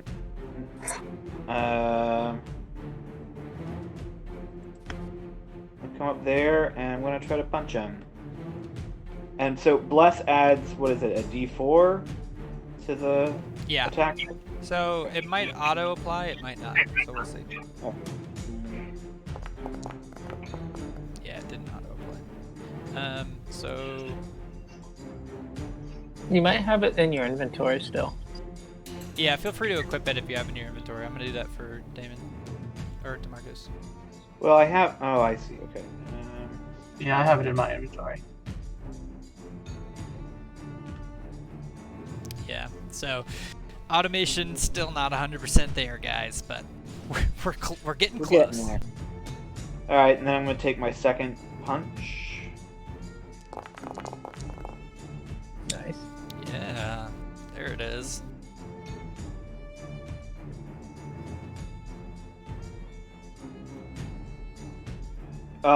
Is there any chance? Oh, not any chance with a 15 there that even if I added the full 4, that Yeah, it it would wouldn't hit him, hit. right? It's 19. 19 is Okay. nice. Then that's. Other than activating the tattoo, that's it for me. Very well.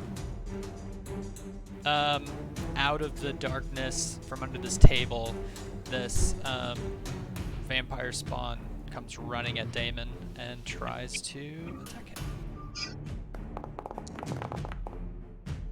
And misses. And is going to try and do it again. Yep, about what we expected. Posner, it is your turn. Nice. So, Vosner will cast.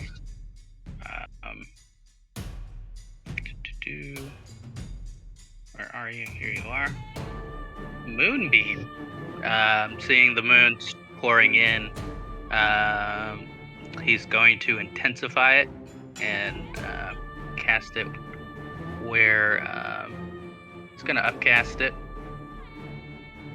I don't know why I don't have all my spell slots.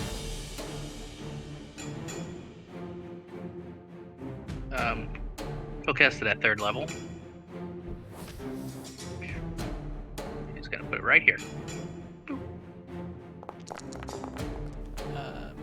Okay, so technically that ticks on his turn, right? Yeah, so you need to undo the On his damage. And I can undo. Yeah. so, like, at the beginning of his turn, or if he moves into it. Got it. And then he'll wild shape into a scorpion. Wherever you are. To get the vampire off of me. Got it. The baby vampires don't have health bars. Oh, okay. And my scorpion has like 0 health. It should be a little bigger too, but there we go.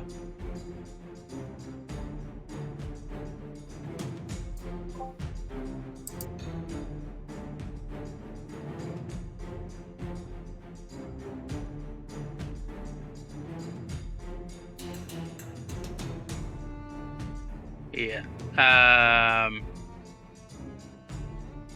Yeah, I guess that'll be it.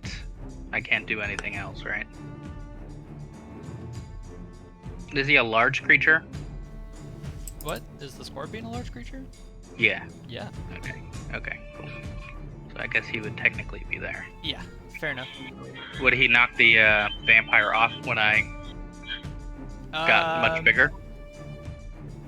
We'll say that, like, she was sort of, like, wrapped around you. She sort of, like, jumped on you with her legs and was trying to, like, bite into your neck. And then now she's, like, wrapped around the scorpion, which is less than ideal for a vampire wanting to drink blood. Okay. And, yeah, I think that's your turn.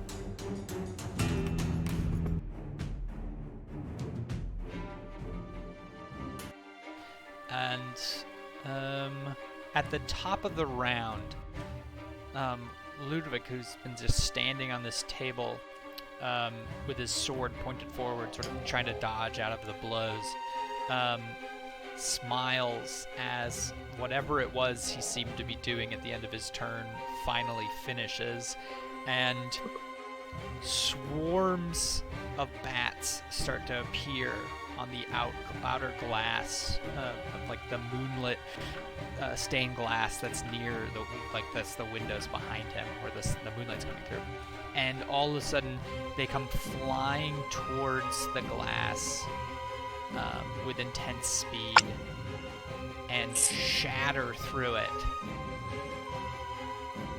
Cool. Flying at the group.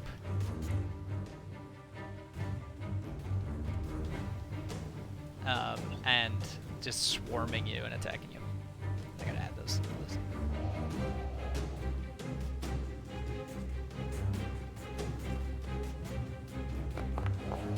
Missile's currently blinked out of existence, for what that's worth. That's worth a lot. Okay.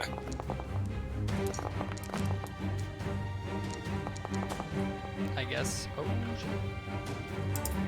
I guess that they wouldn't come towards you then. Put it there. And yeah, so that's the end of Ozu's turn. And the top of the round is Missile. Yeah, buddy. All right, so he's gonna blink into existence within 10 feet of where he was. So right there. We're gonna have Morty start off, aiming for the vampire to the west there. Let's get a Force Ballista on it. My man. And then, I don't know how they respond to fire damage, so Missile's gonna take kind of a fire test shot at that same vampire with fire bolts. Cool. Let's add the firearm damage. Nice. And then I'm gonna roll. Well, let me see. No, I don't have a bonus action because of Morty.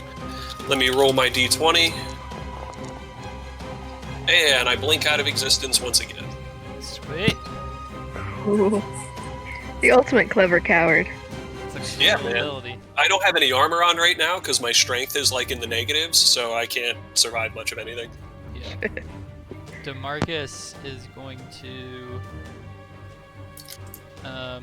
cast Bow of Enmity,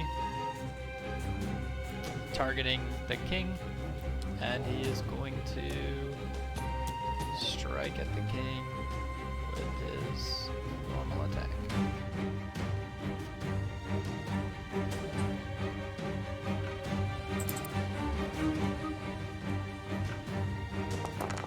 And he hits 14, and he's going to pump that with smite, dealing radiant damage. When the radiant damage hits, the king sort of like lets out a scream of pain in a way that all the other hits hadn't seemed to do before. And now it is a swarm of bats' turn, which is going to attack Lucas. Little bat swarm bites. It's gonna be a miss. Ludwig is going to. All right, he starts his turn in the moonbeam. So 13. Which is what I think the roll was. You can scroll Yep. up to confirm. and it is radiant damage as well. Nice. I think he saved though. Oh, Did he save? so it's 13. But I thought it The was. last time it only said 6. Oh, Huh. okay. Okay. It hits Ludwig. But if he Okay. saved and then it was radiant does double damage, then it'd be a wash. Radiant doesn't do double damage. Oh, okay. Yeah, I don't remember. I'm rolling up. He did save. He did? Okay. He is going to turn to Damon and cast Charm.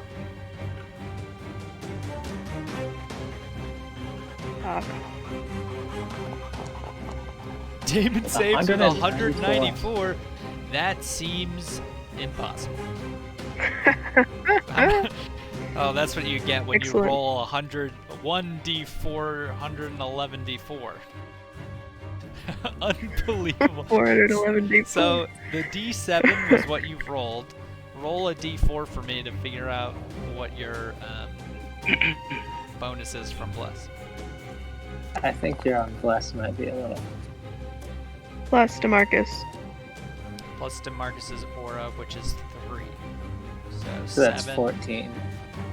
And it looks like it fails.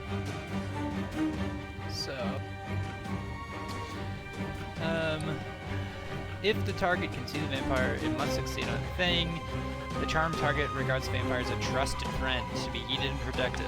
Although the target isn't under the vampire's control, it takes the vampire's requests and actions most favorable way it can, and willing to target. Oh, and is willing to be bit by the king. Each time the vampire or vampire's companions do anything harmful to the target, it can repeat the saving throw, ending the effect on itself. Success. Otherwise, the effect lasts 24 hours or until the vampire is destroyed or on a different plane of existence than the target.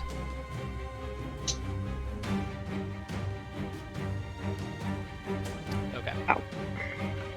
Damon, you hear the king say, "Wouldn't you rather work for me?" And you feel compelled that not only would you rather work for him, but working for him is the right thing to do. In fact, you've been on the wrong side this whole time. Ludwig is the one on the right side. Ludwig is the one on the right side. That's right. And with that, he is going to...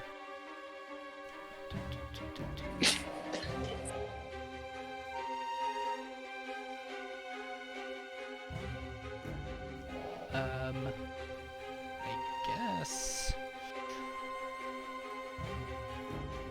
I can't figure... I have to make sure I do the action economy right, otherwise it's, like, super crazy.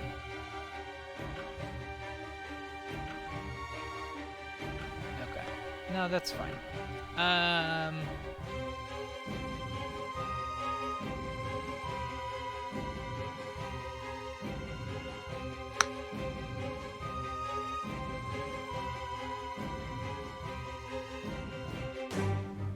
Okay, yeah, that's his turn. He is going to stay in that position on the desk, kind of in front of you guys.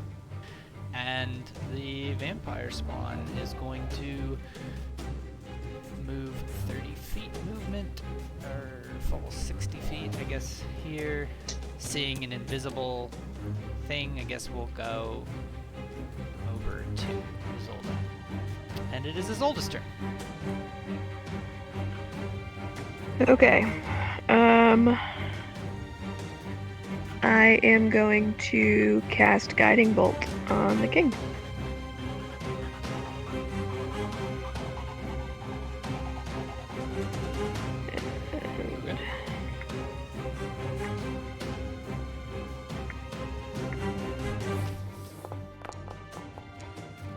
Damn. He sort of sidesteps it. And now he's sort of like standing on his desk, sort of dancing around with his sword like a swashbuckler, as like bats are flying all around the air, and the room is like full of moonlight and Damon's sword light glow. That's all I can do. And he yells, "You'll have to try harder than that." And it is Terran's turn. Alright, Terran is going to move right here. Okay, you're gonna take an attack from those bats. Yeah, that's alright. They're just bats. How bad can it be? What the fuck, man? All those bats have stories, each and every one of them. It's 7 bad. That's how bad it is. Alright, that is bad. I don't have a lot of health to begin with, so... Alright, and then I'm just gonna cast a little lightning bolt.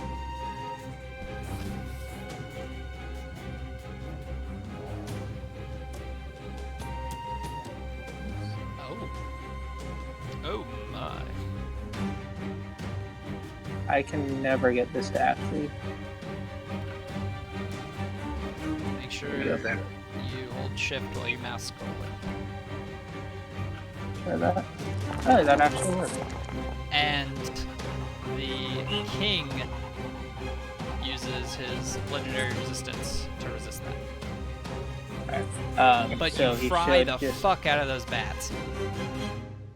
Alright, should he take half damage, or is it just nothing? Oh, good point. So did he did fail, so yeah, I think he does take half damage. Awesome. And are the bats, like, dead, or are they just really low? The bats are dead. Sweet.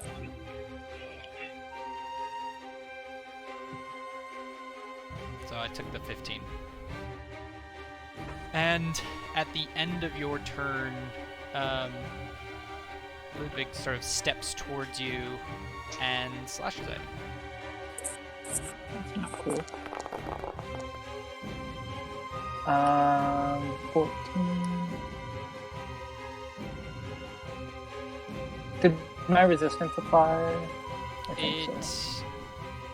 Damage resistance. I think yeah, it did. Because a lot of the damage, not most of the damage is not cold. Most of it's piercing. So we have 8 plus 7 is 15, 18. It hit you for 20 instead of 22. Okay. Sweet.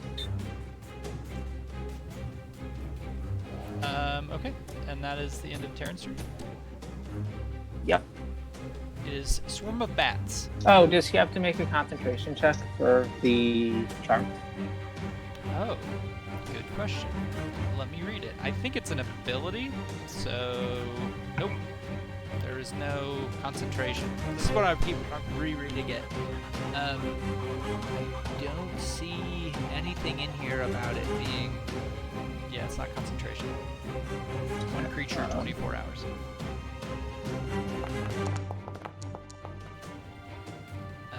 I keep the hex up. Oh, smart, yeah. This swarm of bats moves to Isolde. Bites her. And misses. You're swarmed by bats, they're all, and you're just sort of like holding up your shield, protecting yourself from them. Damon, it is your turn. Damon, seeing his beloved king swarmed by people, is going to cast haste on himself.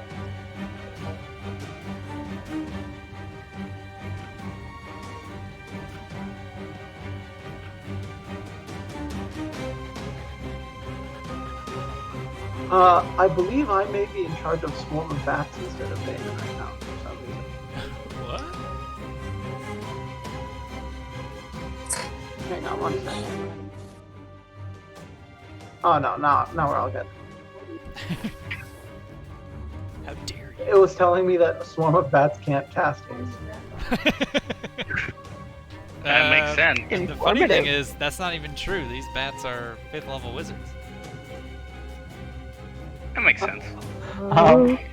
Yeah, and then but if I understand the charm correctly, I don't now view these guys as mortal enemies. I just view the king as someone I need to protect. Is that accurate? Yeah, I think that's right. I can't remember exactly what he said. Something about joining his side. That sounds right. Okay. Yeah. And a now hasted Damon is going to try and tackle DeMarcus to the ground. So I think that's a strength check. Is that right? Yeah, it seems a little metagamey to tackle somebody rather than to attack them, but... Oh, well, that's why I'm asking, do I feel like I have to kill these guys now, or do I just feel like I need to stop them from attacking them? If you think even if Damon changed sides that he wouldn't execute his friends, or his previous friends? If it's like the Charm Person spell, you can't ask him to attack their friends, right? Yeah, it said best interest, not complete control. I will copy-paste the whole thing, which I don't think it actually shows you all of it. Oh. Yeah, because just so you guys know what I'm operating based off of.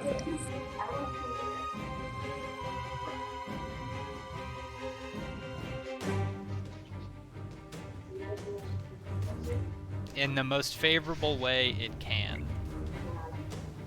Okay. And is willing to... Yeah. I think that sounds more like, yeah, I probably would just like slash into Marcus. I would just turn Yeah. and like try and like sucker punch him with a flaming sword.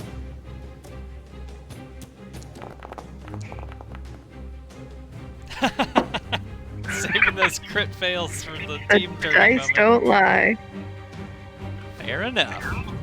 You swing your flaming sword at DeMarcus, who ducks under it and looks at you and frowns. Does DeMarcus look disappointed, or is it just a normal frown? Disappointed and sad and like he was deceived. And there's a lot going on in that frown. Is Didn't know that they were so close. Damon's turn? Because you did haste and the attack. Yeah. I will now bonus action Misty Step over next to Taryn. Got it. Oh, god damn it. It is the vampire spawn's turn, who is on the back of a very needy cat right now. Hi, Mimi. Yeah. And then what happens? What should the king do, Mimi? Okay. You guys heard. She's so cute. So this vampire spawn is clawing at the back of this scorpion form, trying to rip into its tough exoskeleton and failing. Okay. And I did take damage. Do I need to roll a con save, or? Oh yeah, roll one of them. But it's not biting me? DC 10. No, it's not biting you right now. Okay. Let me just make sure that I am. Constitution. Saving throw. Yep, just barely. Jeez. Um, Perfect. Yeah, and that is Vampire Spawn's turn. Now it is Joe Hoff's turn. Alright. Ignoring the bats, Joe Hop is just gonna keep going for the king here. Got it. Nice. God damn, an 8 hits? Fucking bless.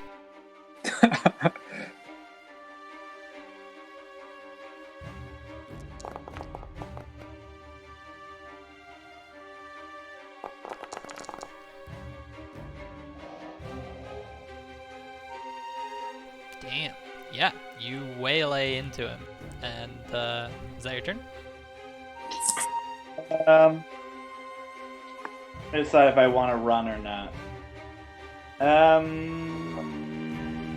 I'm just gonna stay there. What could possibly go wrong? Yeah, at the just- end of your turn, he's going to attack you. Okay.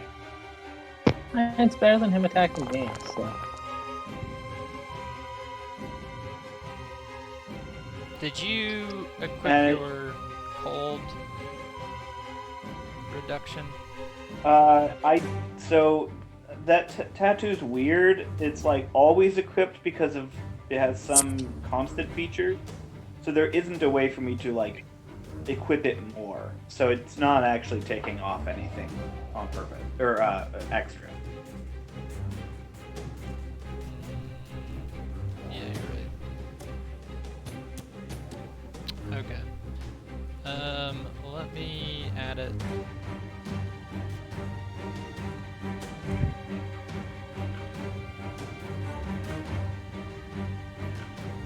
So I just hard-coded into your character sheet for now. And then, so you take 1 less damage. Alright, I'll add that back in. Yeah, I got it for you. And then, that is the end of your turn. Got it. And it is Swarm of Bats. Going after Mortimer. How dare they? How dare you? Yeah, for real. They miss Mortimer, but now that he's engaged in melee combat with a thing, he can't fire without disadvantage. Damn. Which is what I should have done last turn. This vampire is going to... Vampire. Come back to Marcus. And claw. Critting him.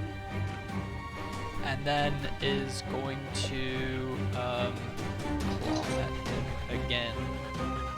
And this time, grappling instead of doing damage. So DeMarcus is grappled. Osner is grappled. Isolde is grappled. Missile is in another plane of existence. Classic. Classic Missile. Alright, Osner is up. Sweet. I don't think Izzy's grappled, is she? Yeah, she was grappled because the other person it didn't do. Or wait, no, she just ran up to you. Yeah. Yeah, she missed, I think. The one that got grappled got one-shotted. The bats missed attacking. Alright, I'm going to move that template over the king again, or is he still in there? I think you'd have to move it. Yeah. Alright, I don't know if I can move it. I can move it. Okay, so move it on him. And then I guess I will attack that vampire near me. Although I can't select him. There you go. There you go. Alright, there we go.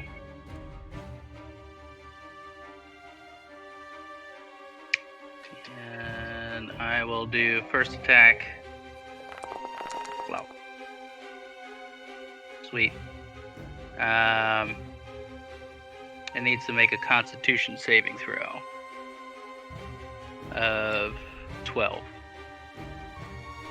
Okay.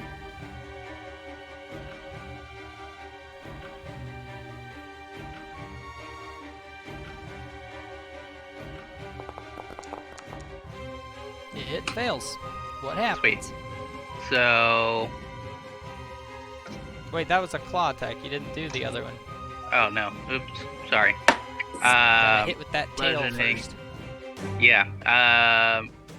So... Target...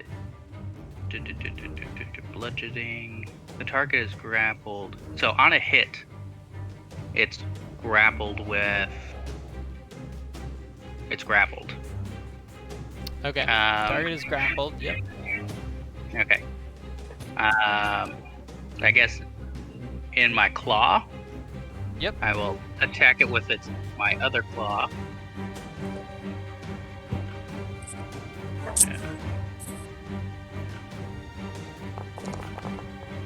And miss. Okay. And then for my last one, I will sting it.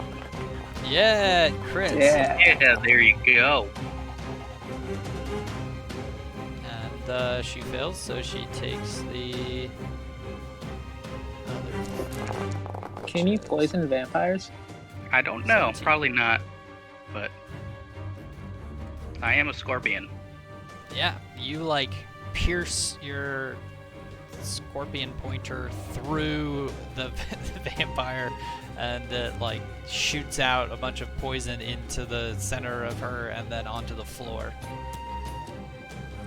It's very gruesome and gross. Cool. And is that your turn? Yep, that's all I can do. Okay. Am I technically still grappled by the vampire since I Yes. grapple? You have grappled each other. Actually, Alright. she can't grapple you. I'll say she can't because you're a larger size now. Okay. Missile, you're up. Okay, I'm gonna blink into existence right here. Actually, I'm gonna sorry, at attempt- the end of Vosner's turn, the king is going to attack Terran. Hang in there, Taryn.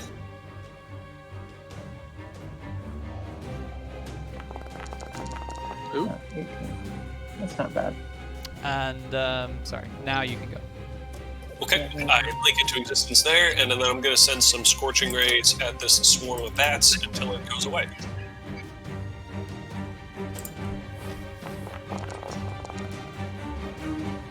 Okay, let me add the arcane firearm damage to that roll.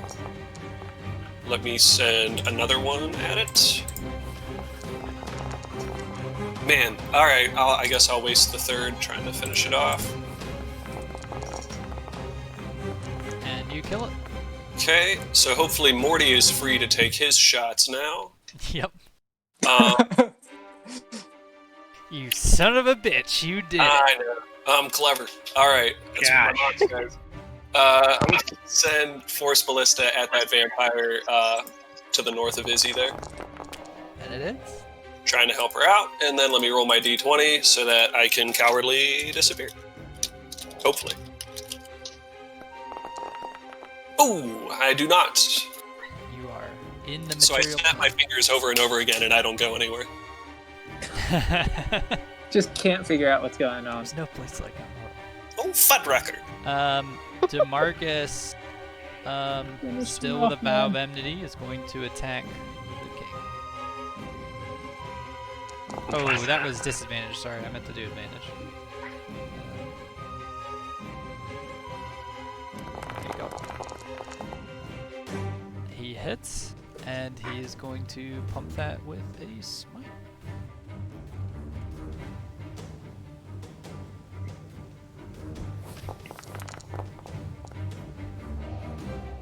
And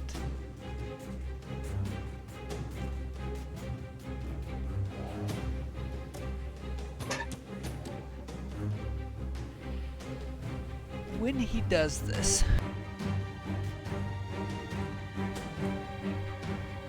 the king turns invisible into a mist, which floats in the air, sort of hanging where the king was just destroyed. And Well, that's not good. the fight continues. DeMarcus, This- I guess, turns to this vampire next to him to attack it. Swinging with a big swing and missing. And that is his turn. Does Damon feel any different now that the It's a good question.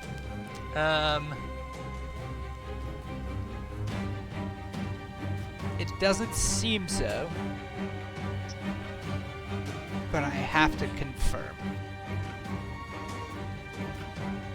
So, basically, when it drops to 0 hit points, it transforms into a cloud of mist instead of falling unconscious.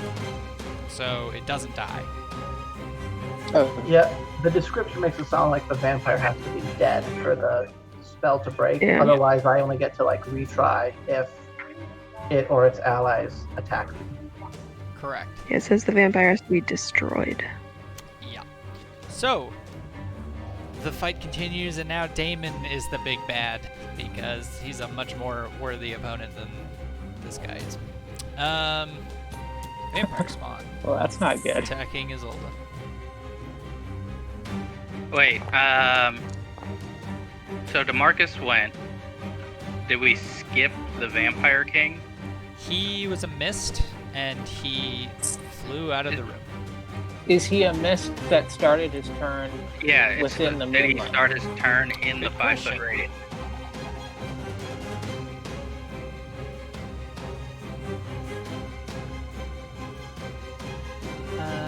Let me read about Mistform.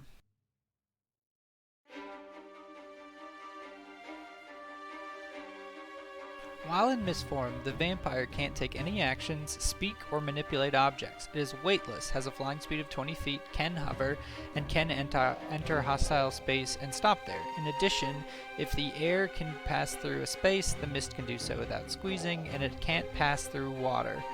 It has advantage on strength, dexterity, constitution saving throws, and is immune to all non-magical damage except for damage from sunlight. This is So I think radiant it'd take the damage. radiant damage. Yeah. So you want me to roll damage on Moonbeam? Well, I have to figure out how this works with its health. Okay. While it is at 0 hit points, must reach.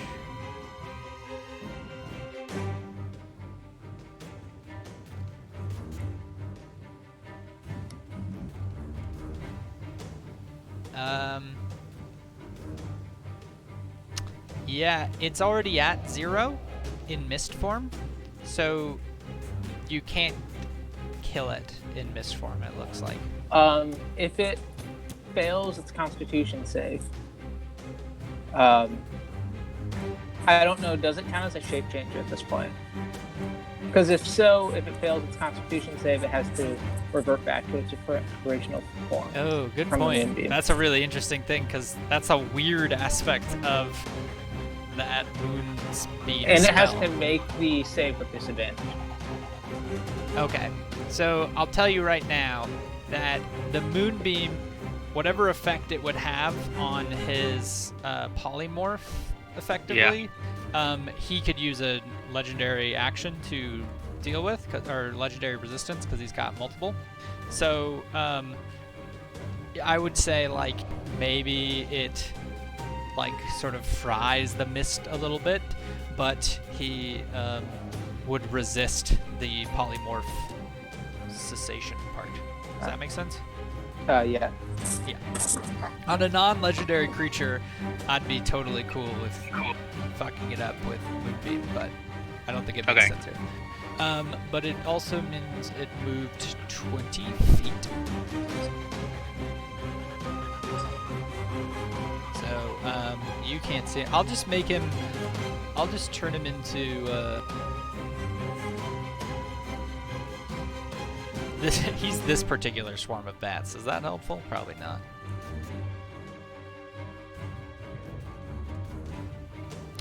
Just for keeping track of things. Oh, and then I deleted him from the turn order, for fuck's sake. He went right after DeMarcus. Yeah.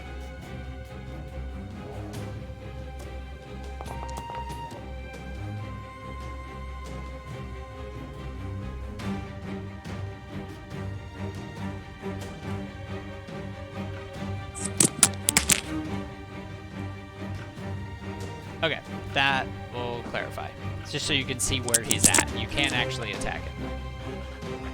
And then it's this vampire spawn who is going to attack Isolde and missed already, and is going to attack a second time and hit her, and is going to forgo the damage to grapple her. And it is Isolde's turn. I am going to cast Freedom of Movement on myself. You would. And I would. That's gonna get rid of Bless, though, isn't it? Or no? I don't think it's a concentration. Let me check. This was obviously a quick change of plans. No, it's not concentration. Got it. So I cast Freedom of Movement on myself, and I'm actually going to move away. And I still will take attacks of opportunity on me. Okay. I'm gonna try to move. Since she's grappled you, as you move away, she's going to bite at you. And miss, anyways. Because bad rolls.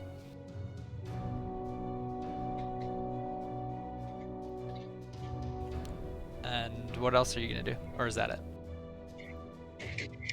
So that's it. I'm trying to move to essentially get in the way of where the mist is moving. The bats crit you. Fucking bats. Frickin' bats. Love Halloween. That's what Nat keeps saying every time I bring up bats. I don't know if you guys know that meme. Cute. I'm gonna sentinel the bats since I have a free claw. Yeah, shit, yeah. Bite them bats. Claw them Yeah, bats? bats. Claw them bats? Hand bite them. Alright, yeah, I'm gonna use my hand bites on them bats. I'm also gonna call out to the group that we have to follow the mist. Yeah. Take that, the bats. Alright, I got one or I got a couple bats in that. Yeah, you got a couple of that chop. What was Isolde doing there at the end?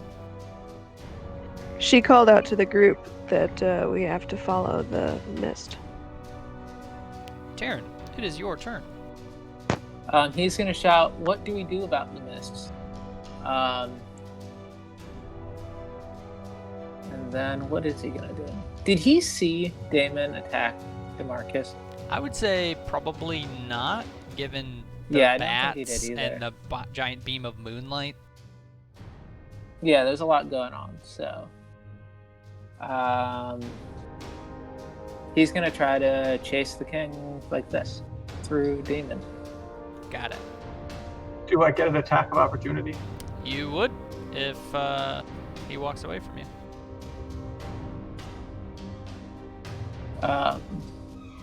So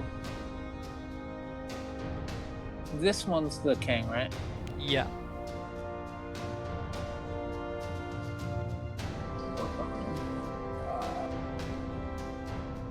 I'm going to step right here and decide, screw it, I'm going to shoot another lightning bolt.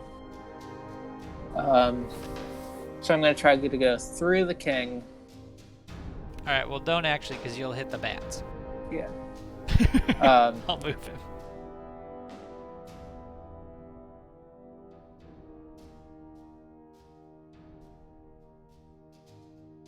And those guys. Yeah. Um, You fry those bats and the vampire spawn. And you get some and of what that happens when the lightning passes through the mist? It just, like, the mist stays in place. It doesn't even affect it.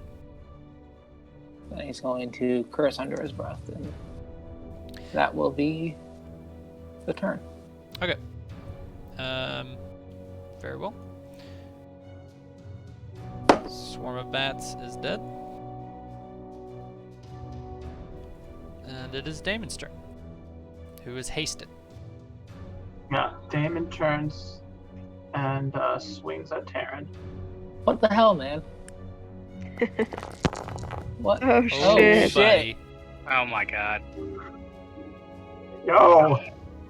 Karen is shocked and hurt emotionally by Damon's betrayal. Taken to Crit City. And I would say he just swings again. Yeah, that makes sense. It's the second time that Leif's character has done this to Taryn. I know. But this time with way more effectivity. Yeah, last time he was like a little dragon, like plebeian servant dude.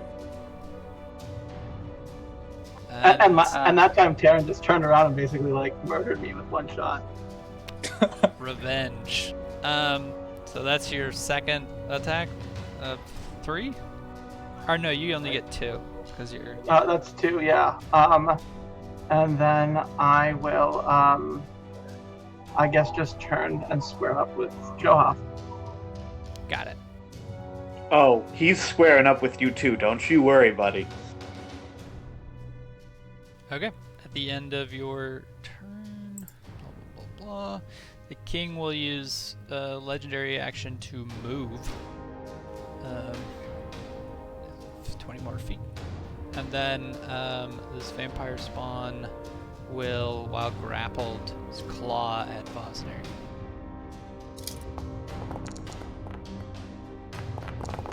And finally hits once. And Johoff, it is your turn. Face.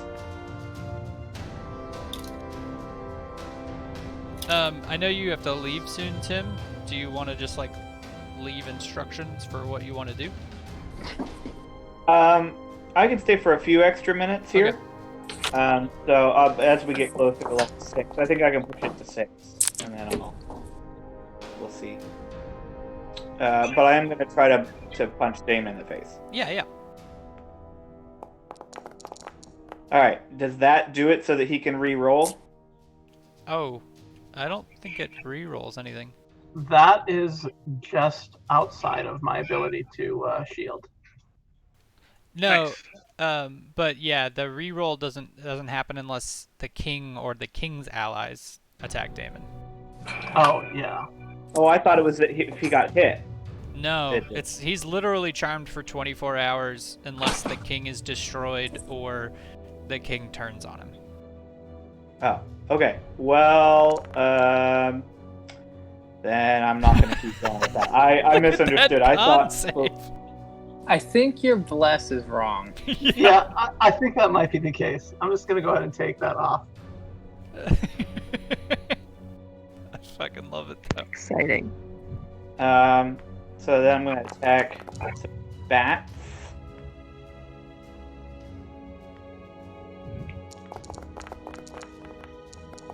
Bat punches.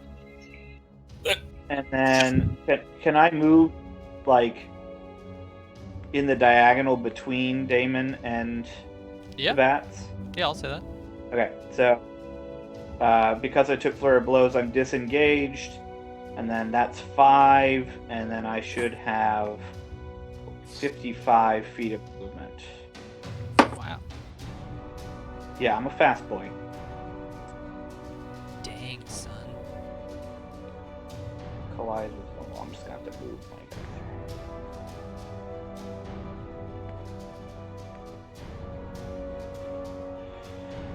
won't let me move because of something about a wall. I'm assuming it's the table that's in the way. Or you're there.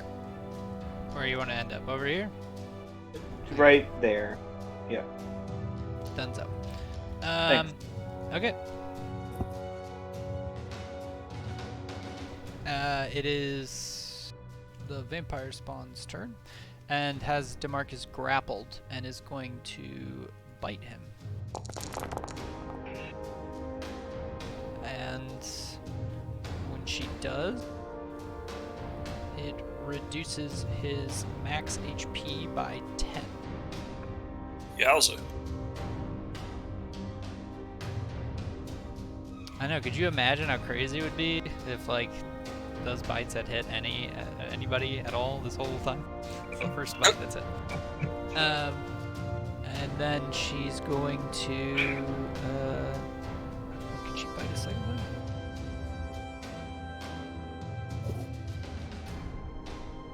Oh, nope. The other has to be a claw. She's going to claw. And miss. She's sort of like clawing at DeMarcus, like wrapped around him, biting into his neck as he's trying to like get her off of him. And it is now Bosner's turn. Woo! Awesome. So I lost Moonbeam from that failed con save. Got it. So you can take that off. And I will claw the lady that I have. Sure. Let me highlight her first.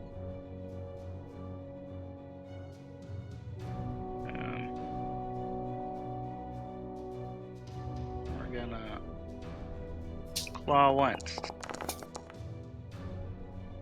And then claw again. And then we're gonna sting her. I This missed. time, she dodges all of your attacks. Great. Man. Okay. And then I will move because I saw Damon attack Terran because he's in front of me. Got it. I will move.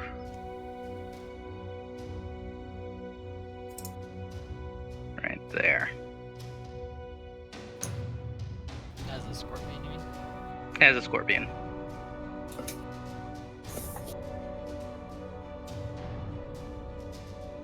Could I get like next to Terran and next to Damon, so I can activate my sentinel just in case?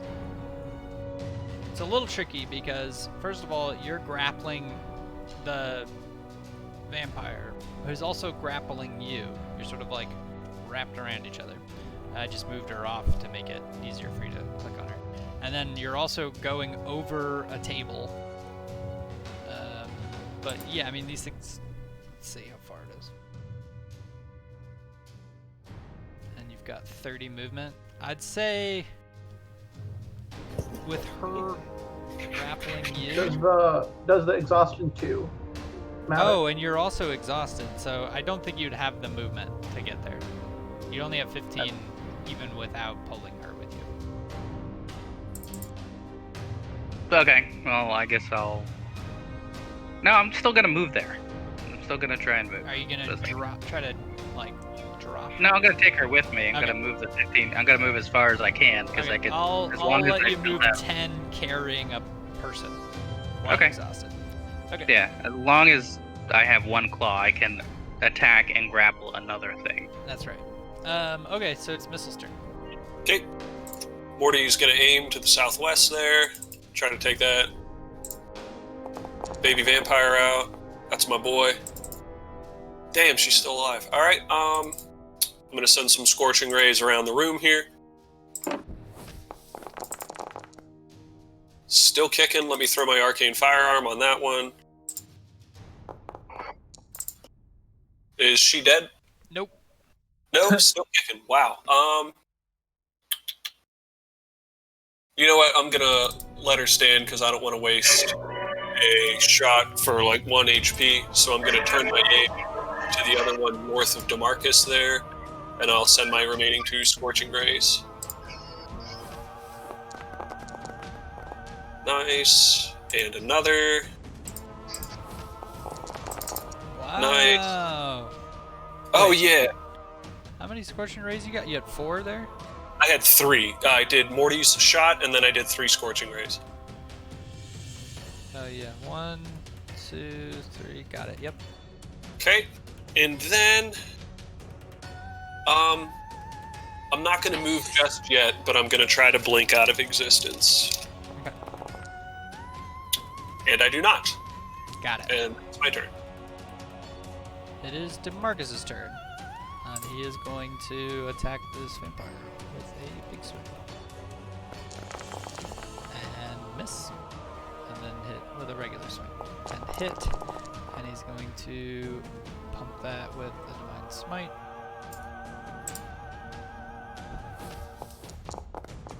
Aw. So close. Which does a little bit of extra damage because of undead. Oh, nice. But that won't do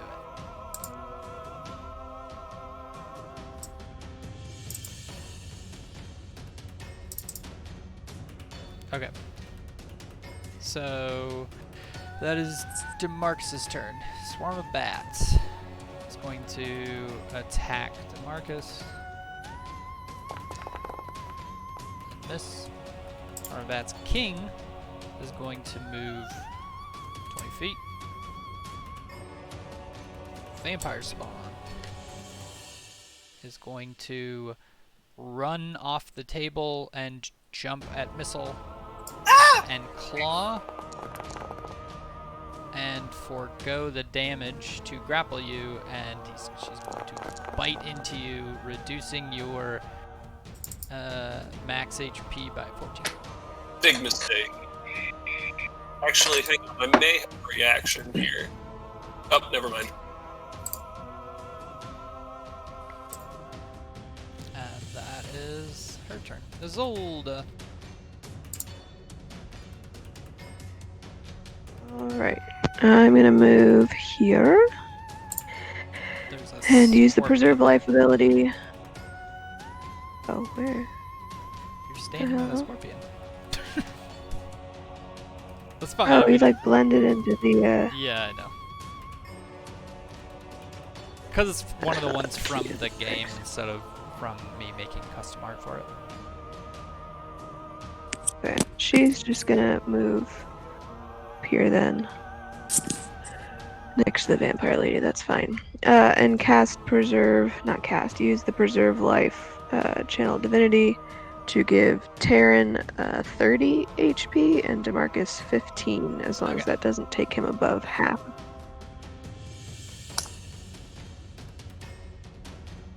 Yeah, I'll allow it. Does that take him above half or no? It's fine. I'll drop it a little. Actually, I think it's exactly Well, it's half. splitting a Bad pool, math. so whatever yeah, you it's drop perfect it half. by. It's actually exactly half. Oh, okay. And then as a bonus action, I'm going to cast Shield of Faith on Terran. What does that do? And it gives you +2 AC. Oh, nice. I need that. Yeah. Which means that Bless drops.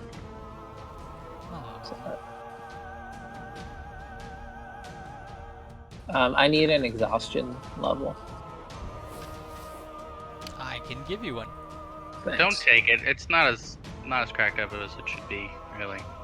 I don't know. I want to fail more ability checks. It keeps life exciting. Cool. Okay, is that Isolde's turn? Yeah. Taryn, you're up. Taryn You're will prone. stand. Yeah. I'll stand up. Decide whether or not I want to cast a Blight on Damon. I will, instead of that, Damon counts as a person, right? Indeed. Yeah. Okay. Then I will cast Hold Person on Damon. And I will heighten it so that Damon has to make his save with disadvantage. I will cast Counter Spell at 4th level. 4th level. Ooh. Yeah, it's the only spell slot I have to cast it with. Alright, well, that will be that.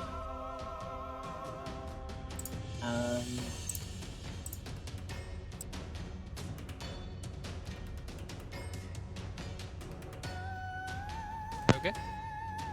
Yep, that's my turn. Okay, Damon, it is your turn. With Johaf out of the way, I will just step up and start swinging up to Marcus.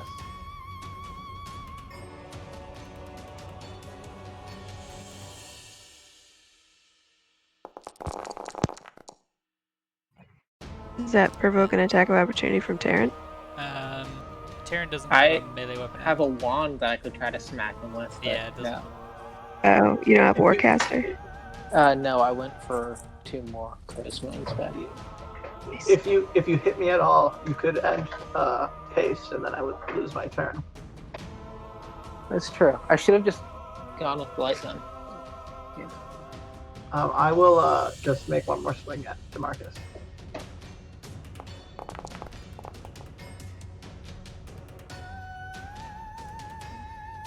And that's my turn. Yeah. Vampire Spawn is still attacking Fosner, clawing. And this time, since she's already grappled with you, she's gonna bite at you. Fails. And it is Johuff's turn.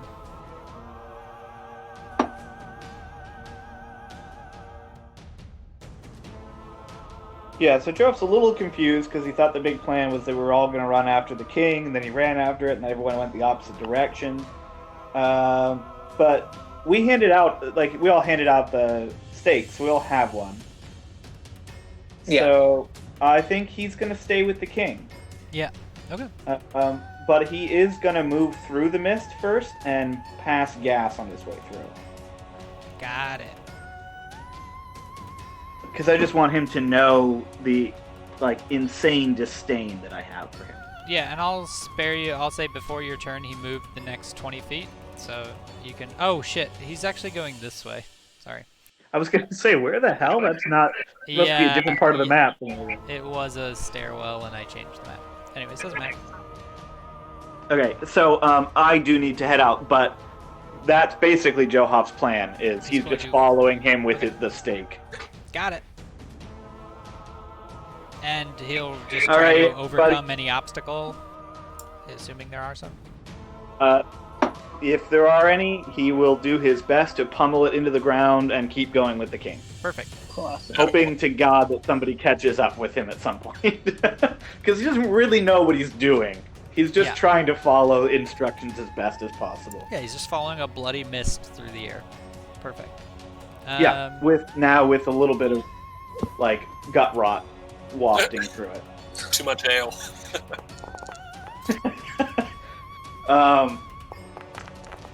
Yeah, so that's I think his plan. So everybody, if I don't talk to you before then, have a wonderful Christmas. And because we're not playing next week, right? Correct. All right. Well, hopefully I'll get a chance to at least text with all of you between now and then. But if not, have a happy holiday, everybody. Yeah, same to you, You Tim. too. Bye. Talk to you later. Bosner, you are up.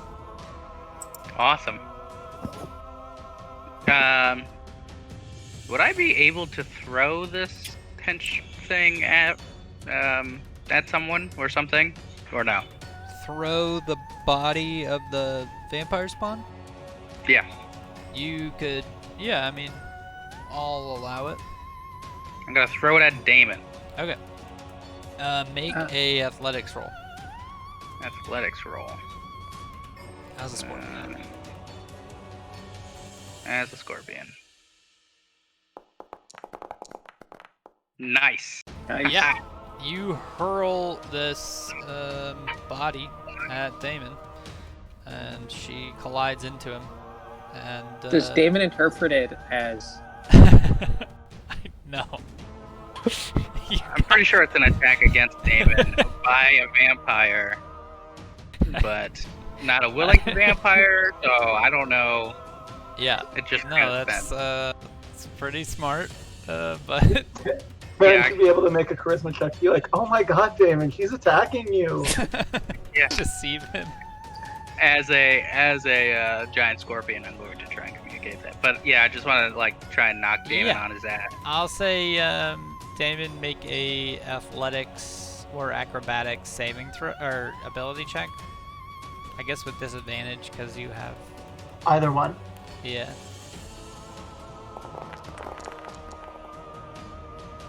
Yeah. Woo! Though technically, that's fine.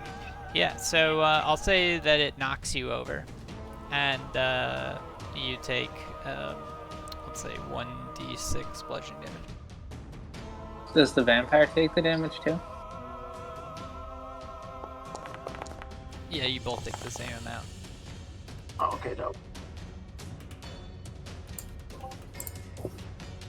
And you have to make a concentration check.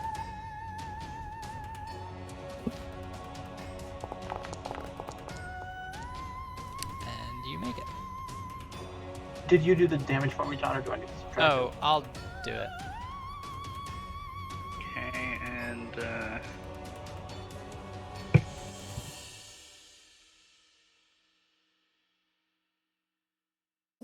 So I'm gonna say that's your action. Instead of doing a multi-attack, you improvised a thrown weapon. yeah.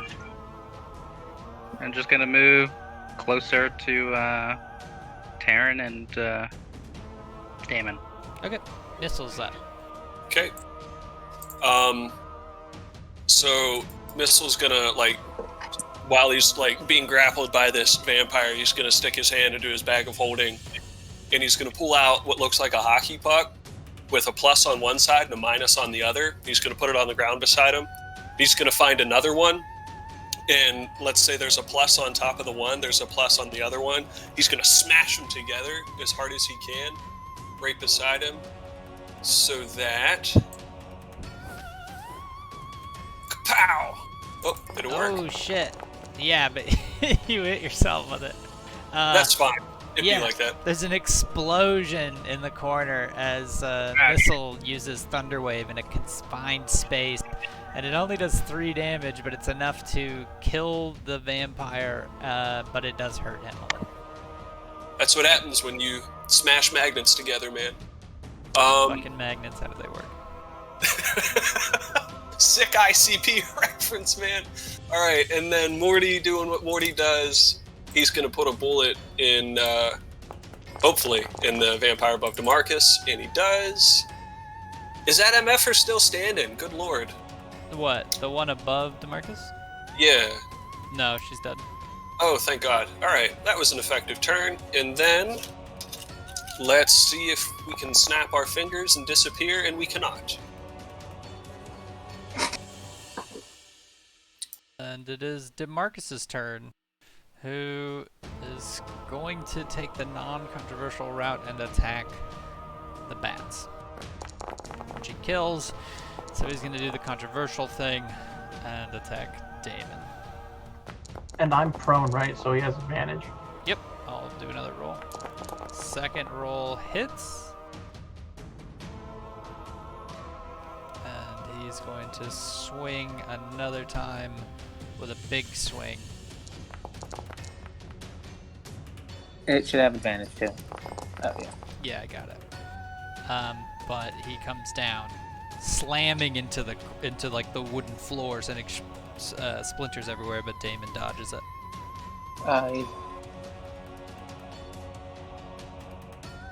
And it is the Storm of Bats who are dead. It is the King's turn, and he's going to fly down the steps. And it is his oldest turn. She said she's gonna cast blindness, deafness on Damon. Got it.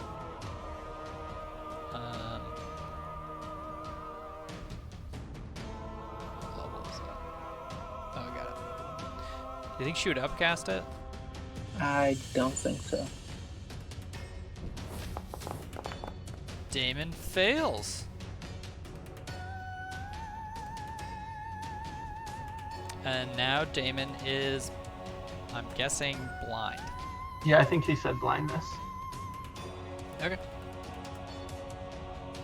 Taryn, you're up. Let's see. Yeah, he would. Alright, so. And Taryn cast Blight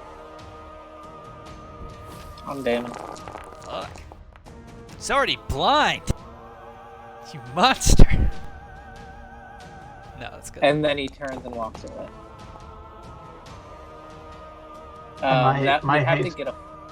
my haste falls as well. Got it.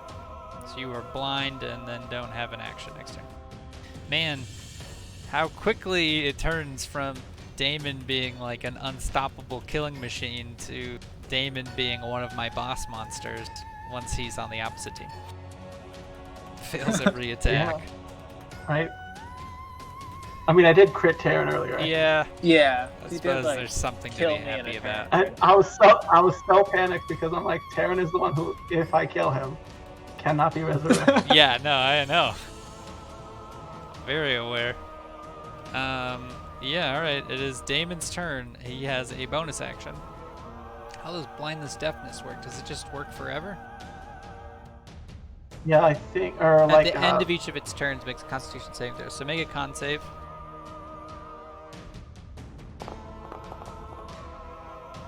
And the DC is 17, and you do not make it. You are still blind. Though, I suppose you technically have, like, abilities to raise your saving throws.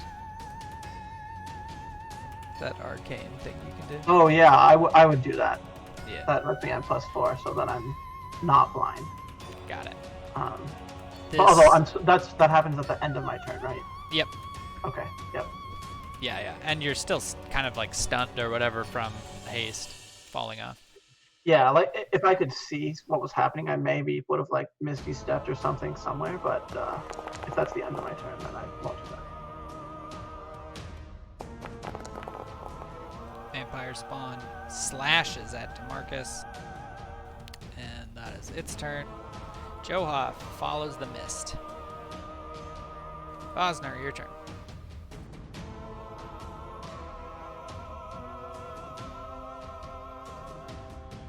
R.I.P. Bosner. Sorry. Yeah, Vosner. So, Damon is down, right? Correct. Um, Well, he's not down. He's stunned currently, but he was blinded, but he's no longer blinded. he's no longer blinded? Correct. Okay. Well, I guess he'll just move up to Damon and hate targeting myself. Just gonna move up to Damon and I guess hold an attack if he Sure. attacks anyone else. Perfect. DeMarcus. So He will just sentinel him. It is Missile's turn. That was fast. Let's see here. I'm gonna have Morty be the only one to take a movement there, so he gets a clear shot on the vampire to the right of DeMarcus. Send our force yonder. And a miss. God, it misses? I didn't even know it Morty. could miss. It's the How first dare time you. he has. What a terrible robot, Missile mutters to himself. Let's see. Actually, Missile's still got a turn. I'll hold that. I'm just gonna send a firebolt that way. Come on, dogs. Excellent. Let's add the firearm damage. Excellent. Come on, Fox. Then as a bonus action, I'm going to cast Expeditious Retreat on myself. I'm going to pick up Morty, and we're going to move our 50 feet. Too many walls. Let me just drag him. Maybe.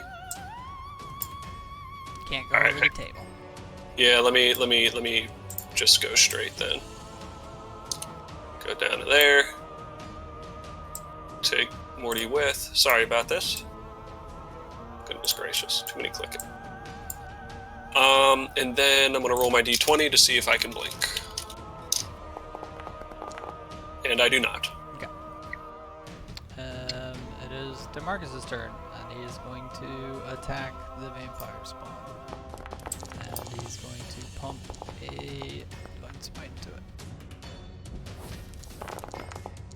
which kills her. And then he's going to hit once at Damon, slamming into him. And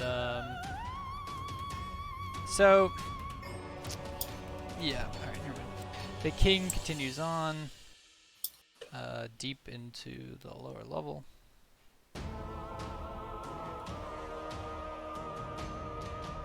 And then, Isolde, it is your turn. Alrighty. So is Damon blind? He was blinded, and then on his turn, he successfully got out of it again.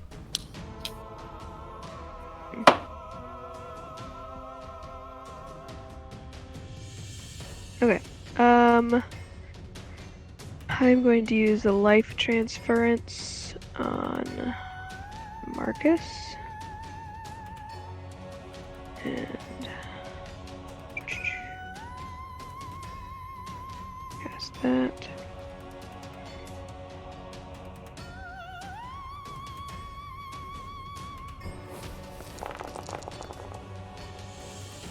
Yeah, so, Oh, you did sorry, 14 can you necrotic undo damage that? to I him. was supposed to cast it on myself. And then he gets double that? Well, it probably did it do exactly 14 because that was Yeah. his health, or was that what No, I it rolled? did 14 because you rolled low. That's how much Oh, damage okay. you normally So take? he gets So he yeah, gets so 28. he gets 28 health plus an extra 5. There you go. And I will lose 14 health. And then, yeah, I'll tell everyone else to keep moving down, like to follow where Johoff went.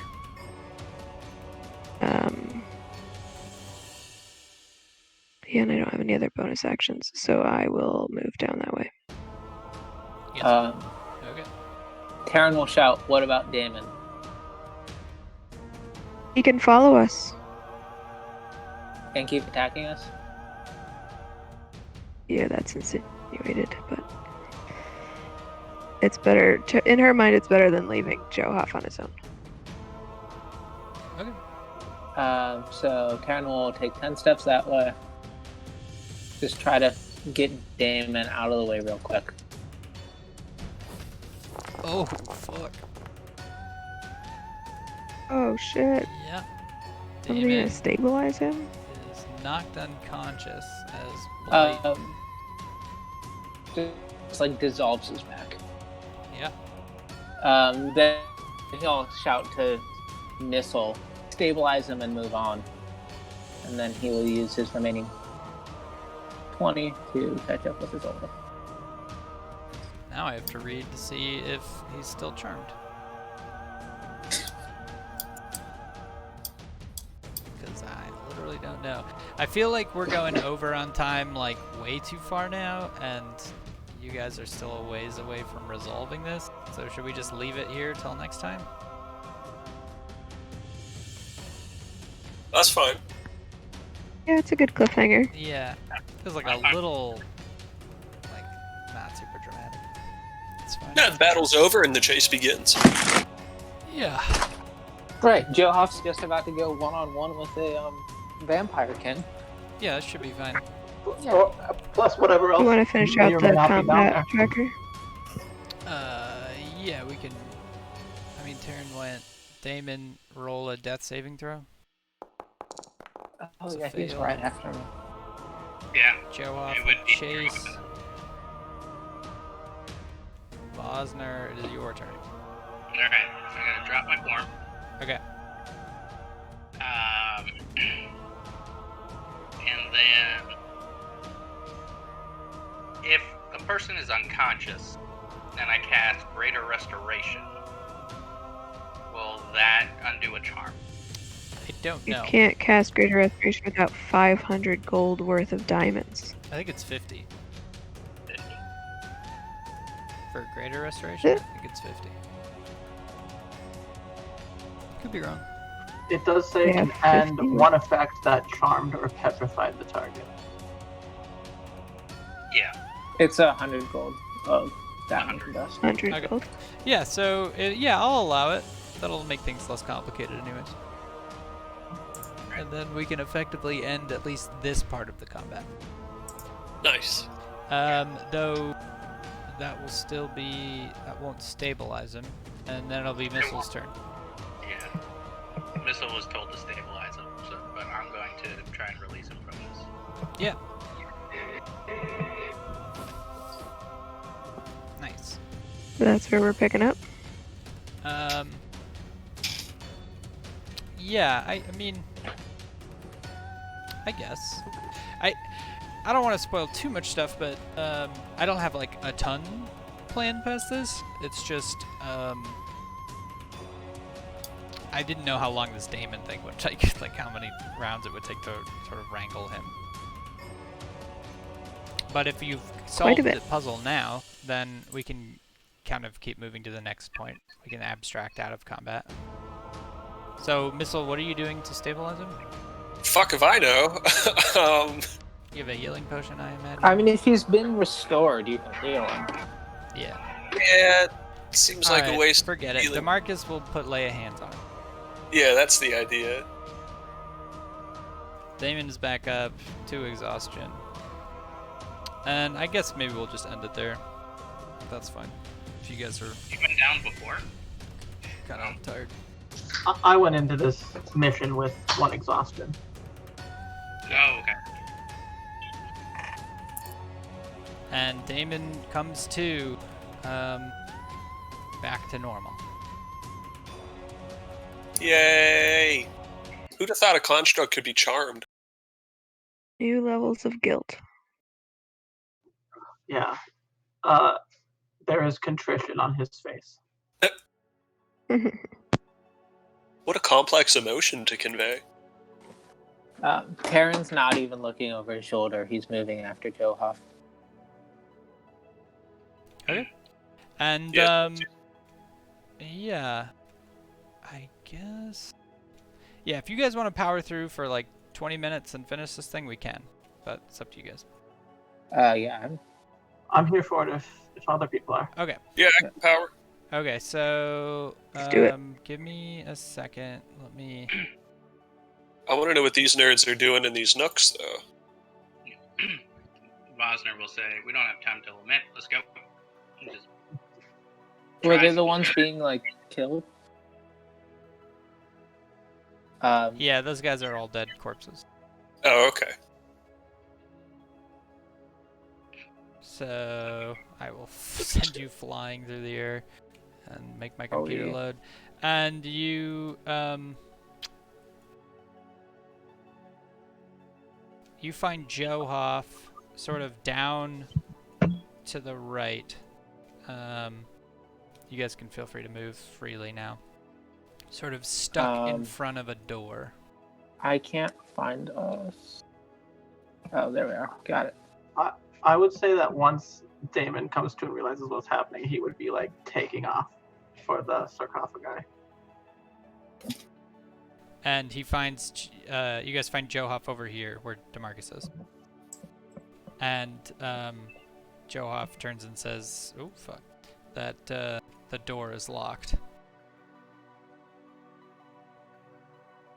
Aaron had the key before, right? Damon has it now. Can I try the key? Yeah, it does not work. We also have another key. Yeah, get in there, DeMarcus. And DeMarcus runs at the door and slams it with his maul. Do it. And breaks the door, which unleashes a thunder wave into the hallway. Oh, shit. Which hits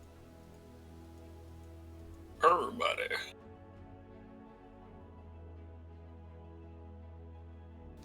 basically everybody? I don't know. Looks like it.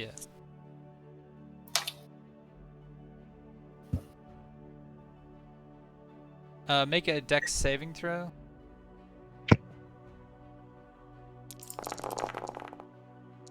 And anybody who fails takes 22 damage. What's a fail? Oh, 15. Am I close enough to DeMarcus? Oh yeah, I'm close to DeMarcus. Yeah. Well, hold on. Vazer's on top of them. How close do you have to be? Is it 15 feet or 10? It's 10. 10 feet. Let me. Yeah, so I'm not close enough. So Vazer and Isolde are fine. They get the bonus. So it's 22. 22 if you failed, 11 if you succeeded. And that's everybody? Yeah. Dex save. Oh, he failed his own save. And goes flying back and sort of like smashes everybody into the tunnel. Oh, Damon was in there too. Damon is unconscious. Classic. As you all, but he smashes the door open, and you see the king sort of like fly through through a mist under the door of this next room, and DeMarcus gets up and keeps running after him. I'm going to drink my healing potion. Yeah.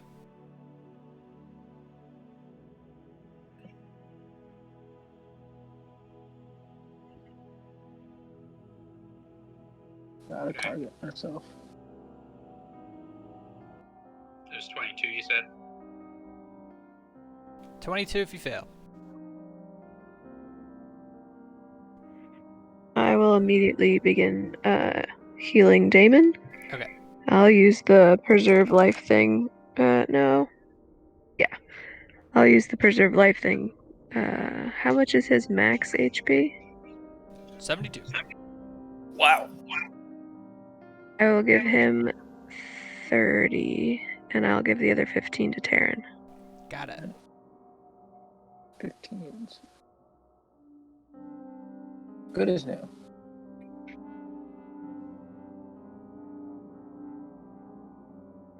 And I will, just to make things less insane, I will have DeMarcus just start bashing down this door, and it takes him a good while, but eventually he breaks through the stone, and you find the sarcophagus with the king in it, and he is like barely human form with like 1 HP, sort of reforming into a corpse. And Damon would immediately like shove a stake in his chest. yeah, so whatever he can discern as his chest. I'm not even gonna make you roll for it. I'll have Damon impale the stake into the chest of the king. Do you want to say anything? No. Got it. And with that, you destroy the king of Luskan, the pirate king of Luskan, and you look around you and realize that the room you're in is wall-to-wall bars of gold. Holy shit. Missile kind of just takes the bag of holding from his hip and holds it open in front of him and looks at everybody. And everybody hits level 10, and Merry Christmas. Hey. Dude, that's great. That's killer. Oh, yeah. Oh, man. And in I the feel like that sarcophagus was you the find... squad fight we never had. The Strahd fight you never had? Is that what you said? Oh, yeah, because we fucked up the last one. And in the sarcophagus, you also see, I don't know if I can make this. Let's see. You find, I'll just let you guys write it down or something. You find 1 ring of fire resistance, 1 ring of water walking, 1 ring of protection, a let's see. Let me pull up his character again.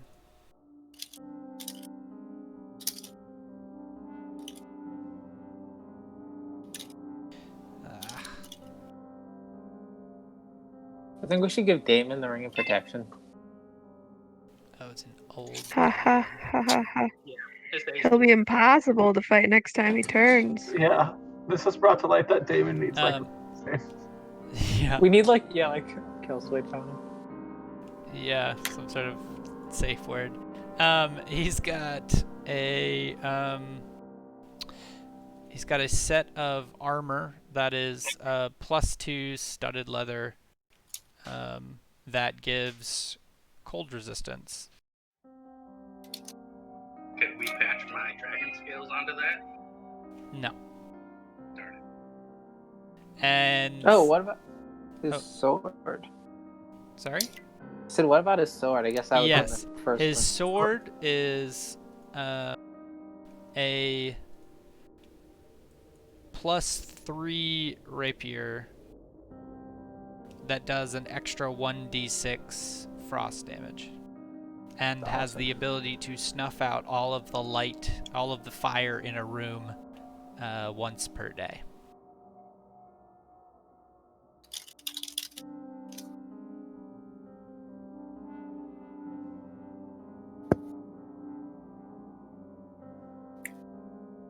And what else? Did he have anything else? He had a lot of shit. Did I give you the Ring of Water Walking yet? Yeah. Yep. Okay. Yeah. I think that's it. Couldn't attune to more than that. And then the room itself, Missile quickly calculating up in his head, is approximately 27,000 gold. Nice. I can build like 3 constructs with that much money. It's true. And I guess that's where we'll leave off. Sick. With you guys fleeing from the keep of the dead pirate king of Luskan. How many of you guessed he was a vampire? 0. Really? Yeah, no. Oh, I No thought idea. it was way too obvious with all of like I thought he was at least undead. But I was. I should have, because I was like, it must be like a lich that's somehow like channeling the life essence of all these people that get delivered. Like, what kind of thing? Yeah, same. Yeah. I was I don't know wondering. how I didn't put that together. Well, having, just completed Straw in the last campaign we did, though I guess that was like 60 sessions ago or something. I was thinking gritty realism, like not supernatural, just morally abhorrent things. Yeah, well, I mean, he was doing that too. I suppose. I think I kind of pegged him as a necromancer. Like, I even prepared silence in case he was, like, slinging mad shit at us. And, I don't know. Seemed like a close tie into the other necromancer. Are there crumbs anywhere? Like yeah. Any papers that link him to bread? Correspondence, even?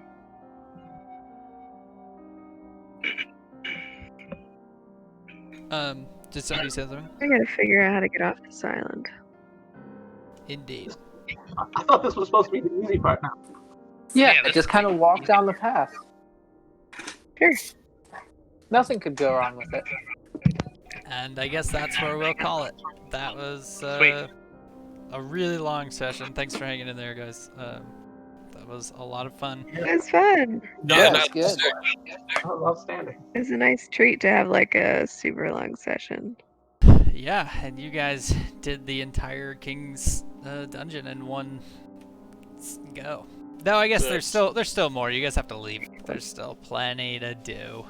Plenty of encounters. This is where we conquer the island. Hopefully you guys didn't use all your spell slots. No, just the important ones. Yeah, it's level 3. Sunderland is our land now. Yeah. I actually didn't use that many spell slots at all. I was like stuck in the back. Well, it helps that I've you still have like got most of 1,000 of them. Are we getting them back when we level up, or is? No. Or like, do we get the new spell slots when we level up? When you So, level like, if up, I go I'll up- say you don't get it until a long rest. Okay, so Just for making things more. yeah.